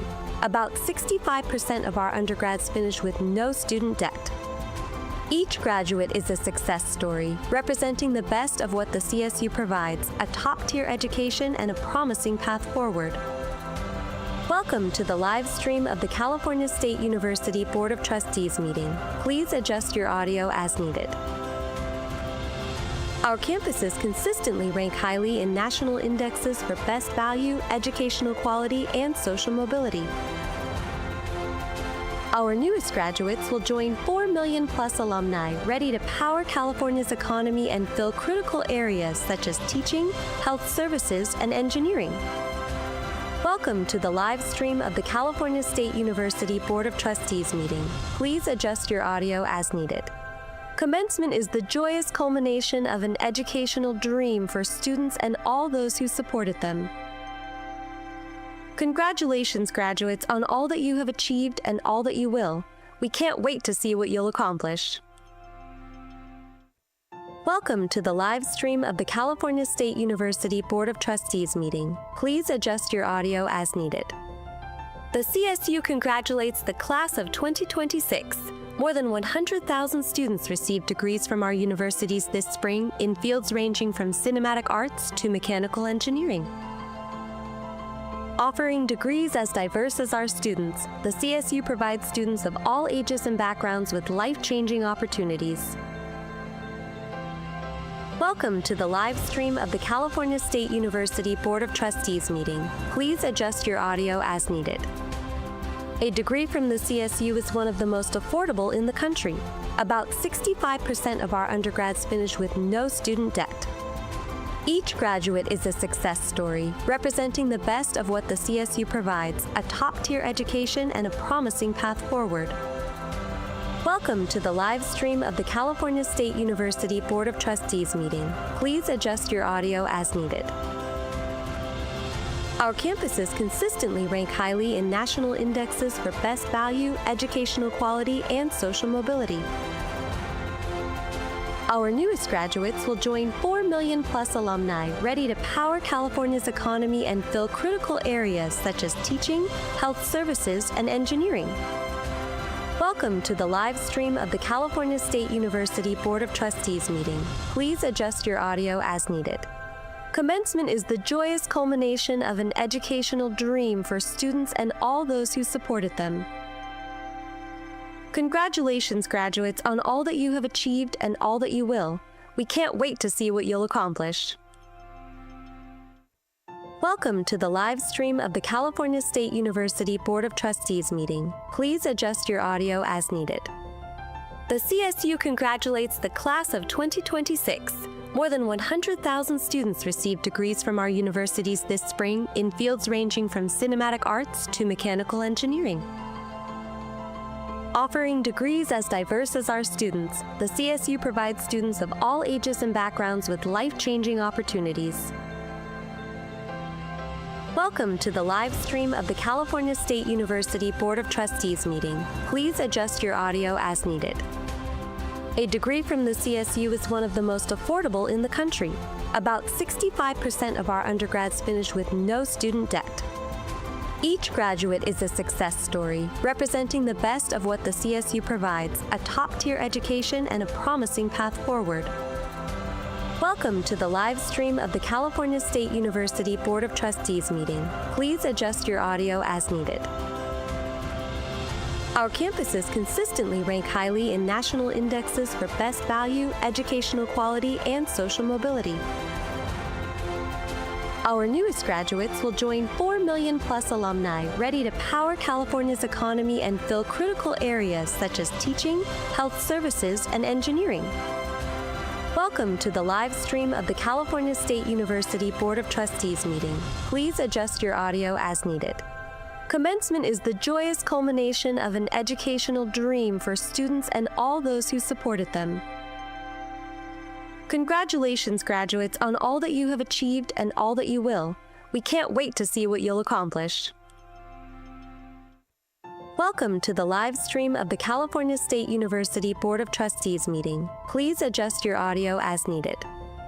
The CSU congratulates the class of 2026. More than 100,000 students received degrees from our universities this spring in fields ranging from cinematic arts to mechanical engineering. Offering degrees as diverse as our students, the CSU provides students of all ages and backgrounds with life-changing opportunities. Welcome to the live stream of the California State University Board of Trustees meeting. Please adjust your audio as needed. A degree from the CSU is one of the most affordable in the country. About 65% of our undergrads finish with no student debt.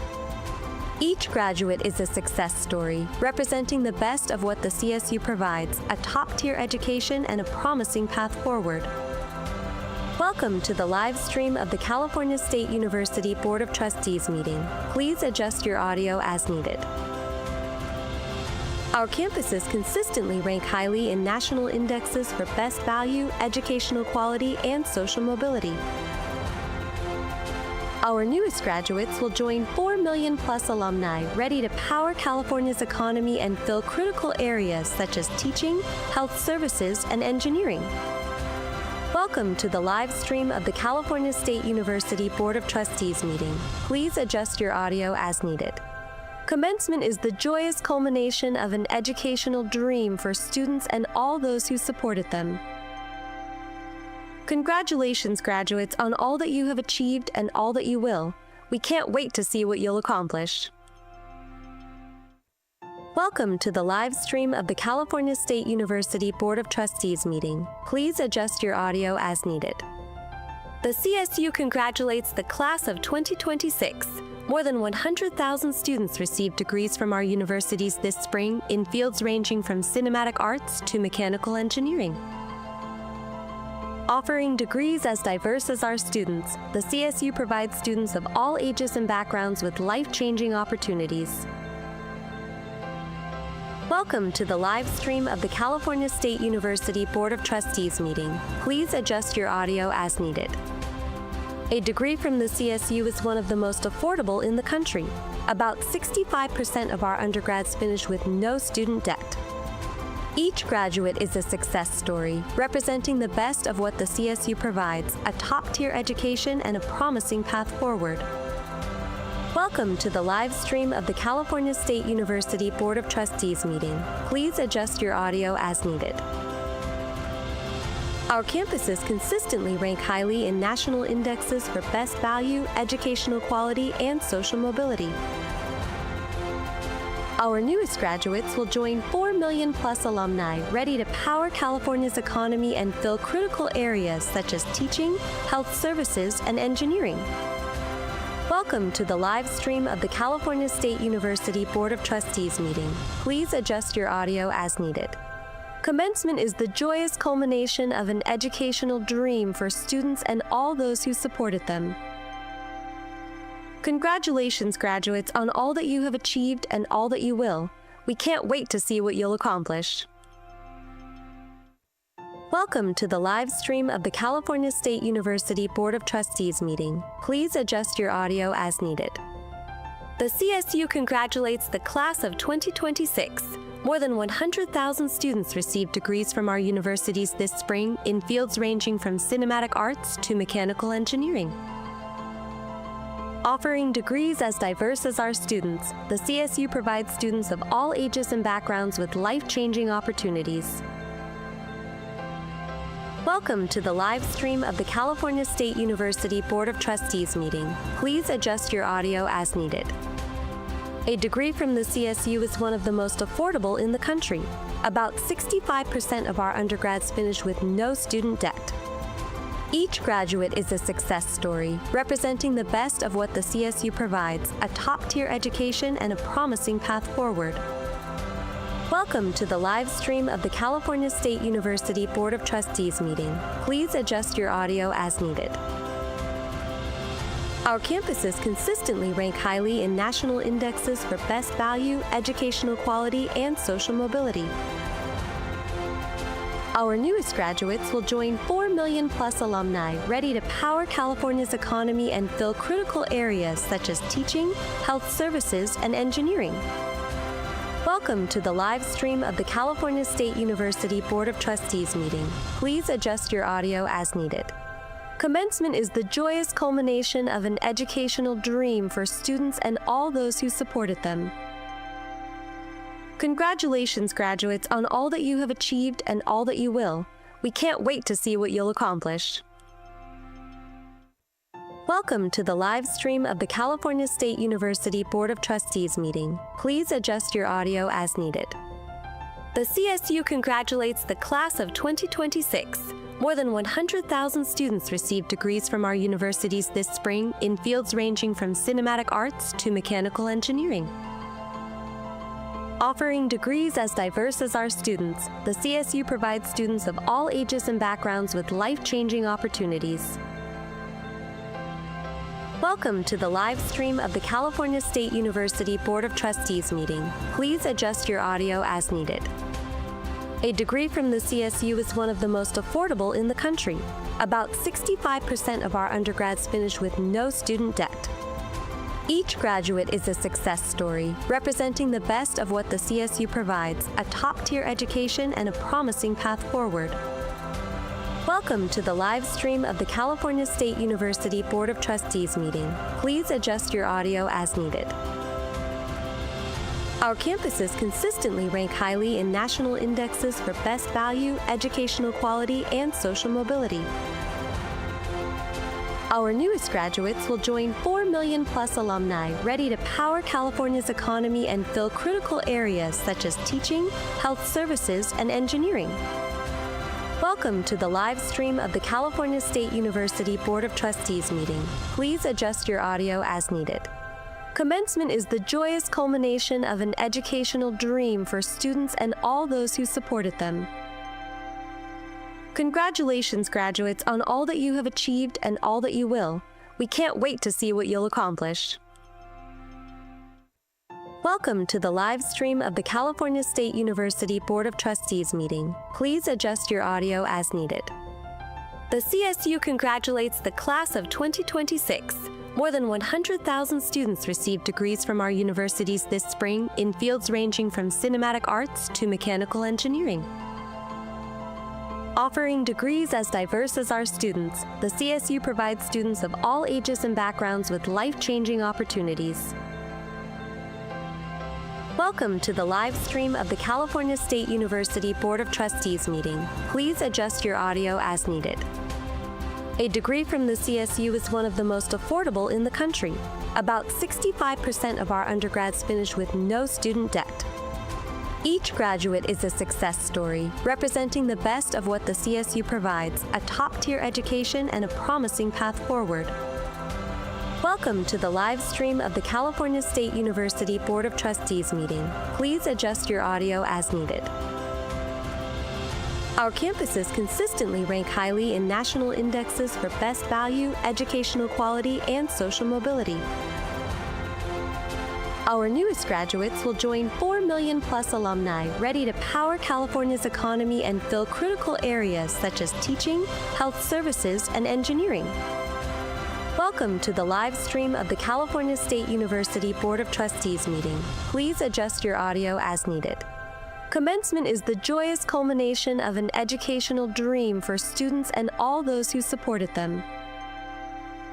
Congratulations, graduates, on all that you have achieved and all that you will. We can't wait to see what you'll accomplish. Welcome to the live stream of the California State University Board of Trustees meeting. Please adjust your audio as needed. The CSU congratulates the class of 2026. More than 100,000 students received degrees from our universities this spring in fields ranging from cinematic arts to mechanical engineering. Offering degrees as diverse as our students, the CSU provides students of all ages and backgrounds with life-changing opportunities.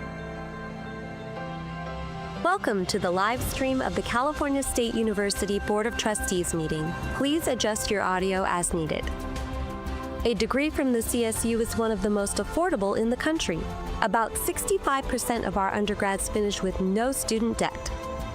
Each graduate is a success story, representing the best of what the CSU provides, a top-tier education and a promising path forward. Welcome to the live stream of the California State University Board of Trustees meeting. Please adjust your audio as needed. Our campuses consistently rank highly in national indexes for best value, educational quality, and social mobility. Our newest graduates will join 4 million plus alumni ready to power California's economy and fill critical areas such as teaching, health services, and engineering. Welcome to the live stream of the California State University Board of Trustees meeting. Please adjust your audio as needed. Commencement is the joyous culmination of an educational dream for students and all those who supported them. Congratulations, graduates, on all that you have achieved and all that you will. We can't wait to see what you'll accomplish. Welcome to the live stream of the California State University Board of Trustees meeting. Please adjust your audio as needed. The CSU congratulates the class of 2026. More than 100,000 students received degrees from our universities this spring in fields ranging from cinematic arts to mechanical engineering. Offering degrees as diverse as our students, the CSU provides students of all ages and backgrounds with life-changing opportunities. Welcome to the live stream of the California State University Board of Trustees meeting. Please adjust your audio as needed. A degree from the CSU is one of the most affordable in the country. About 65% of our undergrads finish with no student debt. Each graduate is a success story, representing the best of what the CSU provides, a top-tier education and a promising path forward.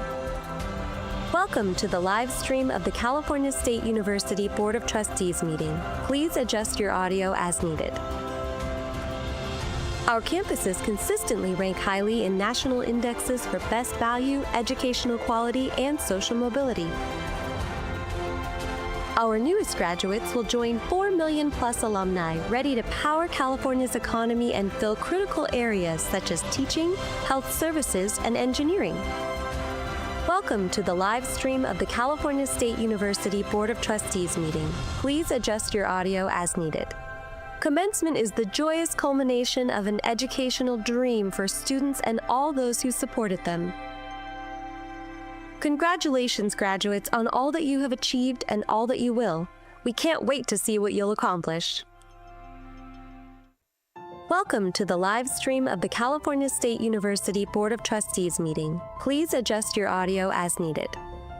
The CSU congratulates the class of 2026. More than 100,000 students received degrees from our universities this spring in fields ranging from cinematic arts to mechanical engineering. Offering degrees as diverse as our students, the CSU provides students of all ages and backgrounds with life-changing opportunities.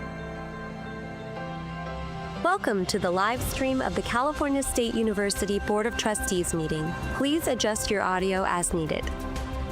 A degree from the CSU is one of the most affordable in the country. About 65% of our undergrads finish with no student debt. Each graduate is a success story, representing the best of what the CSU provides, a top-tier education and a promising path forward. Welcome to the live stream of the California State University Board of Trustees meeting. Please adjust your audio as needed. Our campuses consistently rank highly in national indexes for best value, educational quality, and social mobility.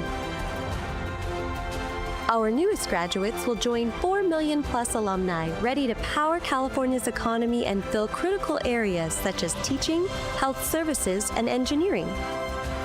Welcome to the live stream of the California State University Board of Trustees meeting. Please adjust your audio as needed. Commencement is the joyous culmination of an educational dream for students and all those who supported them. Congratulations, graduates, on all that you have achieved and all that you will. We can't wait to see what you'll accomplish. Welcome to the live stream of the California State University Board of Trustees meeting. Please adjust your audio as needed.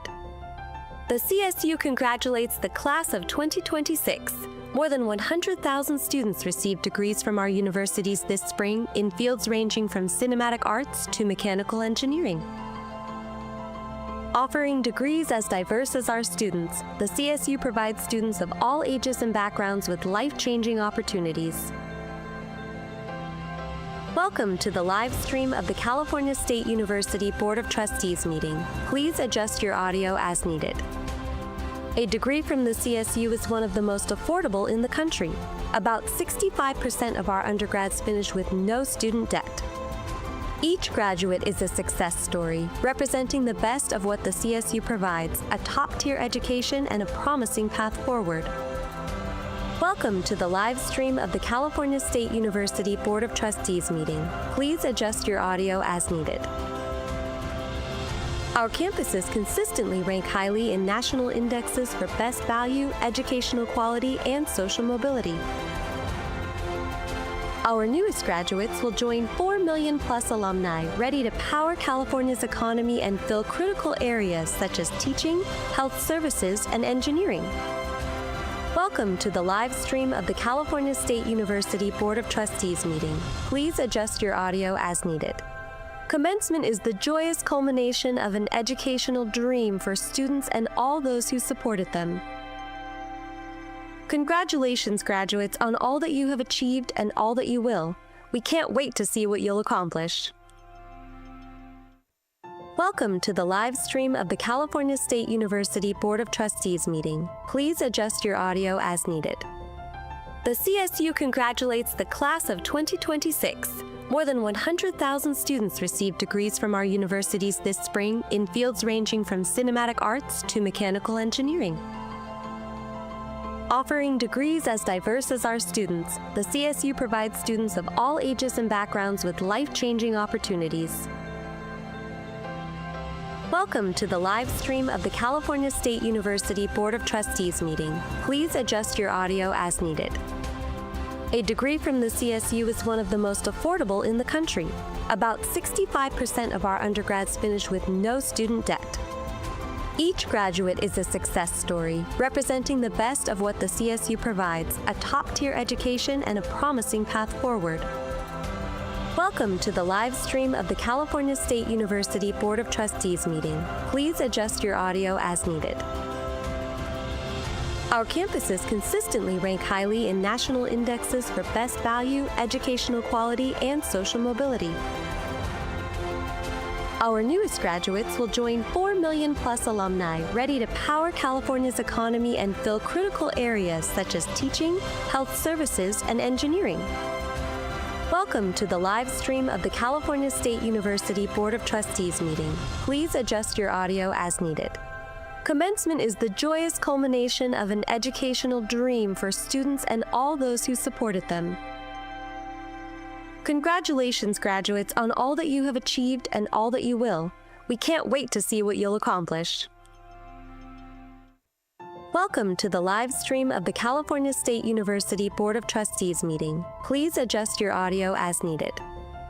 The CSU congratulates the class of 2026. More than 100,000 students received degrees from our universities this spring in fields ranging from cinematic arts to mechanical engineering. Offering degrees as diverse as our students, the CSU provides students of all ages and backgrounds with life-changing opportunities. Welcome to the live stream of the California State University Board of Trustees meeting. Please adjust your audio as needed. A degree from the CSU is one of the most affordable in the country. About 65% of our undergrads finish with no student debt. Each graduate is a success story, representing the best of what the CSU provides, a top-tier education and a promising path forward. Welcome to the live stream of the California State University Board of Trustees meeting. Please adjust your audio as needed. Our campuses consistently rank highly in national indexes for best value, educational quality, and social mobility. Our newest graduates will join 4 million plus alumni ready to power California's economy and fill critical areas such as teaching, health services, and engineering. Welcome to the live stream of the California State University Board of Trustees meeting. Please adjust your audio as needed. Commencement is the joyous culmination of an educational dream for students and all those who supported them. Congratulations, graduates, on all that you have achieved and all that you will. We can't wait to see what you'll accomplish. Welcome to the live stream of the California State University Board of Trustees meeting. Please adjust your audio as needed. The CSU congratulates the class of 2026. More than 100,000 students received degrees from our universities this spring in fields ranging from cinematic arts to mechanical engineering. Offering degrees as diverse as our students, the CSU provides students of all ages and backgrounds with life-changing opportunities. Welcome to the live stream of the California State University Board of Trustees meeting. Please adjust your audio as needed. A degree from the CSU is one of the most affordable in the country. About 65% of our undergrads finish with no student debt. Each graduate is a success story, representing the best of what the CSU provides, a top-tier education and a promising path forward. Welcome to the live stream of the California State University Board of Trustees meeting. Please adjust your audio as needed. Our campuses consistently rank highly in national indexes for best value, educational quality, and social mobility. Our newest graduates will join 4 million plus alumni ready to power California's economy and fill critical areas such as teaching, health services, and engineering. Welcome to the live stream of the California State University Board of Trustees meeting. Please adjust your audio as needed. Commencement is the joyous culmination of an educational dream for students and all those who supported them. Congratulations, graduates, on all that you have achieved and all that you will. We can't wait to see what you'll accomplish. Welcome to the live stream of the California State University Board of Trustees meeting. Please adjust your audio as needed. The CSU congratulates the class of 2026. More than 100,000 students received degrees from our universities this spring in fields ranging from cinematic arts to mechanical engineering. Offering degrees as diverse as our students, the CSU provides students of all ages and backgrounds with life-changing opportunities. Welcome to the live stream of the California State University Board of Trustees meeting. Please adjust your audio as needed. A degree from the CSU is one of the most affordable in the country. About 65% of our undergrads finish with no student debt. Each graduate is a success story, representing the best of what the CSU provides, a top-tier education and a promising path forward. Welcome to the live stream of the California State University Board of Trustees meeting. Please adjust your audio as needed. Our campuses consistently rank highly in national indexes for best value, educational quality, and social mobility. Our newest graduates will join 4 million plus alumni ready to power California's economy and fill critical areas such as teaching, health services, and engineering. Welcome to the live stream of the California State University Board of Trustees meeting. Please adjust your audio as needed. Commencement is the joyous culmination of an educational dream for students and all those who supported them. Congratulations, graduates, on all that you have achieved and all that you will. We can't wait to see what you'll accomplish. Welcome to the live stream of the California State University Board of Trustees meeting. Please adjust your audio as needed. The CSU congratulates the class of 2026. More than 100,000 students received degrees from our universities this spring in fields ranging from cinematic arts to mechanical engineering. Offering degrees as diverse as our students, the CSU provides students of all ages and backgrounds with life-changing opportunities. Welcome to the live stream of the California State University Board of Trustees meeting. Please adjust your audio as needed. A degree from the CSU is one of the most affordable in the country. About 65% of our undergrads finish with no student debt. Each graduate is a success story, representing the best of what the CSU provides, a top-tier education and a promising path forward. Welcome to the live stream of the California State University Board of Trustees meeting. Please adjust your audio as needed. Our campuses consistently rank highly in national indexes for best value, educational quality, and social mobility. Our newest graduates will join 4 million plus alumni ready to power California's economy and fill critical areas such as teaching, health services, and engineering. Welcome to the live stream of the California State University Board of Trustees meeting. Please adjust your audio as needed. Commencement is the joyous culmination of an educational dream for students and all those who supported them.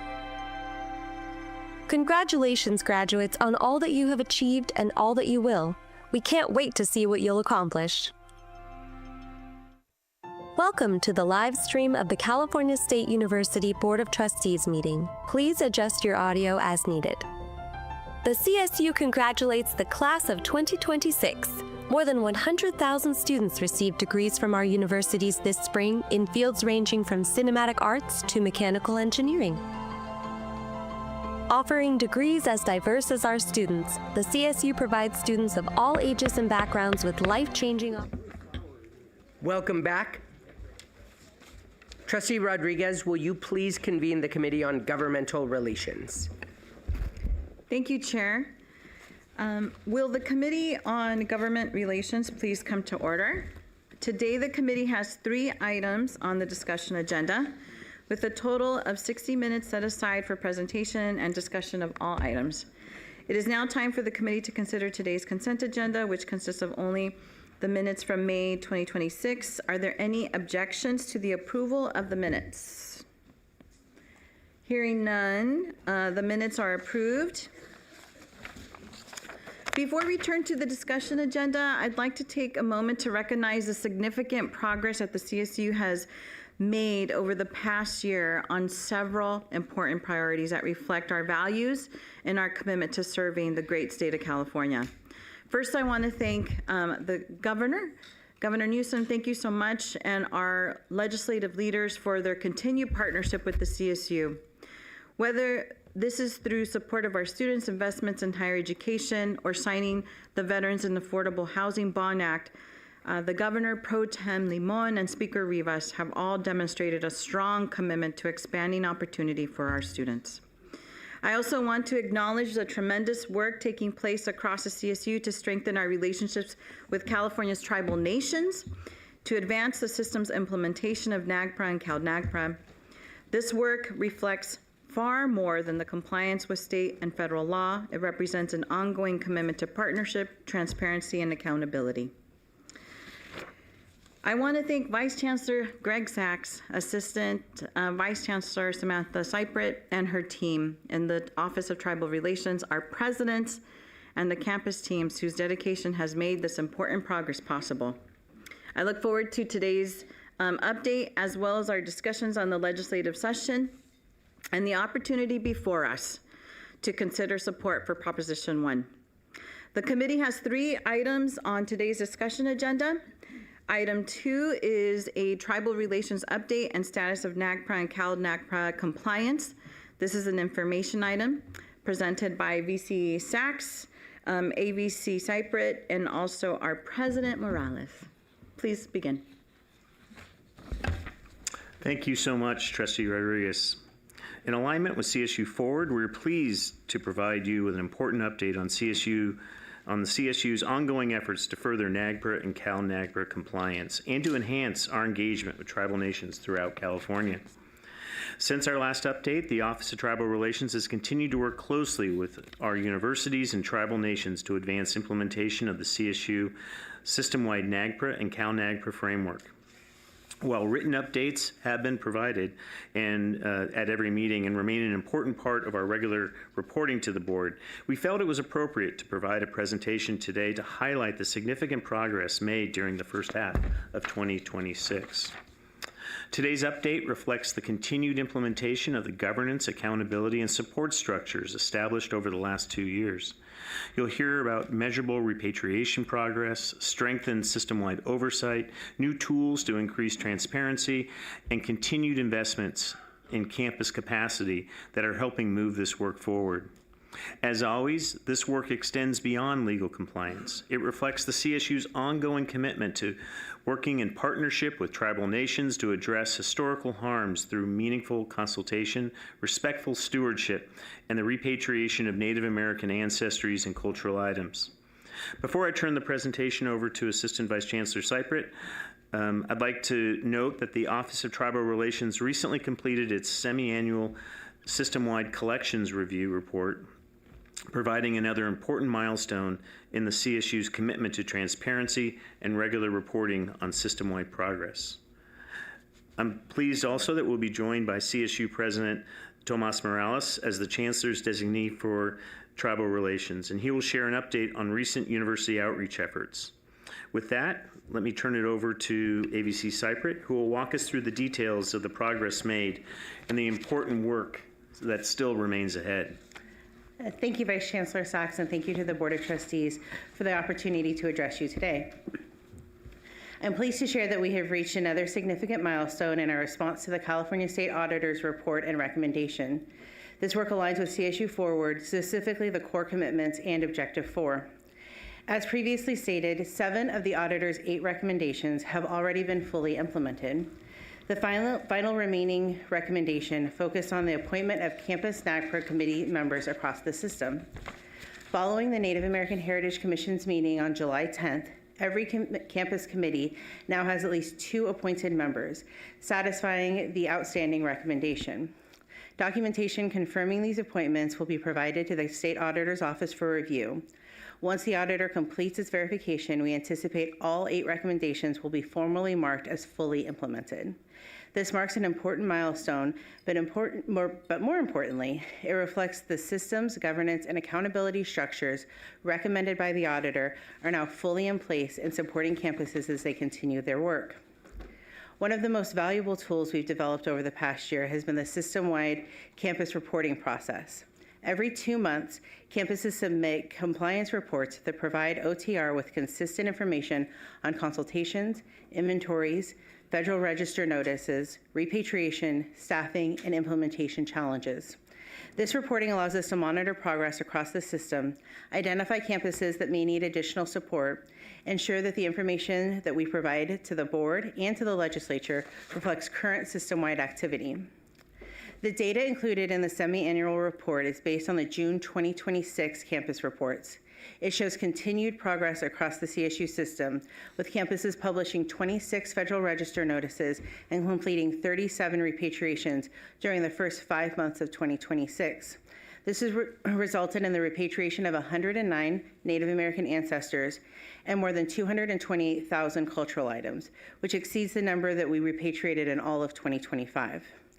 We are especially encouraged by the progress made in the first half of this year, but at the same time, it is important to recognize that this level of repatriation activity reflects years of foundational work, including inventories, consultation, and preparation that are now coming to fruition. As campuses move further into implementation, annual repatriation totals will naturally fluctuate based on the consultation timelines, complexity of the collections, and tribal priorities. With that, our focus remains on supporting thoughtful, timely, and respectful repatriation rather than simply increasing numbers from year to year. Another important milestone during this reporting period has been the continued maturation of the CSU system-wide governance structure. As required by the CSU system-wide NAGPRA policy, the policy will automatically reopen 1 year after adoption to ensure it remains responsive to tribal feedback, campus implementation, and any changes in federal or state law. We will begin tribal outreach in September and October of this year to gather feedback and identify opportunities for improvement before bringing proposed revisions forward. We also continue to welcome feedback from any interested parties via email or through our feedback form available on our NAGPRA website. At the same time, the system-wide NAGPRA committee continues to become fully operational. The committee now has 6 of 7 voting members appointed and has been meeting regularly since October of 2025. During the first half of this year, the committee reached another important milestone by hearing its first campus appeal and adopting a formal appeal process and standardized templates. While we hope that appeals remain infrequent, establishing a fair, transparent, and consistent process is an important part of ensuring accountability across the CSU system. Next, I would like to provide a brief update on the implementation of collection space in partnership with Lyrasis, a museum software company.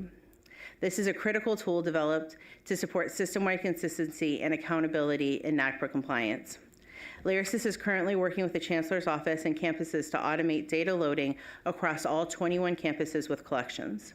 To support that effort, standardized tools are being developed to ensure consistent extraction, transformation, and loading of data, allowing campuses to manage collections information in a uniform and reliable way. We are currently in Wave 5 of onboarding, representing 15 campuses. It is our goal to have all campuses in the onboarding process by the end of this calendar year. One additional new resource I'd like to highlight is the new agency collection map, which was recently added to the Office of Tribal Relations website. We developed this tool in direct response to feedback from tribal nations during consultation, as well as questions from members of this board, requesting greater transparency regarding agency-controlled collections housed on CSU campuses. I'd like to recognize and thank Adrian Tafoya, our system-wide NAGPRA coordinator, who led this project, and a Chancellor's Office IT team whose expertise helped bring it to life. This map allows tribal nations, campuses, agencies, and the general public to identify where agency-controlled collections are housed and which agency retains legal responsibility under NAGPRA and CalNAGPRA. We are also beginning work on our next map, which will be a nationwide resource, state by state, showing which CSU campuses have collections from across the United States. Together, these tools are intended to help increase transparency and help tribal nations easily locate collections as consultation and repatriation efforts continue. One of the highest priorities of OTR is to provide direct support to our campuses as they implement NAGPRA, CalNAGPRA, and the CSU system-wide policy. I'm pleased to share that we have now completed on-site visits to all 22 campuses. These visits have allowed us to better understand each campus's unique collections, consultation activities, and operational challenges while providing tailored technical assistance and strengthening relationships with campus leadership. As implementation continues, our work is shifting from introductory visits to more targeted technical support. We are returning to campuses to assist with specific needs, including consultation strategies, inventory verification, collections moves, facility planning, and other complex implementation challenges. We also continue to invest in system-wide training. This September, OTR will launch our first training program for Campus NAGPRA committee members. In October, we will host our semi-annual Campus NAGPRA coordinator training at Sonoma State, continuing the twice-yearly training program that brings coordinators together to share best practices and address emerging issues. Then in January, we will host the CSU's first ever presidential designee training at Chico State, providing campus leadership with an opportunity to strengthen executive oversight and share implementation strategies from across the system. Together, these efforts reflect our commitment to providing campuses with the resources, expertise, and support they need to continue advancing repatriation in partnership with tribal nations. With that, I would like to turn it over to President Morales, who will highlight another important aspect of the CSU's commitment to Native communities, our Native and Indigenous student graduation and recognition celebrations held across the system this spring. Thank you, Samantha. I'd like to briefly highlight another meaningful way the Office of Tribal Relations has engaged with our campuses this year.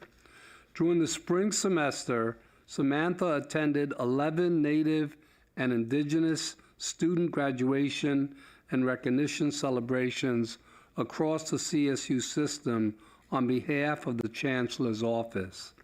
These celebrations are far more than commencement events. They recognize the perseverance, leadership, and accomplishments of Native and Indigenous students while creating a space where students can celebrate alongside their families, tribal communities, faculty, staff, and campus supporters. For many students, these ceremonies acknowledge not only their own achievements, but also the generations who supported them on their educational journey. Although these celebrations center Native and Indigenous cultures and traditions, they are intentionally welcoming and open to all students who choose to participate. They demonstrate how campuses can honor the unique identities and experiences of Native students while fostering an inclusive community that celebrates the success of every student. As a campus president, I believe these celebrations are an important reminder that our commitment to tribal nations extend beyond compliance. It is reflected in the communities we build, the relationships we foster, and the opportunities we create for Native students to succeed and feel a genuine sense of belonging within the CSU system. I will now turn it back to Samantha to share what we have to look forward to in the upcoming school year. Thank you, President Morales. As we look forward to the next academic year, our focus shifts from establishing the framework to continuing its successful implementation. While we've made significant progress, there are still several priorities that will guide our work moving forward. First, agency-controlled collections will remain an important area of focus. As the new agency collections map illustrates, many CSU campuses continue to house collections controlled by federal, state, and local agencies. We will continue to work with those agencies to strengthen coordination and increase transparency while expanding these tools through our upcoming nationwide collections map. We will also continue to support campuses as they implement the field school provisions of the CSU system-wide policy. These provisions represent an important opportunity to ensure consultation and tribal engagement are incorporated early into field school framework, helping prevent future compliance challenges before they arise. Another priority is ensuring both campuses and tribal nations have the resources to meaningfully carry out this work. Meaningful consultation requires sustained investment, and we will continue to advocate for funding, expanding training opportunities, and identifying additional ways to support tribal participation throughout this repatriation process. Finally, we will continue working with the Native American Heritage Commission to fill the remaining vacancies and strengthen the governance structure established under AB 389. Although we hope that the state auditor deems each committee to be established with at least 2 members, the goal is for every committee to have a full complement of 7 voting members. Together, these priorities help ensure the CSU continues building upon the progress we've shared today while strengthening our partnerships with tribal nations and supporting long-term implementation across the system. I'll now turn it over to Vice Chancellor Sachs for closing remarks. Thank you very much, Samantha. Before we conclude, I'd like just to take a minute and again recognize President Morales as he concludes his remarkable tenure at CSU San Bernardino, my alma mater, and as the Chancellor's presidential designee for tribal relations. From the earliest stages when this office was established, President Morales has been a steadfast champion of this work. He helped shape the foundation of this office, provided thoughtful guidance, and consistently reminded us to approach this work with humility, partnership, and respect. President Morales, thank you again very, very much for your unwavering commitment to our tribal nations and, of course, to CSU SB. Trustee Rodriguez, this concludes our presentation. We're happy to answer any questions. Thank you so much. And just want to add to that, thank you so much, President Morales, for everything that you have done to ensure that we course corrected and that we remain steadfast and had fidelity to the process. So hence one of the reasons why we are where we are. So thank you so much. I appreciate that. This presentation was just really goes to show what Trustee Lopez said earlier about the investments that we have made and how important they were to ensure that we accomplish what we said we were going to do. Are there any questions or comments from my trustees? No? Yes, Larry. Thank you. Just a couple quick. One, congratulations on completing the audit requirements. Thank you so very much for representing us so well in that. I think you've covered this, but at my age, memory's not great. One, do we still receive cultural items coming into our universities, or is that stopped? Yeah, so under the CSU system-wide policy, we have a very definitive prohibition against bringing in any new collections. So that's definitely been one of our goals. And working with some existing contracts that we have with outside agencies of how we can curb any new collections. My second quick question is, are there any barriers that you're facing today that keep us from being able to expedite the return or the reparation return back to the tribal? Are there just systemic pieces that need to be addressed still? So I think our biggest barrier is the agency collections because those agencies are the ones with the legal controls and mandates, and the system or the campus is really serving as a repository. We have to work hand in hand with those agencies, and those agencies have varying levels of resources that they're putting towards that endeavor. And so that's something that I know that many campuses are really struggling with is working with those outside agencies to try to get them to invest the time and the resources that are needed to repatriate those collections. President Wood, I hope that we continue to put pressure on them so that we don't bear all of the responsibility and the cost of that. So thank you. If I could very quickly, because Trustee, you've actually mentioned this previously. We've been working very, very hard in trying to connect through not only the governor's office, but certainly the lieutenant governor has been very helpful also in trying to push this as it relates to state agencies. Part of the challenge is the local, which actually we do also have been able to, especially at the campus level, been able to make some progress. One of the larger challenges is at the federal level, that they hold quite a few of these materials, and getting not only their attention but also their energy towards this has been challenging. But we are continuing to work with our senators in particular, as well as congressional members, to push this along. Thank you, Trustee Adamson, for that question. Anyone else? Yes, please, Chancellor. Thank you. I'm sorry, I have my nearsighted glasses on. I want to say, first of all, thank you, President Morales, and thank you to the presidents. We've come a long way in this. I remember when we first came in, this was just really just pulling off. So President Morales, thank you. This is a goal for for all the presidents, as with Title IX, and you have done an amazing job in keeping it on track, so thank you. AVC Cypher, thank you so much for the amazing work you do, and of course, Vice Chancellor Sachs, for all the work you do. This is extremely important. We go before hearings. I have a hearing in the fall, and I know that I will be able to give good news about the CSU, and it's always wonderful to be in that position. So I thank all of you, and I thank, of course, the three of you who presented have done such amazing work. Thank you, Chancellor. Really quick, before we complete this section, AVC Cypher, you really shared about the complexity of this work and the work that we still have to do. There's still much that has to be done. Can you share with us a little bit about like budget considerations and potentially what some campuses have done to ensure that this continues?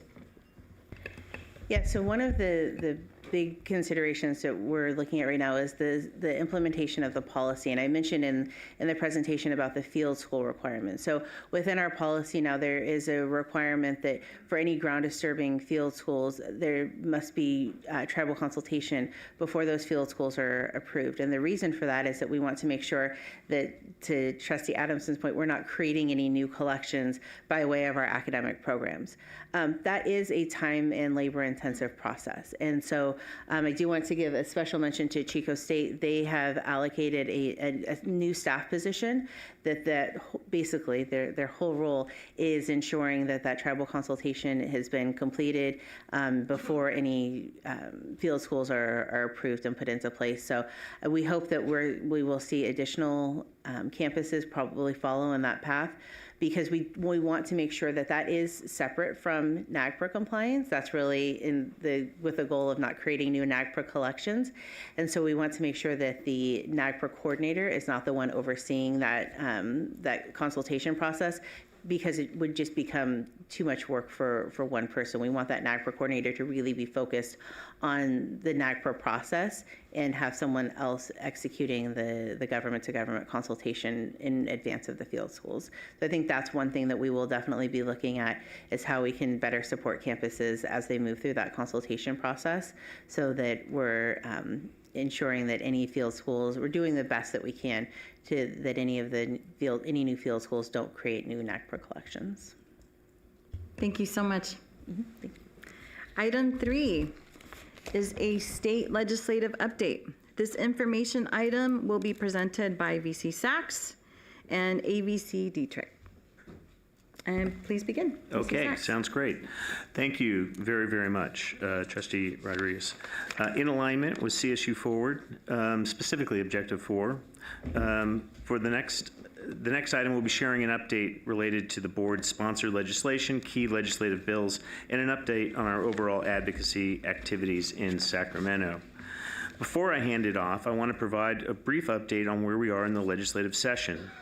We are now more than halfway through the session and recently emerged from a few very busy weeks of committee hearings and other meetings in Sacramento. As noted earlier this year, more than 1,800 bills were introduced, and as you're aware, the Office of Advocacy and State Relations identified just over 75 that are crucial and critical critically important to the CSU. I am pleased to share that our 2 sponsored bills have passed their House of Origin and the policy committees in the second House. At the same time, ASR and our partners throughout the Chancellor's Office continue to engage with offices seeking amendments to important bills, supporting measures that benefit our students, and raising concerns when needed. This includes the significant discussions that are underway with the authors of key intersegmental bills related to community college bachelor's degrees. And as you also heard earlier, legislative leaders have included the CSU and the UC in the affordable housing bond that will go before voters this fall. ABC Dietrich will highlight a number of bills the team has been engaged with and provide a look ahead as to what we can expect over the final month and a half of the session. So, ABC Dietrich. Well, good afternoon, and thank you, Vice Chancellor Sachs. I'd like to start my update by updating you on sponsored legislation that was approved at the beginning of the year. As Vice Chancellor Sachs shared, since we met last in May, both bills have passed our House of Origin, second House policy committees, and await action in the appropriation committees. First, our sponsored bill on which would create a pilot program that would allow CSU universities to jointly confer a General Studies associate degree with an accredited college or university to former CSU students who have completed 60 units or more but have stopped out. That bill passed the Senate Education Committee on July 1st. Despite some opposition, the bill received great praise at the hearing for putting students at the center of the pilot program and for seeking ways to get them re-enrolled. Senate Education Committee Chair Sasha Renee Perez said it was, and I quote, one of her favorite pieces of legislation introduced this year. Senator Reyes called it a gift to students, while Senators Cabaldon and Gonzalez both praised the bill and the overall effort as innovative. 3 members of the committee even asked to be named as co-authors as the hearing concluded, including Chair Perez. The bill passed the committee unanimously. I'd like to acknowledge Assemblymember Lowenthal and President Blanchard for their continued support. Second, SB 1374, the bill that will allow post-secondary institutions to seek restraining orders when a credible threat is made against the institution itself. It has passed the Assembly, Higher Education, and Judiciary Committees with bipartisan support and on consent. Senator Roger Nilo and his office have been great partners in moving the bill forward.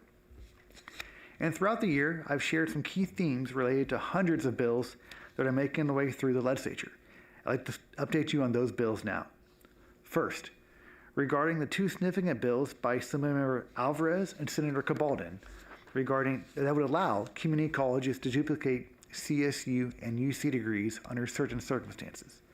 Both those bills continue to advance through their policy committees. As I noted at our May board meeting, led by Chancellor Gonzalez, we've had numerous meetings with both offices. In June, we offered amendments to both bills that included the parameters that we believe should be followed if community colleges are to offer bachelor's degrees that are also offered by the CSU. Both authors have stressed that such degrees should be limited to regional workforce needs and should only pertain to the programs that students could not access at their local CSU. Our suggested amendments place student-centered CSU community college partnerships at its core, while strengthening reporting and accountability to the transfer process. We remain in negotiations with both offices and expect those negotiations to continue through the end of the session. And secondly, legislation creating a special designation for Hispanic and API serving institutions in the state continues to advance. The CSU has been asked to lead the Hispanic student effort, just as it does for Black serving institutions now. The community college system has been asked to lead the API effort. And third, since our last meeting, a number of bills that would have modified or limited the Board of Trustees and Chancellor's Office's ability to manage the system have been held in committee, amended, or no longer warrant our opposition. However, legislation limiting when MPPs and executives can receive compensation increases, albeit in a new form, legislation limiting when MPPs and executives can receive compensation increases continues, albeit in a new form, and we remain opposed. Bills related to the composition of the Board of Trustees and presidential search process are no longer advancing. And fourth, you may be aware that in June, legislation was amended to essentially sunset the state requirement that we have a time, place, and manner policy at each of our universities. Due to a number of factors and specifics in the bill, we opposed that legislation. The author then amended the bill prior to the hearing on July 1st, and we remain in opposition as we have concerns about the overall efforts to dismantle time, place, and manner policies. And finally, as you know, the legislature has decided to place an affordable housing bond on the November ballot. We are incredibly pleased that thanks to the collective advocacy of many, including many in this room today, our legislative leaders have included funding in the bond for the CSU and UC to construct more affordable housing. I will get into the details of that measure next agenda item. However, as we discussed earlier, neither the research bond or higher education facilities bond was placed on the ballot. We understand the absolute importance of new dedicated funding to modernize our aging facilities and are working with the UC and other partners on how to best approach the issue with the next governor and the legislature. We were pleased that in May, Assembly Democrats stated in writing that they intend to honor, and I quote, their previous commitments to a higher education bond. And this was an important signal that the body understands the facility needs of our campuses. We look forward to working with the task force of our trustees and system leaders on this critical issue as it remains an absolute priority. As noted, since we met in May, things have remained very busy in Sacramento. We were excited to host Trustee Advocacy Day, which was attended by 9 trustees who had meetings with 11 members and offices. And our trustees, as many of you know, lobbied members on the state budget, the housing bond, our facilities needs, and raised concerns about a small number of key bills. We were pleased that our trustees' voices were heard. The governor's proposed budget prevailed. We've been included in the housing bond, and some of the legislation that you advocated against is no longer advancing or has been significantly modified. And in early June, we once again hosted National Donut Day, our fun alumni event at the state capitol, and we had about 75 alumni who work for the legislature or in downtown Sacramento who came out for it. I'd like to thank the campuses who participated and showed up and had a very enjoyable morning. We also continue to use CSU Voices and have shared messages about the housing bond and state budget and our facility needs through that platform. You can expect us to continue to work across the system with our campuses and all stakeholders to continue to encourage alumni and students in the CSU community to sign up, and we'll be expanding its use in the coming months. While not related to advocacy, as Chancellor Garcia noted yesterday, Vice Chancellor Dilcy Perez attended the inaugural California Education Interagency Council meeting in late June. She joined senior officials from the UC, California Community Colleges, and a variety of state agencies for the inaugural meeting.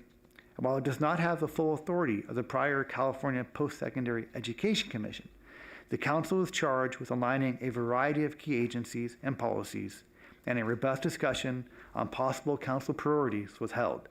A strategic plan from the Council is due by November 2027.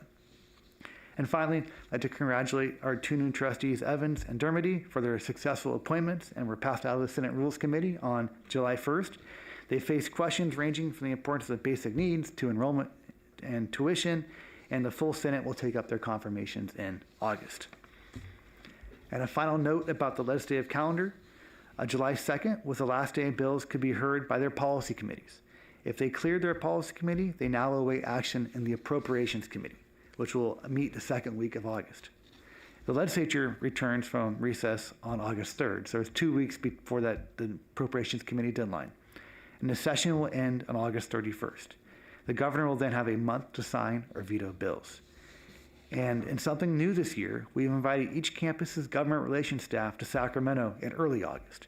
And their presence will allow us to engage one final time on the most important bills with the legislature before the session concludes. And this will bookend the work they've done and our presidents and campuses have done of having members on campus in the winter and spring, and being there in the final weeks of session will hopefully put a really good bookend on our priorities. So I want to thank you for your time and hand it back to Vice Chancellor Sachs. Thank you, Nathan, for sharing those legislative issues and for the update in Sacramento. It's been a very busy spring and certainly a very busy summer, and this concludes our presentation. We're happy to take any questions. Thank you so much for your presentation. Are there any questions or comments? Yes. Just a quick Right. one. I mentioned it to Chair Rambula about this. I feel like we were getting piecemealed on this master plan. In fact, I think the master plan exists by exception, not by rule anymore. And I think we ought to have a discussion at the next meeting about what is going on here. I mean, every time there's all these bills pending, I'm getting pressure about the PHC issue. The community colleges are still down in San Diego, aggravated about certain things we've done, and I just think we need to get ahead of the curve, and I feel like we're kind of behind it at this point.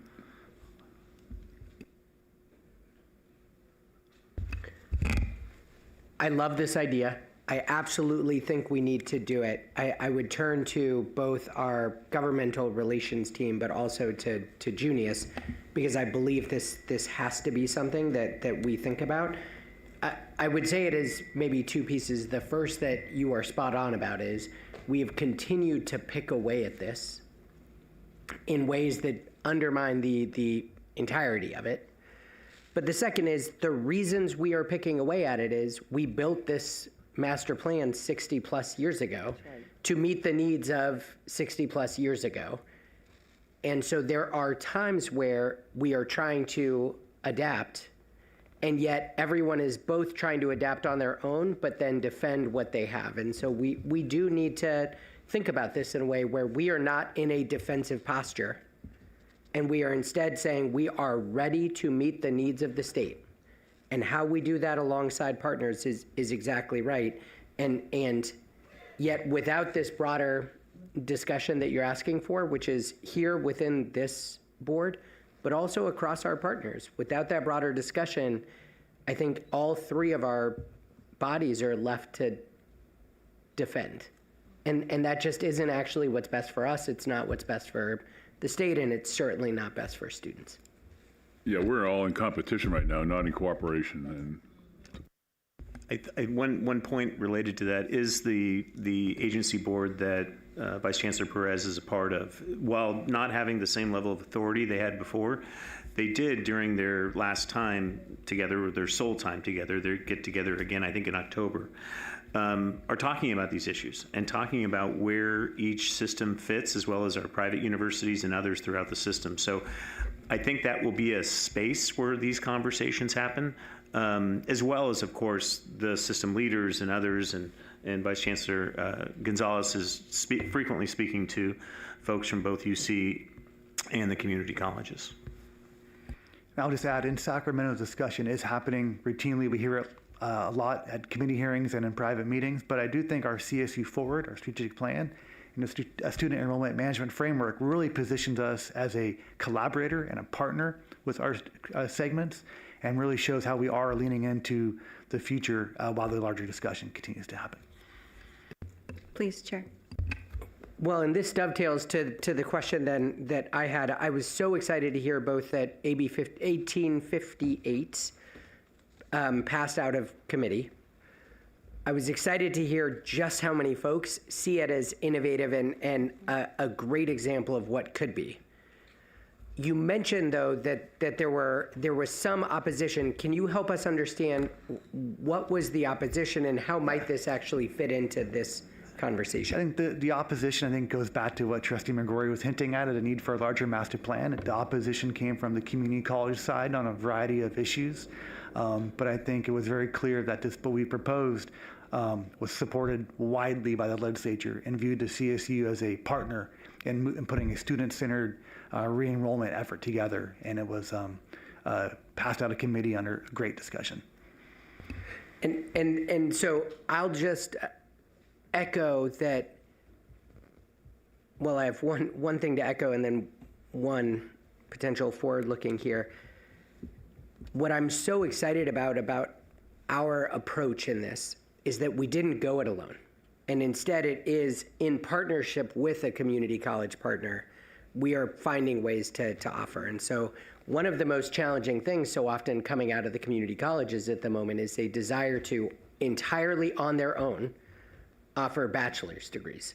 Where in this situation, we said we would like to, in partnership with a community college, offer a degree that a student has already earned through the credits that they have acquired. And that partnership is what I think we can and should in the current master plan construction be moving towards. But the reality is what we should be thinking about longer term is how might we actually move beyond the current construction. But within this, I deeply appreciate that partnership and creativity in this bill. Thank you, Chair. Trustee. Yeah, thanks. I agree that we ought to have a conversation about what's going on, and I think it would be really instructive for the board to understand what the larger conversations are that are going on. I'd like to, I don't know that you can pull that off other than just the straight information, this is what's going on. I think what would also be more meaningful is to go just a little bit deeper and bring together examples, and I don't know if you can do this by November, but tell us about where these intersectoral collaborations are working and what the impediments are from really letting them work at their best. I mean, a lot of the people put these collaborations together and find a lot of friction in trying to get them together. So it's not just that we need to do it, but what are the problems that they encounter in trying to do this? And I think that will help us begin to identify what a new updated, what we need to get rid of and what we need to put in place to let us all do the best that we can given our own, institutional competencies. Mm-hmm. Yep. Chancellor, Chair, I think we're hearing from our trustees how important this is. Do we need to move forward like with a work group or please? Something that the Chancellor and I have spoken about is we didn't have a retreat this year. We're looking to have one in this upcoming year. And this topic, and I would honestly lump in makes it sound terrible. I would also think about the fact that we are thinking about this at the same time that artificial intelligence is necessarily forcing us to rethink the purpose of education, how we provide that education. So to me, this is something that we can't start soon enough and is a big, hairy, tangled web that we really should be doing with our faculty partners on the ASCSU. So Adam and I have begun some of these conversations we should be doing alongside our student partners at CSSA. So would love to bring Artur and the team in. So I hear this loud and clear. The Chancellor has signed off on using some of a retreat time to really focus on all of this. And I think, I would love to partner with Junius and bring in our faculty partners and our student partners to really think about how we do a more comprehensive conversation. Does that sound right? Thank you. Thank you for your presentation. Item 4 is an action item for consideration on the endorsement of SB 417, the Veterans and Affordable Housing Bond Act of 2026. This item will once again be presented by VC Sachs and AVC Dietrich. Please begin, VC Sachs. Thank you again, Trustee Rodriguez. And in alignment with CSU Forward, specifically objectives 2 and 4, focused on affordability, this presentation is an endorsement for your consideration of the Veterans and Affordable Housing Bond Act of 2026. Importantly, this measure includes funding for affordable student housing projects at the CSU. It was passed by the legislature in mid-June as SB 417, and Governor Newsom has signed the legislation into law, placing it on the November 2026 ballot as Proposition 1. Over the course of this year and prior years, the board has made it a priority for the Chancellor's office to secure funding for facility improvements. We just had a robust conversation about that. And to ensure that the system remains affordable for all of our students. This measure aligns with all those priorities. The CSU's inclusion in the bond reflects the work and engagement by so many across the CSU community, including our trustees, presidents, and other partners who helped identify and communicate the need for affordable student housing throughout the legislative process. I want to really very much thank all of them, as well as Governor Newsom, Speaker Rivas, Pro Tem Limon, Senator Cabaldon, and Assemblymember Fong, among so many other legislators, including Assemblymember Alvarez, for understanding the importance of affordable housing for our students. Assistant Vice Chancellor Nathan Dietrich will share more about the measure and how it can impact the CSU. Well, thank you, Vice Chancellor Sachs. As shared, the legislature and governor have come to an agreement to place an $11.25 billion Veterans and Affordable Housing Bond on the November ballot. It will be on the ballot as Proposition 1. For more than a year, during the legislative consideration of affordable housing bond proposals, the CSU worked with legislators and other stakeholders to encourage the inclusion of funding that would benefit low-income students and our communities that our campuses serve. With the Government Relations Committee's approval, we took a support if amended position on both housing bond bills that were introduced. In doing so, we asked for student, staff, and faculty housing to be included. Throughout the legislative process, the CSU community engaged with policymakers through facilities briefings, campus impact days, trustee advocacy day, and in many meetings and discussions to communicate the system's affordable housing needs. As a result of those efforts, $350 million of the bond, if passed by voters, would be allocated to the CSU and UC, $175 million to each. In addition to the CSU and UC portions, more than $9 billion will be allocated to finance the construction, rehabilitation, acquisition, and preservation of affordable housing, while $1.25 billion is allocated for self-supporting revenue bonds for the CalVet Home Loan Program, which aims to help veterans and military families achieve homeownership. As discussed yesterday, student housing is critical to student success. The cost of housing is the largest cost a CSU student has, far outpacing tuition, books, supplies, and transportation. We also know that living on or near a campus improves graduation and retention rates, one's GPA, and deepens one's involvement in the campus community. State legislators recognize this when they included higher education in the measure. And before I continue, I once again want to thank the legislators that advocated for higher education's inclusion.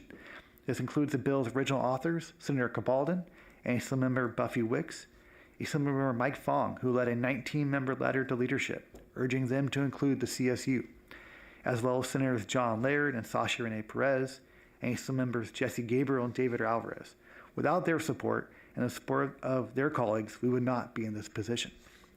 If passed by voters, the CSU's funding would be administered via the Higher Education Student Housing Grant Program, which was established in 2021.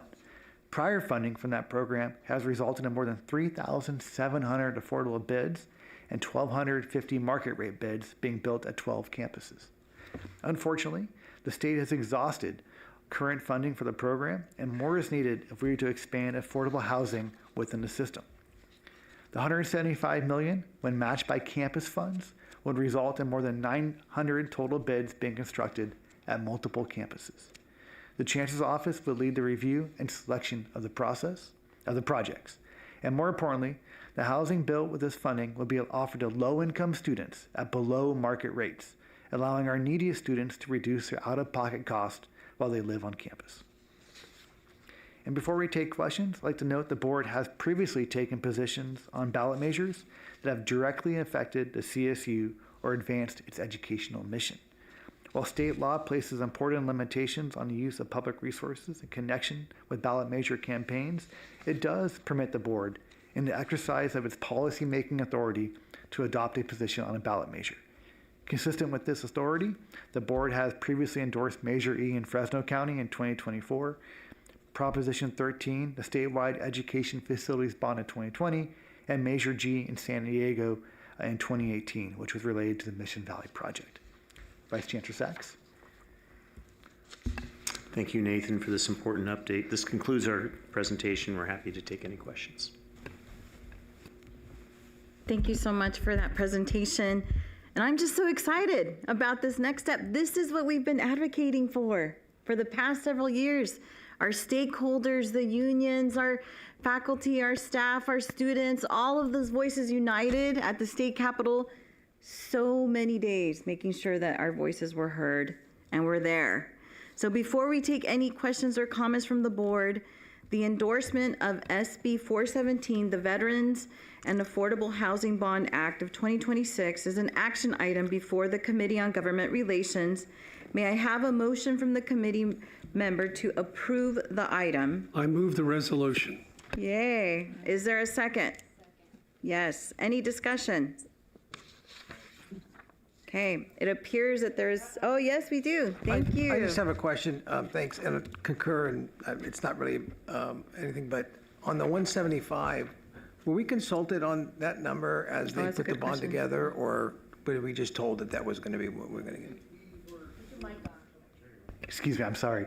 Yeah, we had many discussions with legislative leaders and had given them a range of numbers of what we could get with it. And as they negotiated the full bond package, this is where the legislature landed, and we are excited about the opportunity to deliver more affordable housing.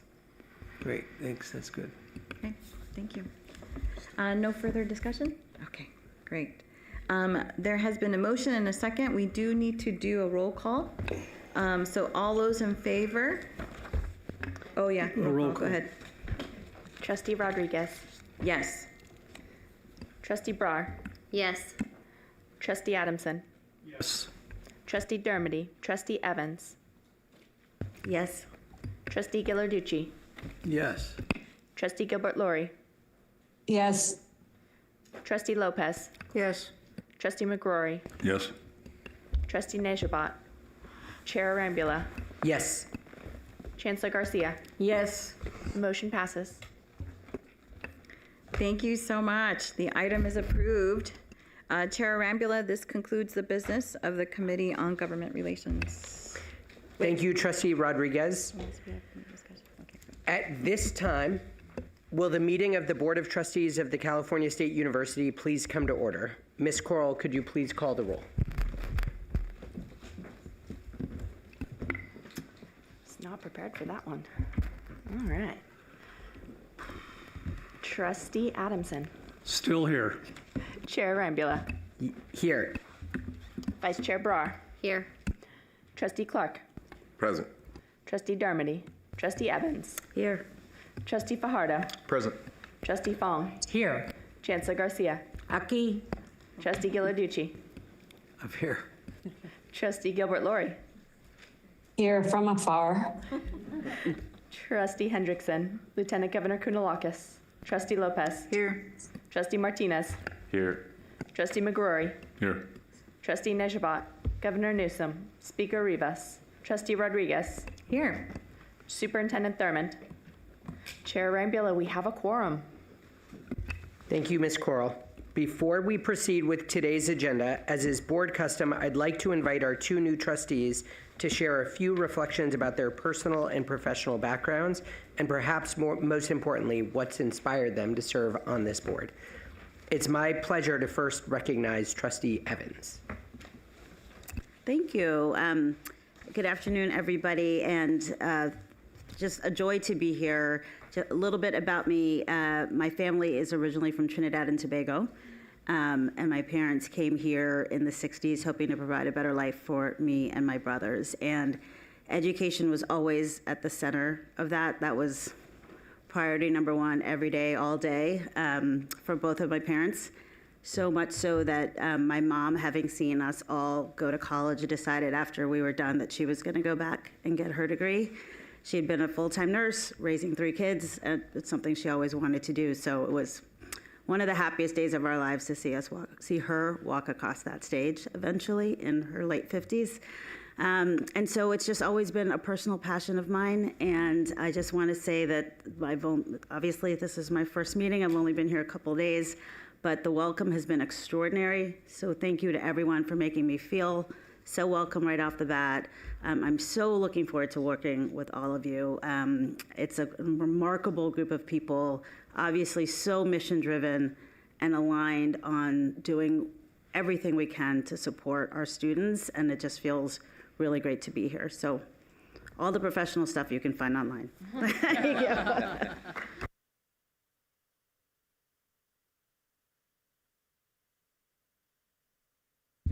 Thank you so much, Trustee Evans. It has been a real joy to see how quickly you have just jumped right in. So thank you for joining this board and for showing up with your full self from day one.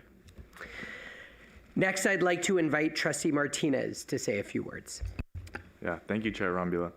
I want to say hello to Chancellor Garcia, Chair Rombula, members of the board, trustees, student representatives, faculty representatives, alumni representatives, and members of the public. My name is Jackson Martinez, and I am a third-year blended political science major and Master of Public Policy student at Cal Poly San Luis Obispo. And I am deeply honored and grateful to serve as the 2026-2028 CSU student trustee. It is a responsibility that I do not take lightly and one that I am excited to embrace. I grew up in Sacramento, California, just a few miles from the state capital, and because of this, the importance of public service and good governance is a value I learned early and still hold dearly.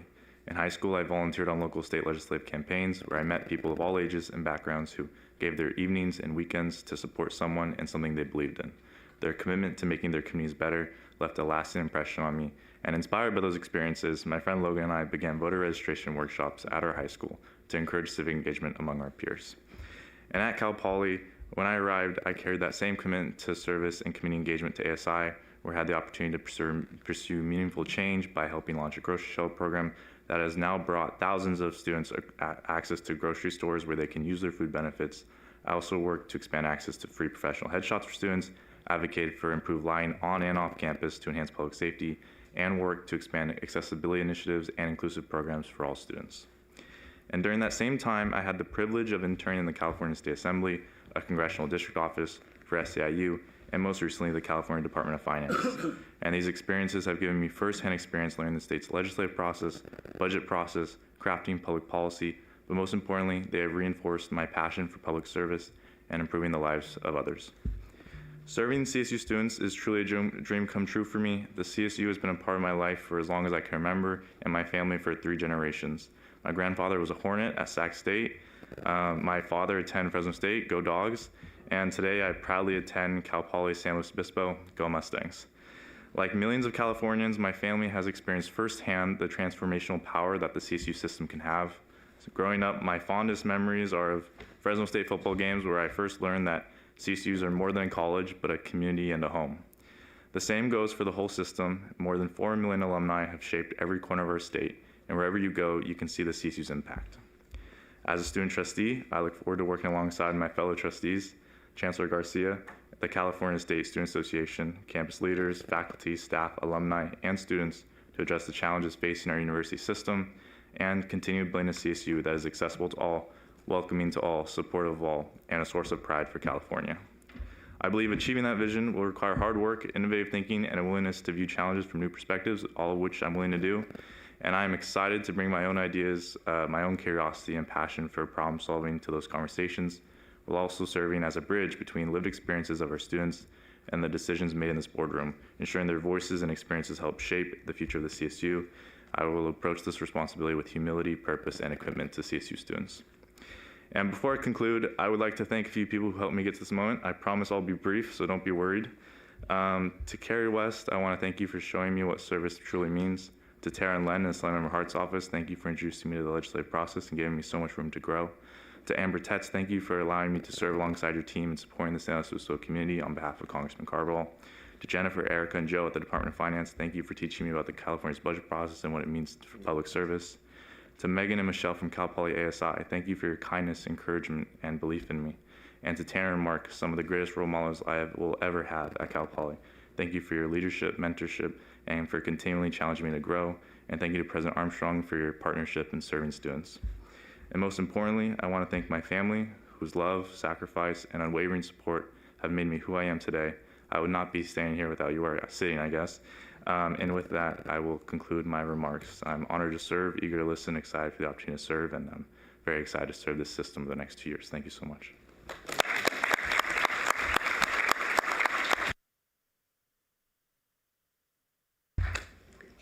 Thank you so much, Trustee Martinez.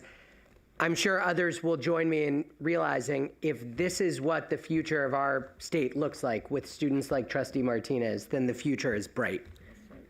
Thank you for the work that every one of our presidents are doing in preparing students like Trustee Martinez to show up and shine. Okay, with that, It is now time for the board to consider today's consent agenda. Please note that item 2, amendments to Board of Trustees Standing Committee assignments for 2026-27 has been pulled and will be updated for our September meeting. Does any trustee wish to remove any other items from today's consent agenda?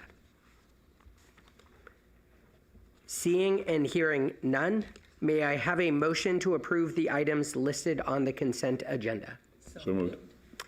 Thank you. Is there a second?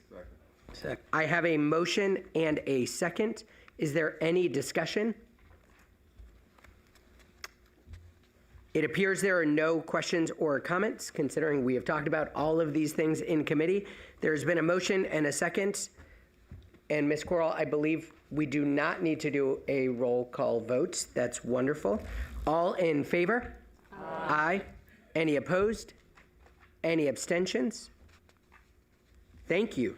The items listed on the consent agenda are approved, except for that one that we pulled to move to September.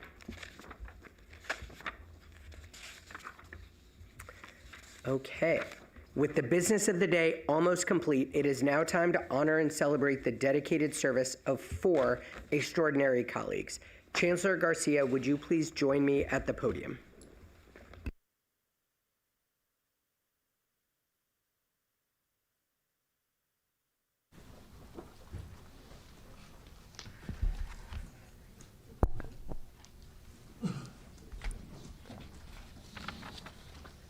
I will introduce the conferral. I will then invite Chancellor Garcia to say a few words, call for a motion to approve the action, and then invite our honoree to provide brief remarks. Our first action item is the conferral of commendation on Iris Levine. Dr. Levine served as interim president of Cal Poly Pomona from May 2025 through June 2026. After previously serving the CSU with distinction for more than 3 decades. Her principled and thoughtful leadership has helped position the university for a new era of progress and opportunity. Chancellor Garcia, would you please share a few remarks? Thank you, Chair Rambola. In the spring of 2025, Dr. Iris Levine graciously answered the call to lead Cal Poly Pomona during a pivotal time of transition for the university. And from the very beginning of her tenure, she has led with steadiness, care, and purpose, while preparing the campus to welcome its next leader with confidence, optimism, and undeniable momentum. Of course, her commitment to Cal Poly Pomona runs deep. Prior to her role as interim president, Dr. Levine served Cal Poly Pomona with distinction for more than 3 decades, including as interim provost and vice president of academic affairs, dean of the College of Letters, Arts, and Social Sciences, interim dean of the College of Education and Integrative Studies, chair of the music department, and as a professor of music. As interim president, Dr. Levine understood her role as a bridge between eras, between presidential administrations, between the university's proud history and its ever more promising future, and also between W.K. Kellogg's 20th century ideals of applied knowledge and the 21st century investments that will expand opportunity for generations of students to come. Under her leadership, Cal Poly Pomona has continued to advance its inclusive polytechnic mission and its powerful promise of become by doing. She has helped steward the historic Mackenzie Scott gift through the university's Bright Tomorrow Fund, directing transformative investments towards student-centered innovation, career readiness, and workforce development. At the same time, Cal Poly Pomona has moved forward critical planning for the Letterman redevelopment project, positioning the 300-acre property as a cornerstone of Cal Poly Pomona's strategic future and a transformative opportunity for the surrounding community. You may have heard that Cal Poly Pomona celebrated the centennial of W.K. Kellogg's purchase of the land on which the university now sits and the founding of the W.K. Kellogg Arabian Horse Center. Dr. Levine has enthusiastically and effectively championed both the preservation and modernization of this distinctive university asset through initiatives that reflect Cal Poly Pomona's enduring legacy and future promise. But what stands out most about Dr. Levine's tenure is her principled, responsive, and generous stewardship of Cal Poly Pomona, how she has elevated the university's strengths, celebrated its accomplishments, and prepared the campus community for its next chapter of growth, innovation, and impact. Iris, thank you for your exemplary service to the CSU. Thank you for taking care of my named horse. We are proud to extend this commendation to you with heartfelt gratitude. I wish you and Leslie all the very best in your next chapter. Chair Rambola. Thank you, Chancellor Garcia. The conferral of commendation on Iris Levine is an action item before the board. May I have a motion? Thank you. May I have a second? Second. Is there any discussion? Are there any objections? Hearing none, I have a motion, a second, and this is unanimously approved. I would now like to invite Dr. Levine to the podium to accept her conferral and honor us with a few remarks.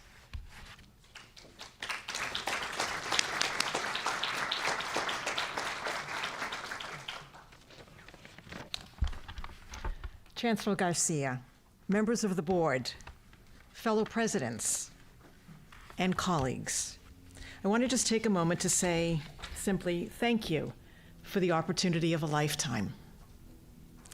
When Chancellor Garcia called and asked if I would return to serve the university that I have loved for more than 3 decades, I didn't hesitate.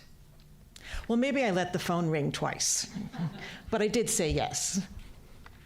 Cal Poly Pomona has been the defining institution of my professional life. It is where I grew as a faculty member, dean, provost, and ultimately, president. Few people are fortunate enough to spend a career at a place they deeply believe in, and fewer still are given the opportunity to come back one last time to help lead it through a time of transition. For that opportunity, I will always be grateful. Serving alongside this board has only strengthened my belief in the California State University and its extraordinary mission. Every decision made around this table reflects a commitment to expanding opportunity, transforming lives, and strengthening California's future through higher education. That mission has never been more important. Throughout this past year, I have been reminded again and again that the greatest strength of our universities is our people. And on our campus, our horses too. Our faculty inspire. Our staff serve with extraordinary dedication. Our students continue to amaze us with their resilience, talent, and determination. And our alumni and community partners remind us that the impact of the CSU reaches far beyond our campuses. I've also had the pleasure of helping welcome the next generation of leadership. I leave Cal Poly Pomona knowing that the university is in exceptionally capable hands under President Vania Quiñones. She brings tremendous experience, vision, and enthusiasm. And I know that the university's best days are still ahead. To my fellow presidents, thank you for your friendship, your wisdom, and your partnership. It has been a joy to learn from each of you and to work together on behalf of our students. Chancellor Garcia, thank you for your confidence, your leadership, and your unwavering commitment to this system. I am deeply appreciative of the trust that you placed in me. And to the members of the board, thank you for your service. Your work is often challenging and always consequential. I have appreciated your thoughtful governance and your steadfast commitment to ensuring that the CSU remains one of the greatest engines of opportunity anywhere in the world. But before I close, I want to thank one more person. My wife, Leslie, has been my constant source of love, encouragement, and perspective throughout this journey. Returning to Cal Poly Pomona wasn't just meaningful to me, it was meaningful to both of us. She has shared my deep affection for this university and its people, and she has supported me through every early morning, late evening, and unexpected challenge with grace and generosity. Leslie, thank you for standing beside me, for believing in this university, and for sharing this extraordinary chapter with me. I simply could not have done it without you. And although my time as president has now ended, I will always remain one of the CSU's most enthusiastic champions. This university system changed my life, just as it changes the lives of hundreds of thousands of students every single year. It has truly been an honor to serve alongside all of you. Thank you.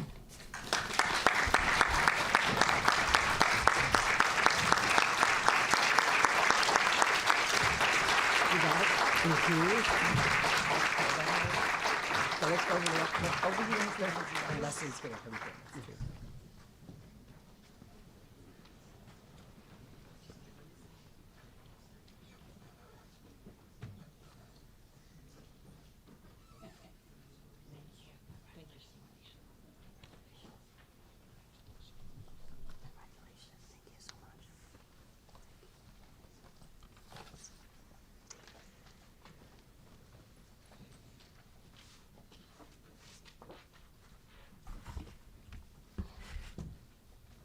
Congratulations again, Dr. Levine. Our next action item is the conferral of title of Faculty Trustee Emerita on Darlene Yee Melikar. There are many reasons I'm excited to be chair. One of them is to get to honor someone like Darlene, who I've had the chance to serve alongside for the last 3 years and has exemplified what it means to be a trustee. I'm deeply appreciative for your service to this board, to the state, and to the CSU. Chancellor Garcia, would you please share a few comments? Thank you, Chair Rambla. It is with great pleasure and genuine honor to recognize and commend Trustee Darlene Yee Melikar for her distinguished service as a member of the CSU Board of Trustees. Appointed as faculty trustee by Governor Newsom in July 2023, Dr. Yee Melikar has served the board with thoughtfulness, integrity, and a deep commitment to the CSU's mission. She is a trailblazer, the first Asian Pacific Islander, indeed, the first person of color, to serve as a faculty trustee. Throughout her tenure, she has brought the perspective of a lifelong educator, scholar, and advocate for shared governance, evidence-based policymaking, and student opportunity. For more than 3 decades, Dr. Yee Melikar has served as a professor at San Francisco State University, where she has helped shape the field of gerontology and prepared generations of students to meet the diverse needs of an aging society. Her scholarship and leadership in healthy aging, minority women's health, and long-term care administration have been lasting contributions not only to her campus, but also to the community served by the CSU and beyond. Her service to the system-wide Academic Senate and the San Francisco State Academic Senate reflects a career grounded in collaboration, academic excellence, student success, and principled leadership. She brought these exemplary traits to her work as a faculty trustee. And along with these impressive qualities, she brought a spirit of collegiality, of warmth, and unwavering respect for her colleagues. She has also brought something else to her service on this board, and I say this confident that everyone in this dais will agree. She brought a work ethic that is almost beyond description. Always prepared, always extremely well studied on the issue at hand. And as a result, every question, and there were many questions, and every comment raised by Trustee Melikar advanced our debate and deliberations in a significant and meaningful way. Darlene, your tenure has been very impactful. It has been very impressive, and it has set a wonderful example and extremely high standard for those who will follow in your footsteps. You have my deepest respect and sincere admiration. On behalf of the entire California State University, thank you for your outstanding and profoundly consequential service. And I understand that you are also retiring from your longtime role and distinguished service on the faculty of San Francisco State. You will be deeply missed, and yet I know you'll be not too far away. And today she is joined by Z. Stepanov, a former faculty trustee member, as well as Gerald Schutz, if I hope I pronounced that right. Thank you for being here. And as you close this remarkable chapter of leadership and service, I wish you and your husband, Joseph, nothing but joy and fulfillment in your life's next chapter. Thank you, mil gracias.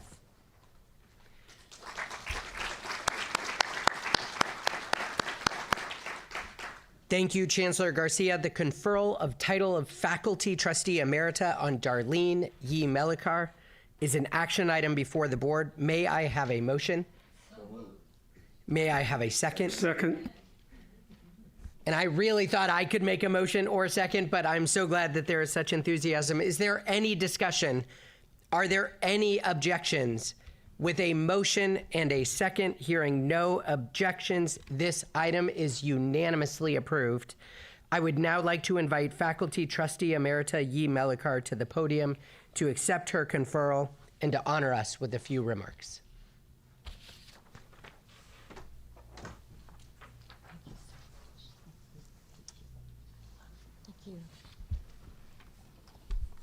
Thank you so much. And good afternoon, Chancellor Garcia, Chair Rambola, fellow trustees, presidents, distinguished colleagues, and friends. I am deeply honored to stand before you today. I must admit, it feels a little different being on this side of the agenda. As I conclude my 3-year term as CSU faculty trustee and my 36-year career at San Francisco State University, I do so with an overwhelming sense of gratitude. Serving as faculty trustee has truly been one of the greatest privileges of my professional life. Over these past 3 years, I have had the opportunity to contribute to important board discussions, serve on 6 standing committees, participate in presidential searches and reviews, advocate for the CSU in Sacramento and Washington, visit each of our remarkable campuses, celebrate our extraordinary students, faculty, and staff. More importantly, I witnessed firsthand the extraordinary people who make the California State University so very special. This experience taught me something I will carry with me forever. The CSU's greatest strength is not simply its size, its history, or its accomplishments. Its greatest strength is its people. Faculty who inspire curiosity, staff who remove barriers, administrators who create opportunity, presidents who lead with courage, trustees who steward the public trust, students and alumni whose dreams remind us every day why our work matters. Serving on the board deepened my appreciation for shared governance and the complexity of balancing student success, academic excellence, fiscal stewardship, and public accountability. I leave with tremendous respect for every person who sits around this room and every individual throughout our 22 universities who works every day to improve the lives of our students. There are so many people I wish to thank. To my home campus, San Francisco State University, Thank you for believing in me and allowing me to represent you. President Lynn Mahoney, thank you for your confidence in me, your encouragement, and your steadfast support. Provost Emerita Sue Rasa, thank you for your mentorship and friendship over so many years. To my campus academic senate and to the academic CSU, thank you for entrusting me with your voices. I hope I represented you well with integrity, thoughtfulness, and respect. To Governor Newsom and his appointments office, thank you for the confidence you placed in me to serve the people of California. To Chancellor Garcia, Millie, thank you for your inspiring leadership, your kindness and support, and your unwavering commitment to our students and universities. It has been an honor to serve during your tenure. To my fellow trustees, all of you, our presidents, vice chancellors, chancellor's office colleagues, and board staff, thank you for your partnership, professionalism, and friendship. Working alongside you has enriched my life far beyond what I could have imagined. A very special thank you to Chancellor Emerita Jolene Kester, former and current board chairs Wenda Fong, Jack Clark, and Diego Arambula, my trustee buddy, Jean Furstenberg, and Trustee Emerita Roberta Achtenberg. Each of you onboarded me, generously shared your wisdom, and helped me understand what it truly means to serve as a trustee. I will be always grateful for your mentorship and friendship. Trustee Fong, Wenda, thank you for being an amazing role model. As the first Asian American woman to chair the CSU Board of Trustees, you helped me to navigate the board. To be the first person of color, first Asian American woman to serve as CSU faculty trustee. Thank you. Today, I am especially pleased to have three wonderful faculty colleagues joining me. CSU trustee emeritus Stephen Stepanek, former academic senate CSU chair and current vice chair Rob Collins, and emeritus retired faculty staff association liaison Jerry Schutte. Thank you for your friendship and for honoring me with your presence today. Finally, and most importantly, I want to thank someone who has been my greatest supporter for almost 4 decades, my husband, Dr. Joseph Melikar. Although Joseph couldn't be here today, I know he's watching this live stream. Joseph, thank you so much for every conversation before and after board meetings, for every word of encouragement, for your patience, your wisdom, your love, and your unwavering belief in me. Quite simply, I could not have done this without you. Serving as faculty trustee has changed me, has deepened my appreciation for public higher education, strengthened my belief in shared governance, and reaffirmed that our greatest investment will always be in people. As I retire from full-time university service, I don't see this as an ending. Rather, it's a new beginning. I remain deeply committed to public higher education, to healthy aging, to public service, and to continuing to give back wherever I can make a difference. To everyone here and to everyone joining us online, thank you for the work you do every single day on behalf of California's students and communities. Together, we educate more than 470,000 students. We strengthen California's workforce.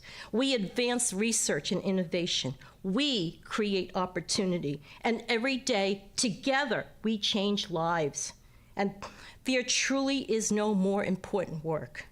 It has been one of my greatest honors of my life to serve alongside you. Thank you for your friendship. Thank you for your partnership. Thank you for allowing me to be part of this extraordinary CSU family. Onward. Go CSU, and as always, go Gators. Thank you.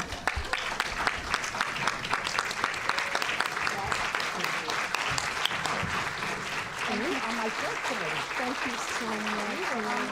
Of course, I will always be with you. Thank you.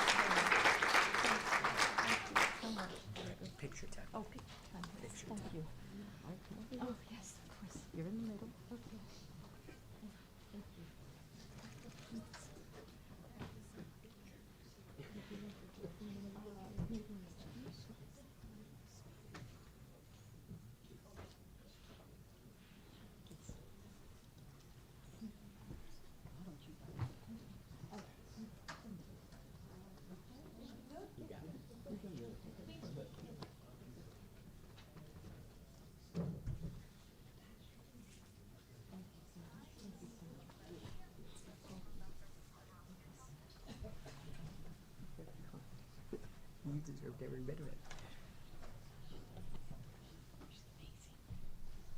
She was on my search committee.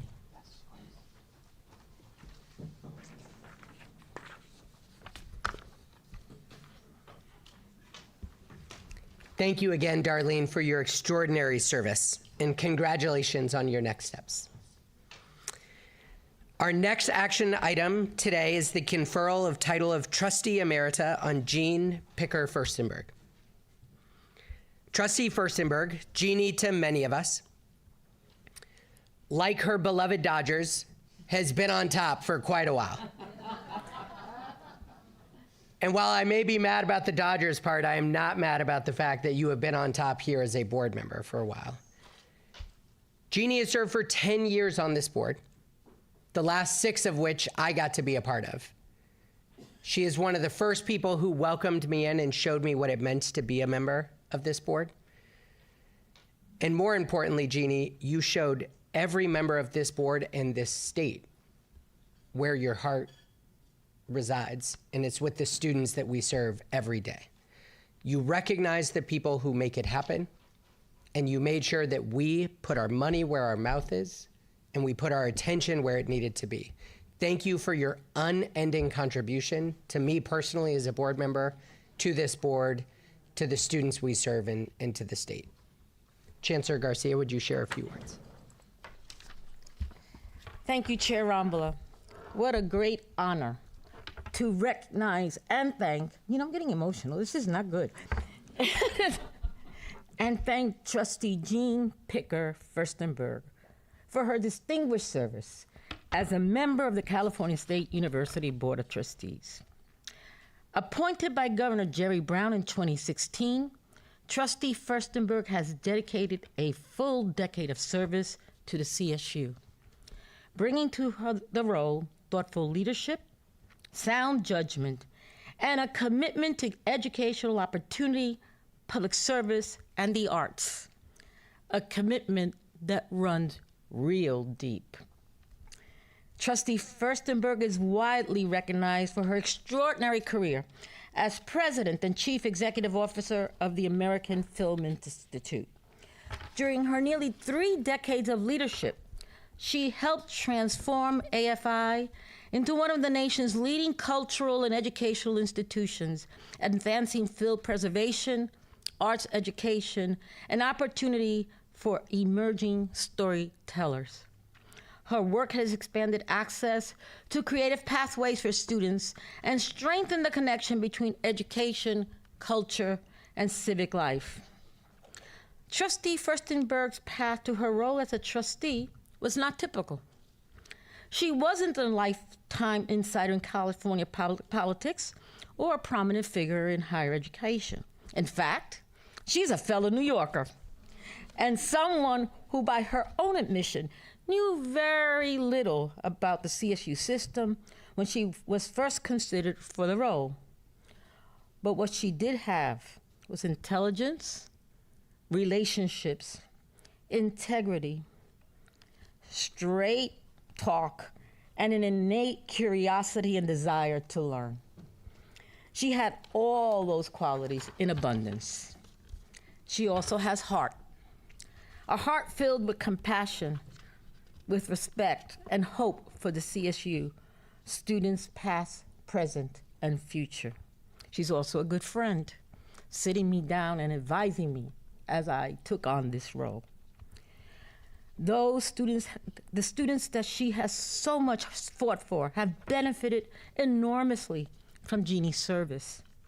Her willingness to ask those really tough questions, her frank discussion and honesty, her distinctive candor, so rooted in care, her courage to hold fast to her principles and convictions, even in the face of opposition, her commitment to the CSU mission, and her deep engagement with the system inside this chamber and on CSU campuses and across the state. In short, Jeannie has been and continues to be deeply invested in CSU, in who we are and what we do. I have heard her reflect upon her service as a CSU trustee as the honor and privilege of her life. Jeannie, let me assure you the honor and privilege has been all ours to work with you as a valued and trusted colleague and a treasure as a dear friend. She is joined today by her son, Doug Furstenberg, daughter Deborah Kushma, and her great-granddaughter, Elizabeth Morris. Jeannie, on behalf of the California State University, please accept my heartfelt gratitude for your outstanding service, leadership, friendship, and enduring commitment to the CSU. Trustee Arambula. Thank you, Chancellor Garcia. The conferral of title of Trustee Emerita on Jean Picker Furstenberg is an action item before the board. May I have a motion? So moved. And look, I looked right at Wenda. Sorry, Jack. That was Wenda's to give. Is there a second? Is there any discussion? I have a motion, a second, with no objections. The title of Trustee Emerita is unanimously approved. I would now like to invite Jeannie to the podium to accept her conferral and to honor us with a few remarks.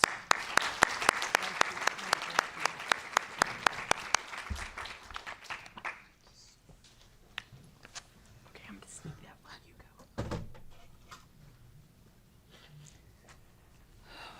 go. Okay. Thank you, Chair Arambula and Chancellor Garcia, Diego, Millie. It has been my honor to sit at this table for 10 years. I invited my children, Deborah and Doug, to join me because they appreciate how much this moment means to me. And I invited my oldest great-granddaughter, Elizabeth. She's going to be 10 in October. I asked her to come from New York City, where she lives, so she could meet all of you and make a promise to me. Elizabeth wants to play basketball in high school and college, and she's told me that she already plans to apply to UConn and to UCLA. But today, I asked her to promise me that she will also apply to a California State University because now she knows how many exciting campuses there are. And it also is a fact that Cal State San Diego made the Final Four in Houston a few years ago. So, Elizabeth, thank you for your commitment. There are so many aspects of the CSU system that are amazing. My favorite aspect of being a trustee is to visit the campuses, meeting students, faculty, staff, administrators, presidents, getting to know all of you sitting in those 2 rows. Every campus is different and distinct, representing your section of this amazing state. This is a huge state with a huge population. It needs a big system. And the responsibility of those at this table and in this room is to make it a great system. I think the hardest work at this table is to navigate the fiduciary responsibilities and seek the greatest state and federal support, and to select the chancellor and the presidents. Over my 10 years, there have been good years and there have been hard years. Those hard years included the pandemic. And I want to commend the leadership and the faculty. In 2 weeks, you responded brilliantly to provide our remarkable students with the tools they needed to continue their education. It was a moment that stands strong and tall in my memory. We have also made mistakes. And I say we because I include myself in taking ownership. But what I would like to do today is to recognize and acknowledge those who provided the leadership and the light that changed the dark years and led us to where we are today, because I don't think they are acknowledged enough. Without Interim Chancellor Jolene Kester and then Chair Wenda Fong, their strength and wisdom, and then their astonishing capacity to convince Millie Garcia to return to the CSU, without that, this system would not be the strongest, the most compassionate, caring, and courageous in the United States. It starts at the top. And Millie Garcia is our nation's unparalleled standard bearer. The CSU will never be perfect. It is too large a system. There will always be problems and issues and things we wish we could improve. But we have in this room the chancellor, the leadership, the faculty, the staff, and the 22 presidents who make the system what it is. There's a quote from Billie Jean King, a CSU alum, that I think is appropriate for what happens here. Pressure is a privilege. There is tremendous pressure on everyone sitting here. You're shaping young minds and young lives, and at a standard and a scale that is almost overwhelming.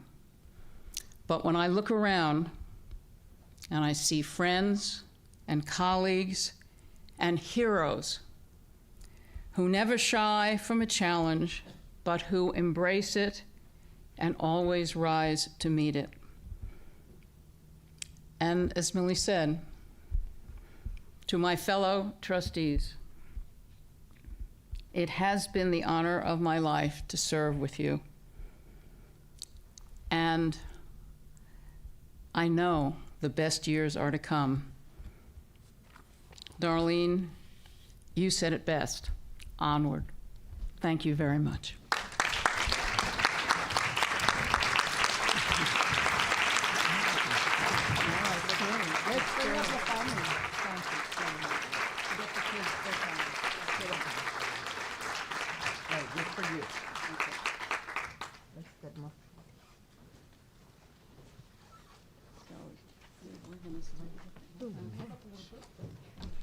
Look at this. Look like Martins. Martins. Smile. You're on camera. Thanks. Congratulations. Congratulations.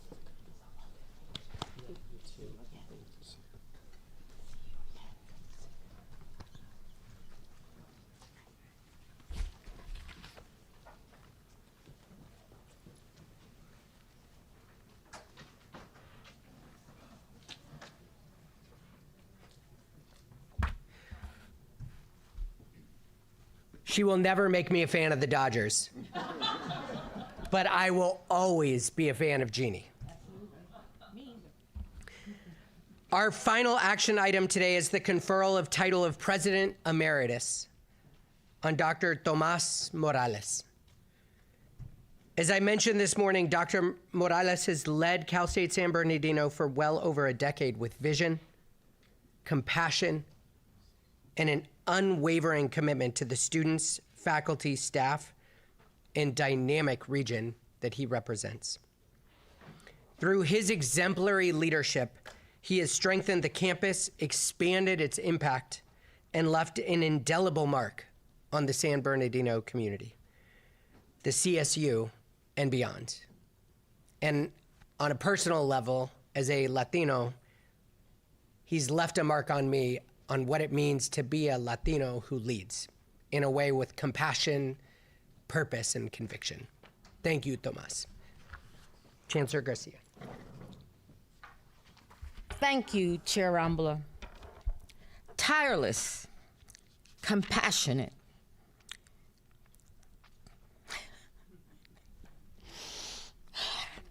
deeply committed to student success.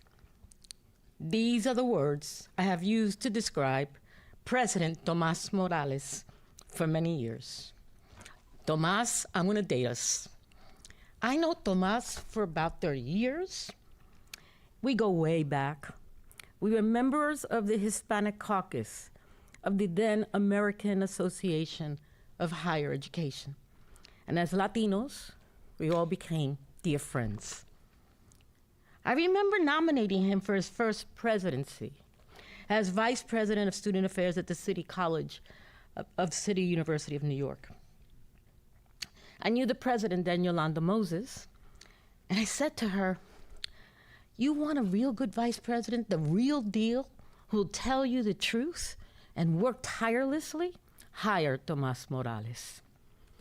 Since then, Dr. Morales has built a truly extraordinary and consequential career from senior leadership positions at Cal Poly Pomona to the presidency at the College of Staten Island of the City University of New York, and of course, Cal State San Bernardino. We're both New Yorkers. He's from the Bronx, I'm from Brooklyn.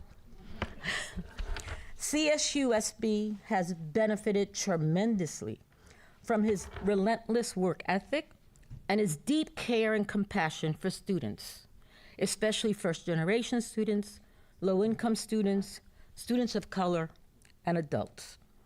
Since he joined San Bernardino in 2012, graduation rates have soared while equity gaps have narrowed. The university is consistently ranked among the nation's leading engines of social mobility. To ensure that diversity, equity, and inclusion are embedded in the infrastructure of CSUSB, he created the President's DEI Board in 2020.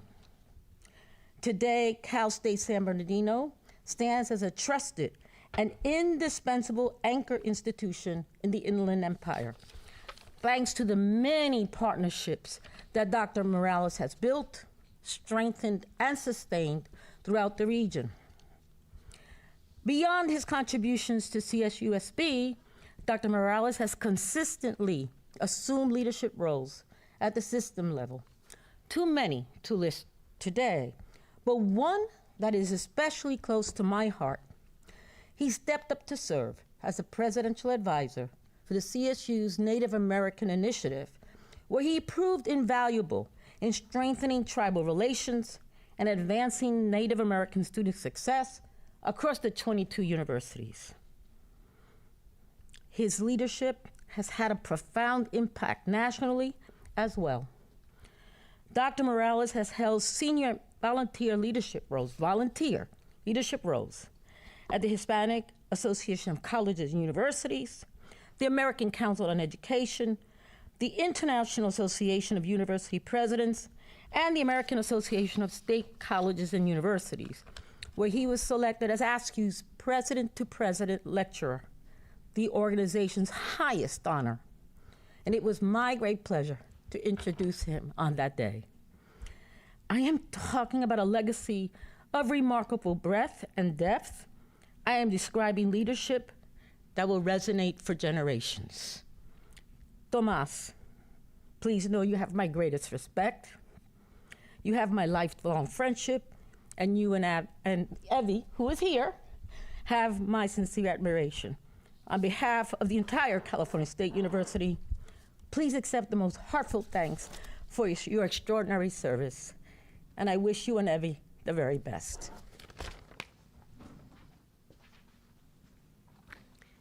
Thank you, Chancellor Garcia. The conferral of title of President Emeritus on Tomas Morales is an action item before the board.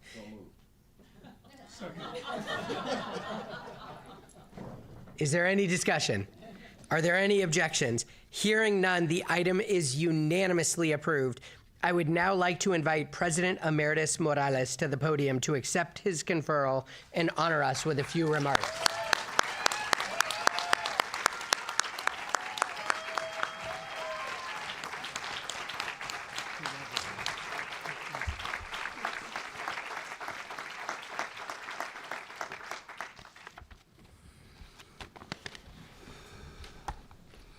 Chancellor Garcia, Diego, board members, presidential colleagues, vice chancellors, I am deeply grateful for this recognition by the California State University Board of Trustees of the title President Emeritus of California State University, San Bernardino. It has been the honor of a lifetime to serve as CSUSB's president. I'm incredibly proud of the role Cal State San Bernardino plays as an anchor institution in the Inland Empire. Our outstanding students who come from all corners of the region to pursue their higher education dreams, our incredible faculty, and the staff and administrators who work so hard to support our students' success. Since my arrival in 2012, we have achieved a great deal, from growing the endowment to growing the campus infrastructure in San Bernardino and Palm Desert. I wish to highlight two achievements which speak to the power of public institutions of higher education. The opportunity to bring two enormous counties together. I often said, if you put together Riverside and San Bernardino County, it would be the 25th largest state in the United States. 27,000 square miles, 4.6 million people. Along with all segments of regional public education, municipalities, and the business world, to win a Governor's Innovation Award to create a 501c3 organization growing inland achievement. And I would be remiss if I did not say that Trustee Julia Lopez played such a leadership role in that process. Growing inland achievement, which pools resources and data to support a cradle-to-career pathway in the Inland Empire. The creation of the CSUSB's President's Diversity, Equity, and Inclusion Board, as Millie just mentioned, to enable us to bring these principles into the very infrastructure of the campus. Because our university is a place where so many cultures, histories, and traditions come together and deserve to be recognized and celebrated. And so that we leave no one behind in our pursuit of student success. A couple of years ago, I told our graduates at spring commencement that the state of California, like the United States, was originally home to the many tribal nations and first peoples who were the first humans on our continent. But history did not stop at that point. It continued. Waves of immigrants, willing or not, followed. They were explorers charting a new world, quote unquote, colonializers coming to gain riches and power, some in chains to labor as enslaved humans. Though here in California, we entered the Union in 1850 as a free state. Others fleeing for freedom, and some just seeking a place in which they could build better lives and create a home, and that they would work as hard as they could in order to make that dream happen. Our state was never an empty space that these later newcomers entered. It was a land filled with culture, with centuries of culture and history, stories and traditions. And that immigration goes on even today, helping us to grow into our future with the abilities, skills, strengths, and knowledge of those born here and those who still choose to come here. What was eventually created and what is still being created is both the birthright and the opportunity for our students, because as Californians, we are not one thing, we are many. And that is our strength. Like so many of our students, I am a product of public education from K-12 through undergraduate and graduate study. I was also a first generation and an EOP student. I owe so much to public education, and I have attempted to give back over the years through my work in the City University of New York, the State University of New York, and the California State University. My family means everything to me. I'm immensely grateful to my parents. I so very wish they could be here. My love and gratitude for her support over these years goes to my wife, Evie. Evie, the family we have created together brings me such pride. You and they remain at the heart of all that I do. In closing, I want to thank my dear friend and colleague, Chancellor Garcia, members of the Chancellery, and my presidential colleagues.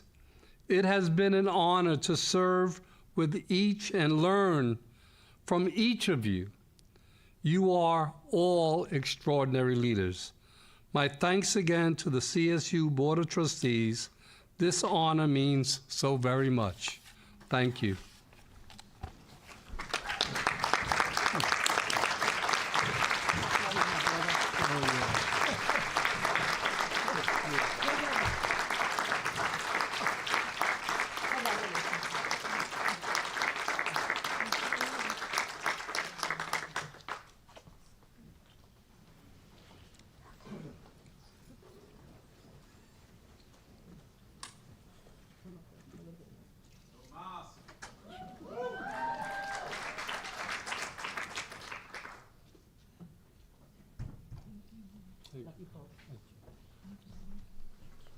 We'll be in touch. Thank you. You know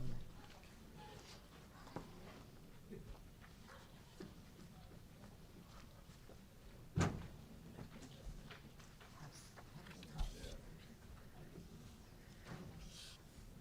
On that celebratory note, the business of the July 2026 meeting of the Board of Trustees, my first meeting as chair, is concluded.